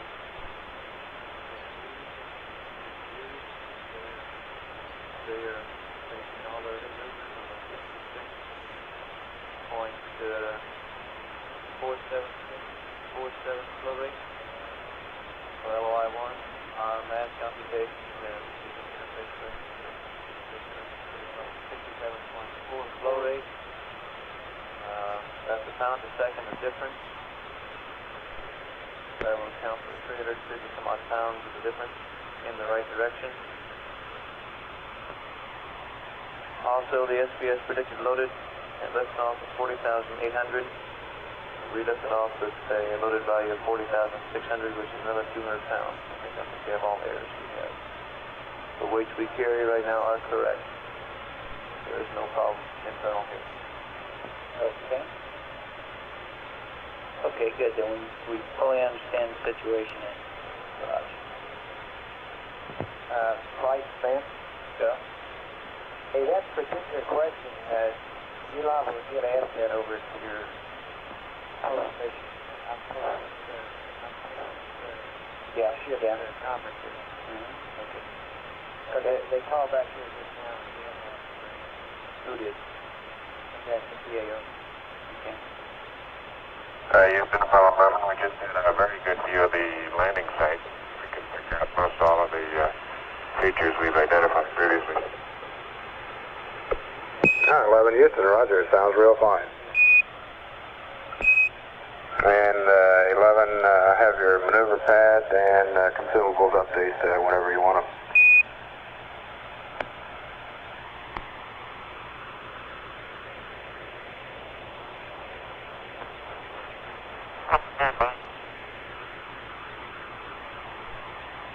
Stand by, 11.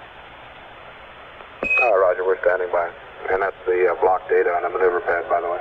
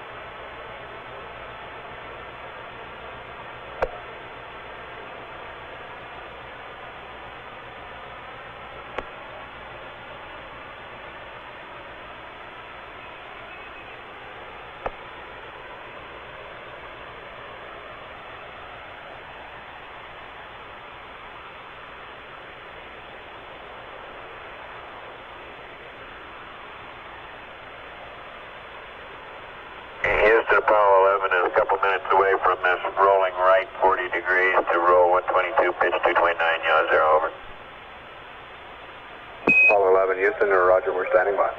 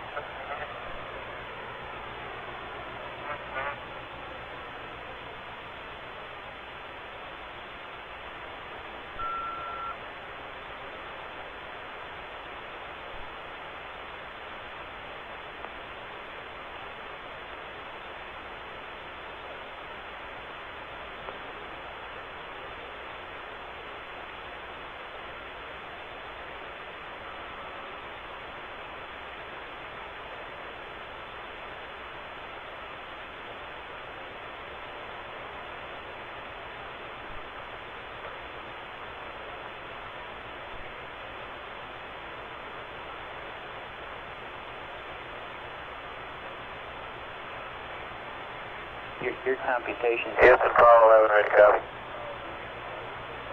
Roger, Apollo 11, Houston. Here's your block data. TEI 30, over.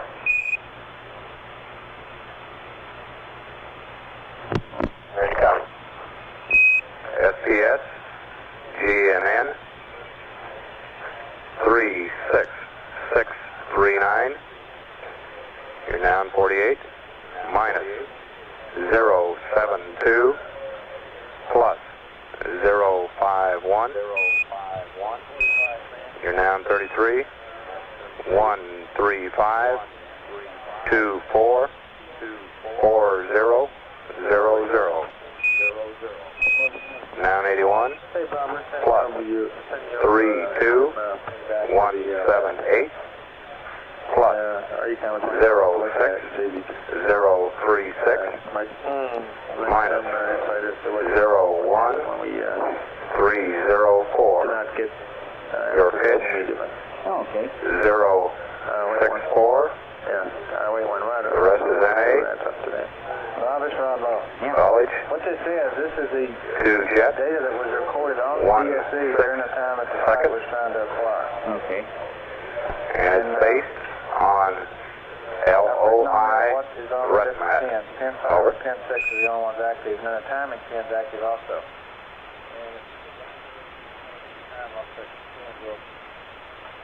Try to get somebody over there to okay. Roger, TEI 30, FPS GNM 36639er, minus 072 plus 051, 135 24 4000, plus 32178, plus 06036, minus 01304, pitch 064, 2 jet 16 second, LOI ResMat, over. Apollo 11 Houston, read back correct.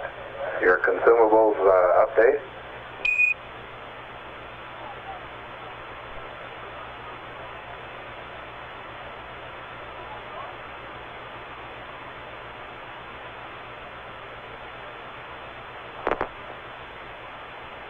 Go ahead. Roger, GET 91 plus 30 minus 7%, Alpha minus 8, Bravo minus 2.5, Charlie minus 10, Delta minus 6.5, H2 total minus 2 pounds, oxygen total plus 9 pounds, over.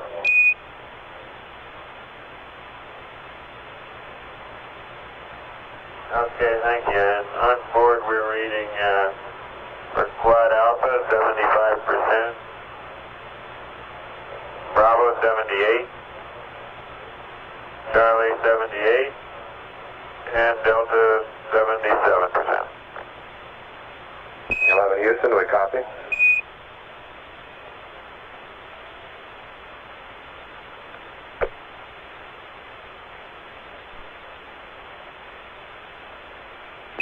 Apollo 11 Houston, I have your baseline altitude update now.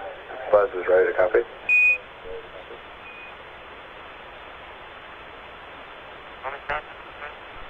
Go ahead. Roger.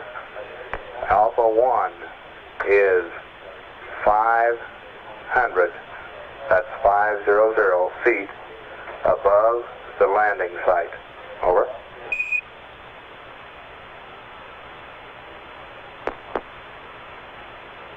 Okay, Alpha 1 is 500 feet above the landing site. Thank you.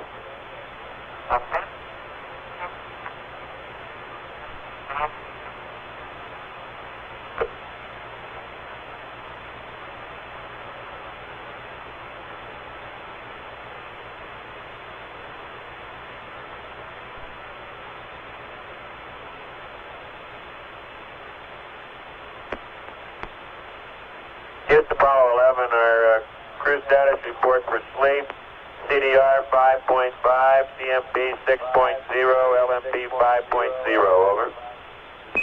Apollo Apollo 11, Houston. Roger, we have that now.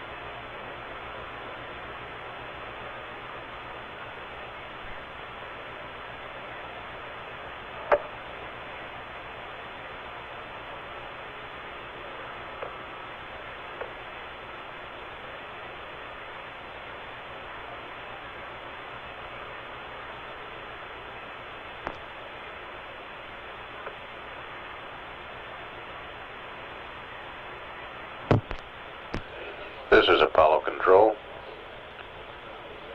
Still up live with the air-ground circuit on the 10th revolution around the moon.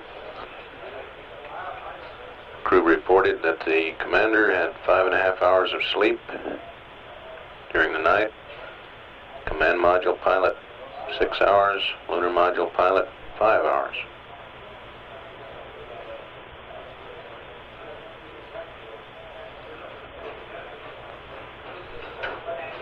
Now 95 hours and 5 minutes into the mission. Another 27 minutes remaining in this pass until loss of signal.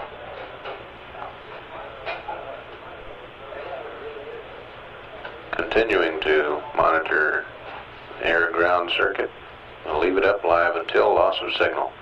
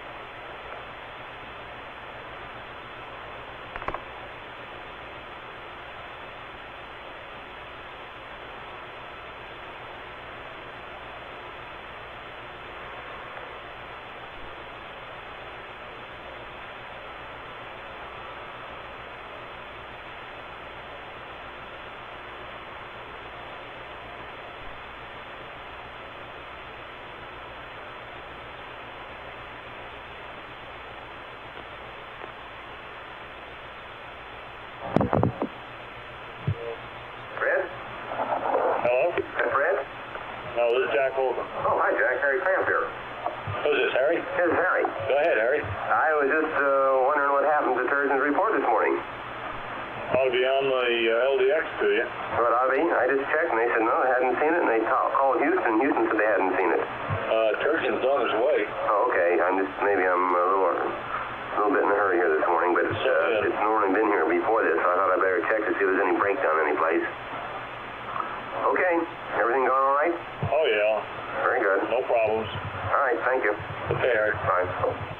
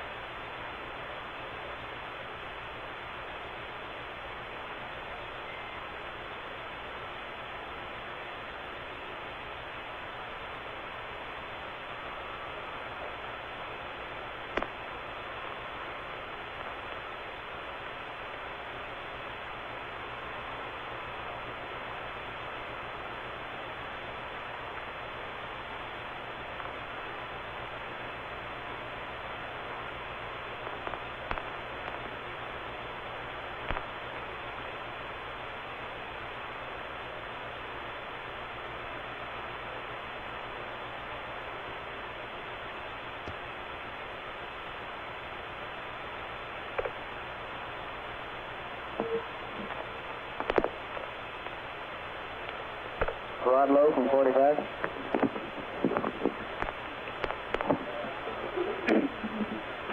Go ahead. Okay, I'm going to put Royston on here, Rod. Okay.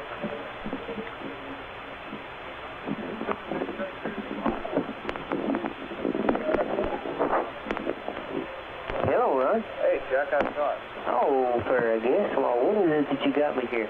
Say again? I said, what is it that you've got me here on this strip chart? Okay, that's an FM/FM playback from Honeysuckle. It's the DSC. Apollo 11, Houston. Right about the time that we Over. tried to acquire and had that problem. Okay, Hang on if you want to. I'll try to get Houston, somebody else Apollo, to go ahead. just what I'll Roger, the Black Bugle just arrived with some morning news briefs, if you're ready. CTO 620. yeah, I got that much. And 6 is... Go ahead. Right. Now, let me see if I can't get DSC. Hi, Roger. Okay. Okay. Church services around the world today are mentioning Apollo 11 in their prayers. President Nixon's worship service at the White House is also dedicated to the mission. And our fellow astronaut, Frank Borman, is still in there pitching, and will read the passage from Genesis, which was read on Apollo 8 last Christmas. The Cabinet and members of Congress, with emphasis on the Senate and House Space Committees, have been invited along with a number of other guests.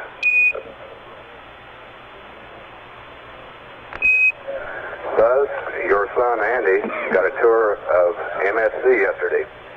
Your Uncle Bob Moon accompanied him on the visit, which included the LRL. Hey, Joe, you on the loop? Yeah. Hey, Among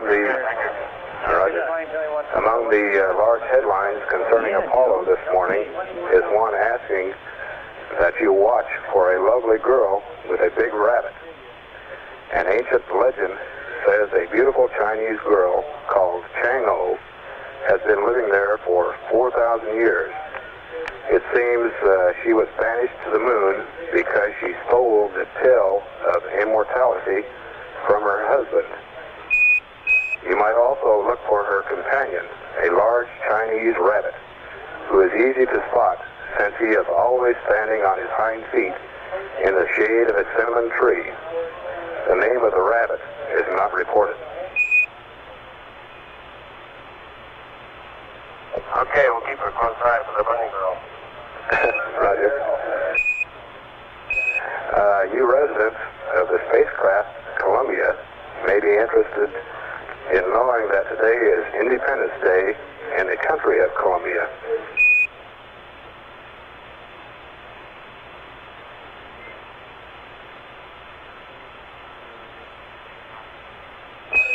Gloria Diaz of the Philippines Philippines was crowned Miss Universe last night. She defeated 60 other girls for the global beauty title. Miss Diaz is 18 with black hair and eyes and measures 34 1/2, 23, 34 1/2. First runner-up was Miss Australia, followed by Miss Israel and Miss Japan.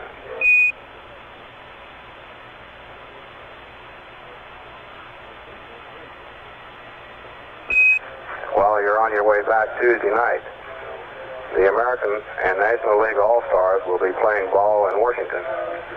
Mel Stottlemyre of the Yankees is expected to be the American League's first pitcher. No one is predicting who will be first pitcher for the National League yet. They have 9 on the roster.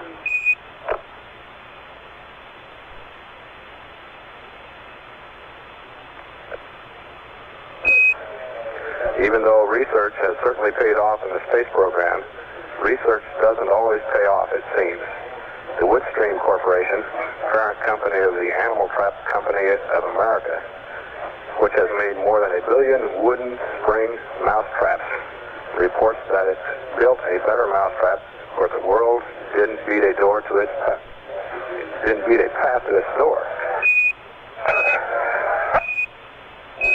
As a matter of fact, the company had to go back to the old-fashioned kind.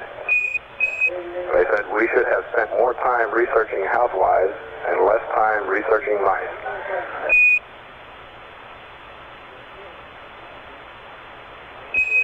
And the Black Bugle is all completed for the morning.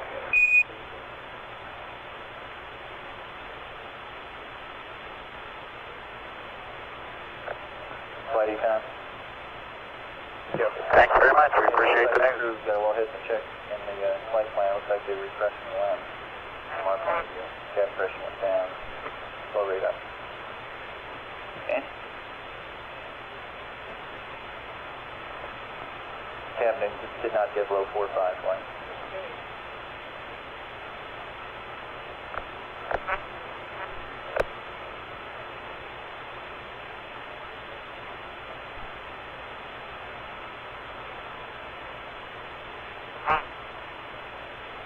Black Team, we'll be looking for an interesting day with you all tomorrow. Roger, we'll be going off here shortly, and we'll pick you up in the morning for sure.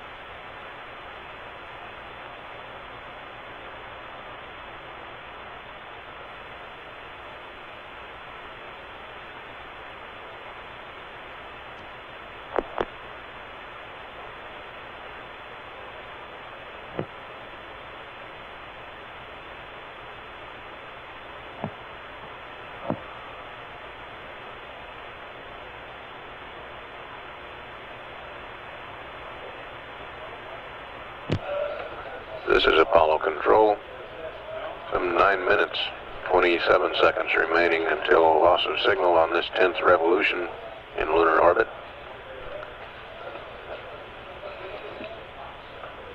Crew preparing now that they've finished breakfast and gotten a lot of their other items out of the way, such as their crew checklist, sleep status, and so on.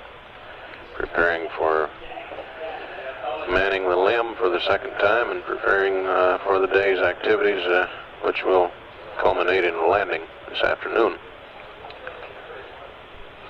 Apollo 11 is presently in an orbit with a pericynthion of 55.7 nautical miles, apocynthion 63.8 nautical miles. Lunar orbit velocity 5,368 feet per second. We'll continue to stand by on the air-ground circuit for the remaining 8 minutes of this revolution, or until loss of signal. Ground elapsed time now is 95 hours, 25 minutes. Apollo Control standing by.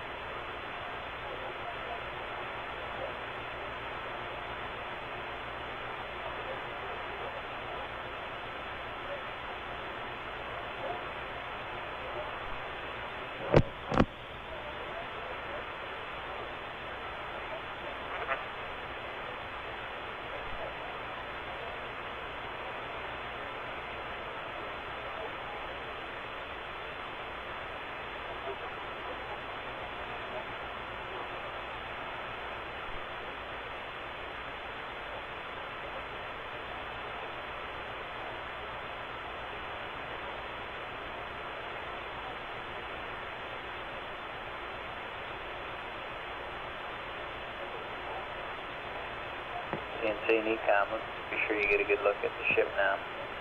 Got about 5 minutes acquisition. Roger, flight.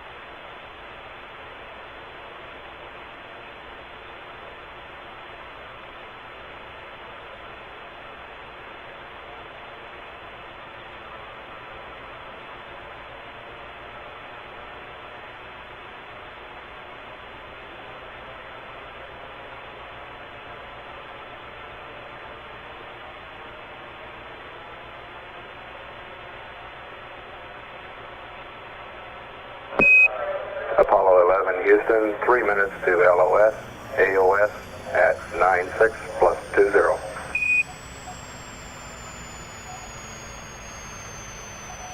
Apollo 11, 9620, thank you.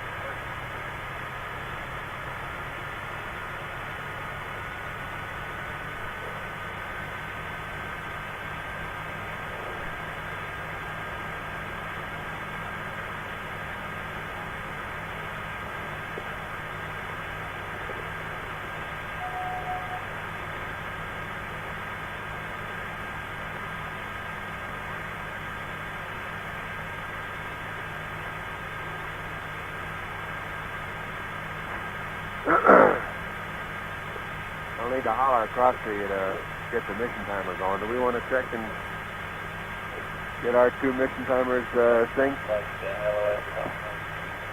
What's this one reading now? 8250? 51, 52, 53, 54, 55, 56. Okay, this one is 1 second slow down on the LED. Second auto. Set pressure. Roger, that's it. 47. Roger.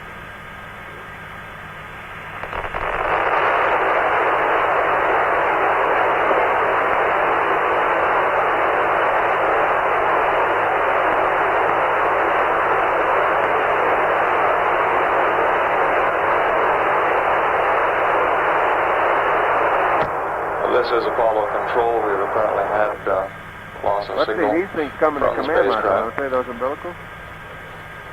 Here in Mission Control, we're in the process of changing shifts. Flight Director Gene Kranz and the white team of flight controllers coming on to replace Flight Director Glenn Lunny. We don't want them. The capsule communicator on this shift will be astronaut Charlie Duke. We'll reacquire the spacecraft again in a little over 45 minutes, coming up on the 11th revolution of the moon. At 95 hours, 34 minutes, this is Apollo Control.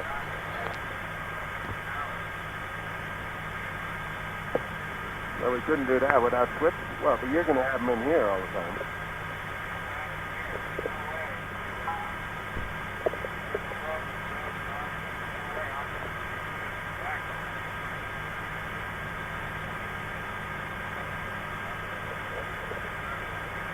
Well, I can't think that to be a significant thing, though, because why would you ever care to whether you'd hook them up again if you came back and died?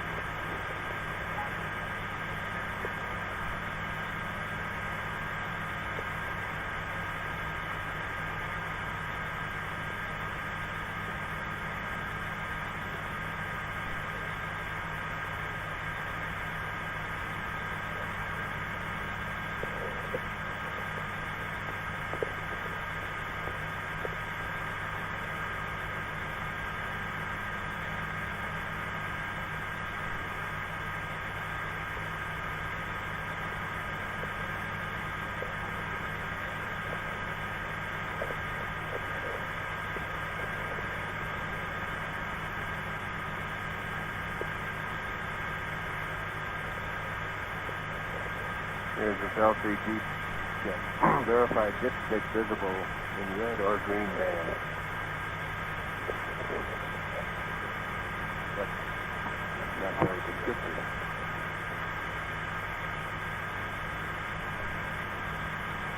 The red one comes out this far, and then the green one's out further than that. The whole thing is only about that long.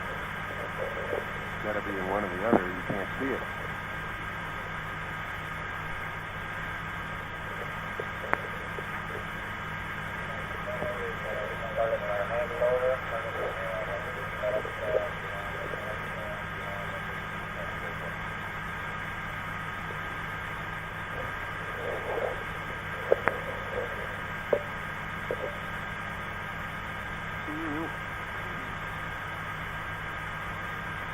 Any luck there, Michael?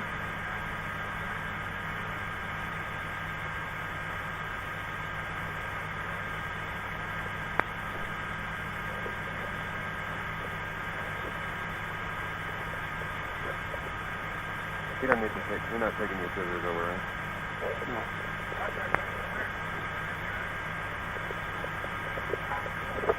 Well, listen to a tab. You have to take a leak here.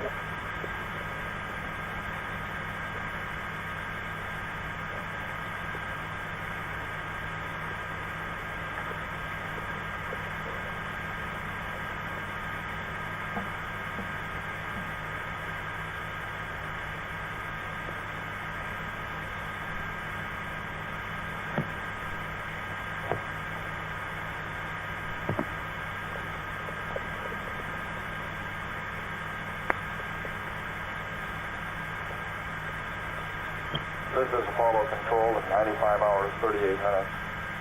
There will be a change of shift briefing following this shift. We estimate the briefing will begin in about 10 or 15 minutes in the MSC auditorium.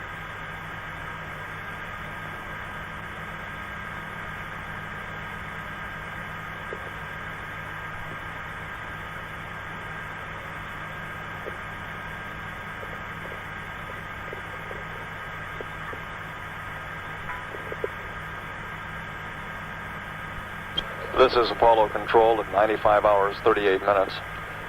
There will be a change of shift briefing following this shift. We estimate the briefing will begin in about 10 or 15 minutes in the MSC auditorium.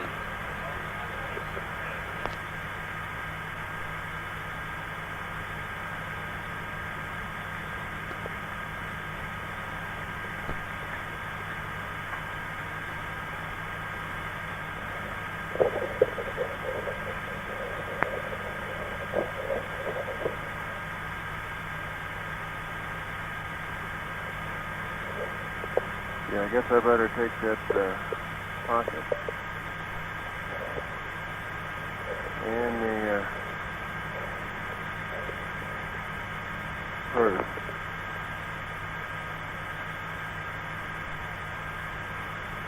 Tell you what, I'll stick those, how about putting those tissues in that box that's got that spare camera in it? Okay. Maybe right handy on your side of it.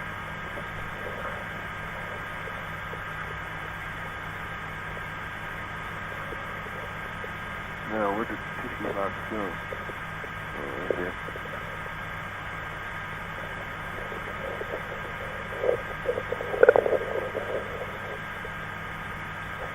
You want to see if the computer agrees with that mission timer? I did already. Okay.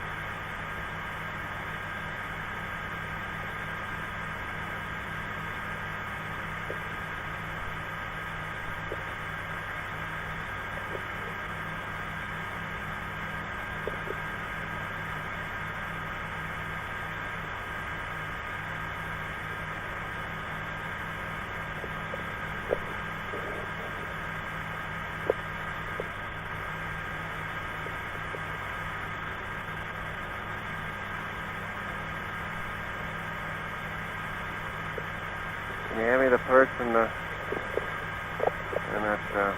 Wagaman? And that checklist.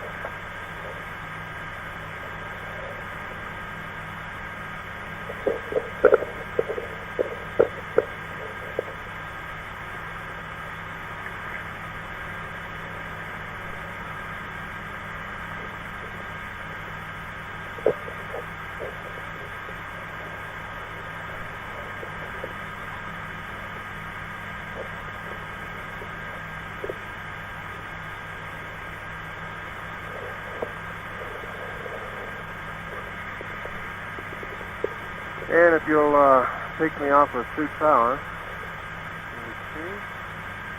Suit power is off. Audio is off.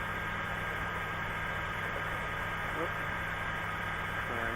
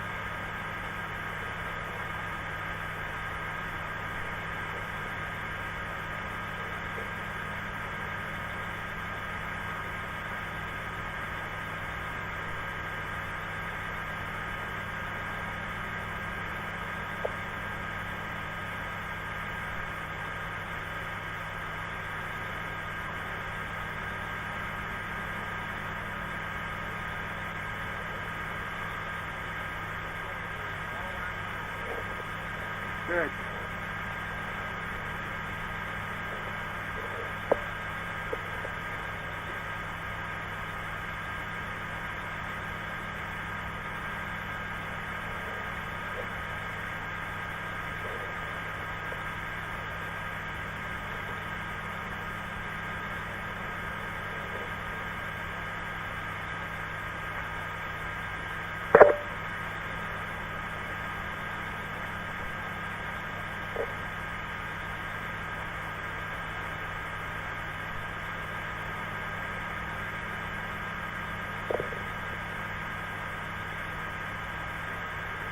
Ready for a little hip?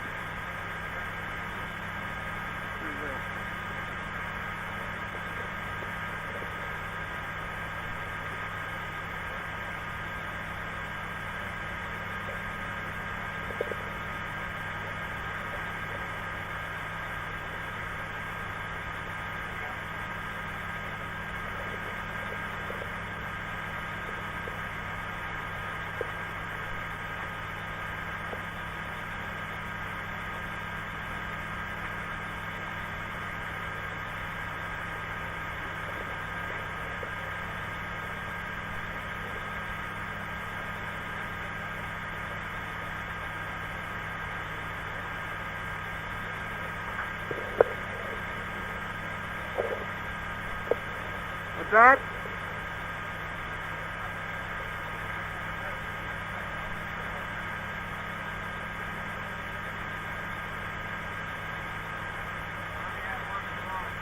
Okay.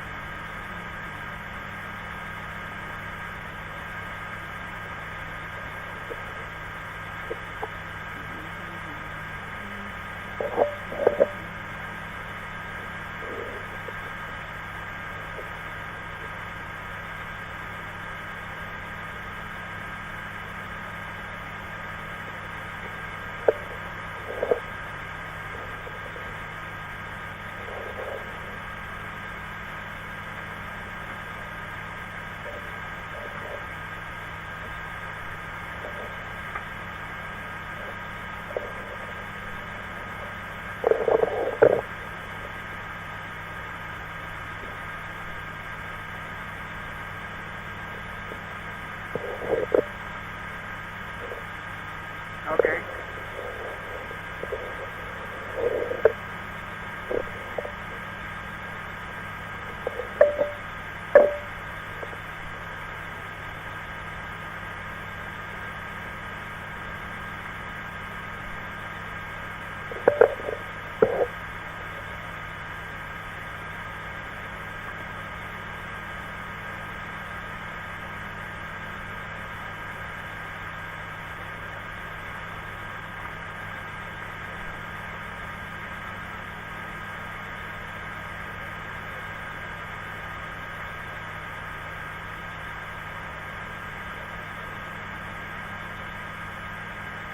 What one? Yeah?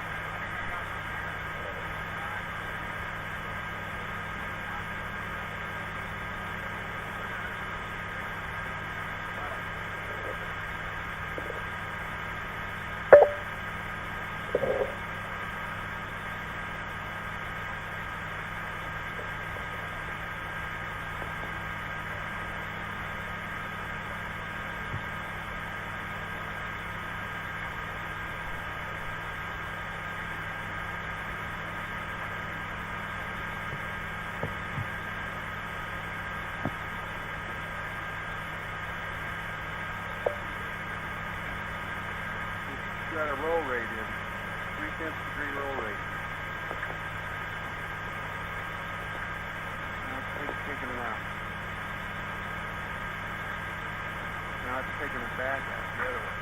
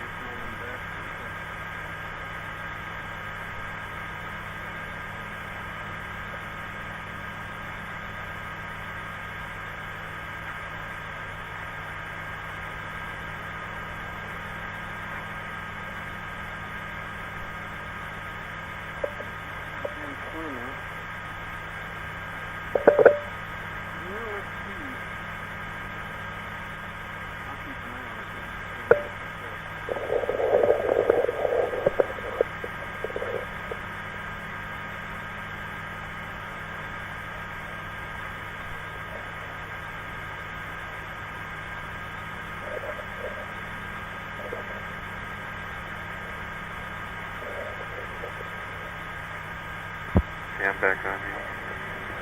I'm going off. Okay.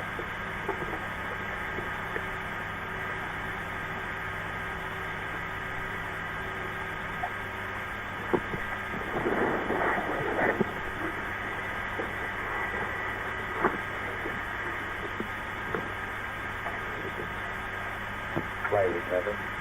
Recover. Yes, sir. Yes, sir. Flight related.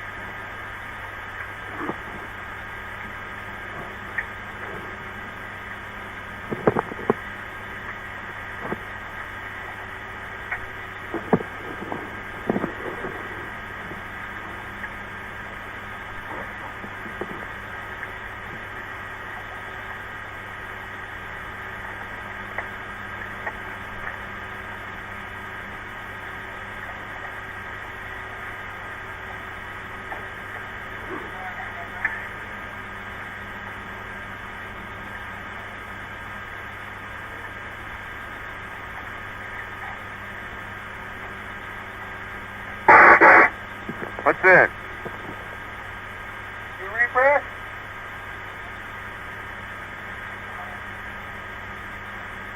Huh?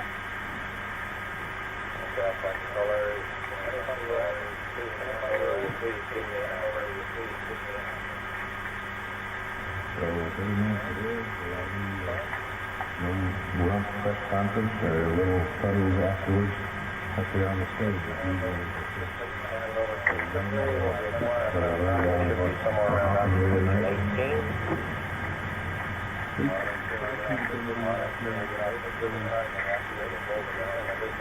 About 87 hours after the crew had gotten settled down for the evening. Most of our ships had been for the first part of this flight. We were on primarily during the crew period of the flight. Okay, stand by. And then all got on the other. You're on limp power. What? Hold all night and it held very well. Control system and all the. Oh, what time is it? It's 95:54. That's come in over the night has been continually used and updating the times. One of those today based on the most recent data, they have a couple of revolutions. Crew got up this morning. We're getting a call at the end of Red 9 at about 93 and a half hours. Yeah, I switched from rate high to rate low. That might make it better, maybe a little bit worse. They worked what they had to do. They were a little bit ahead and getting suited up, and I think a little bit ahead and getting in this morning. I'm going to ask you I guess that's right, Tony. It rattles across the deadband at a fairly high rate. Undocking will be at 007. Step will be at 100 hours, 39 minutes, 50 seconds. COI will be at 101 hours, 36 minutes, 14 seconds. That'll be a maneuver.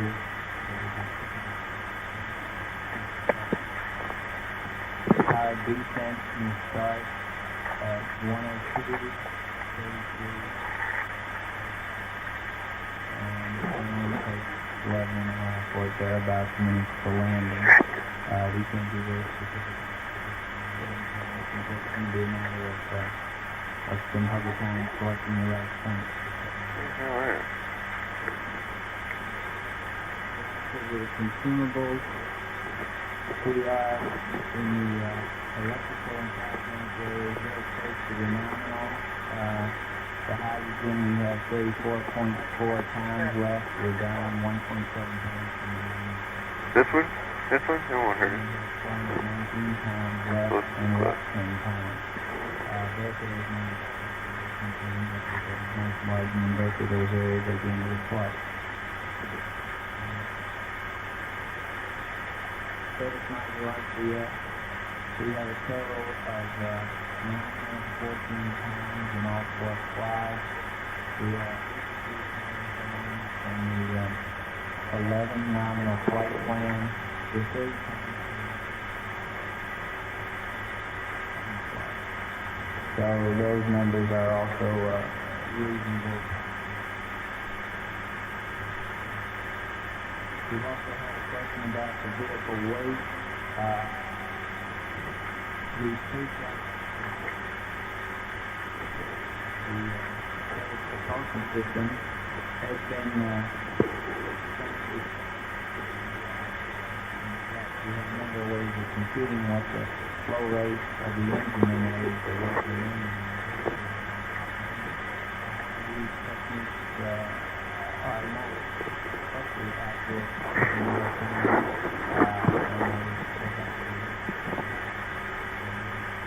It looks like the engine is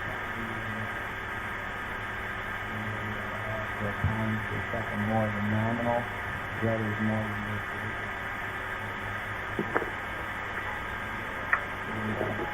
STS propellant weight is about 400 pounds below nominal. 4,000 pounds reserved in the service propulsion system.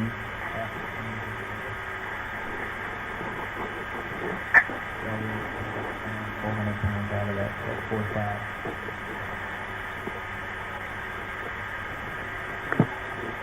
So we were turned over to the shift over in the control center in the next few hours. Involved in the step out of the room prior to separation. And then Stand by for some master alarms. I'm purging.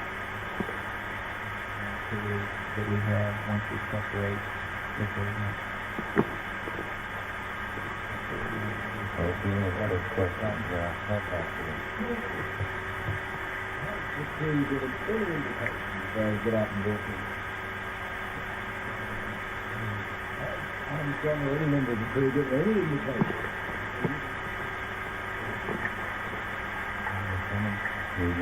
Let's go up.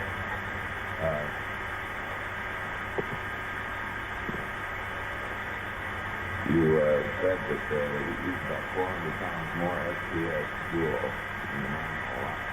If you're still out of 4,000. Yeah. That's after 2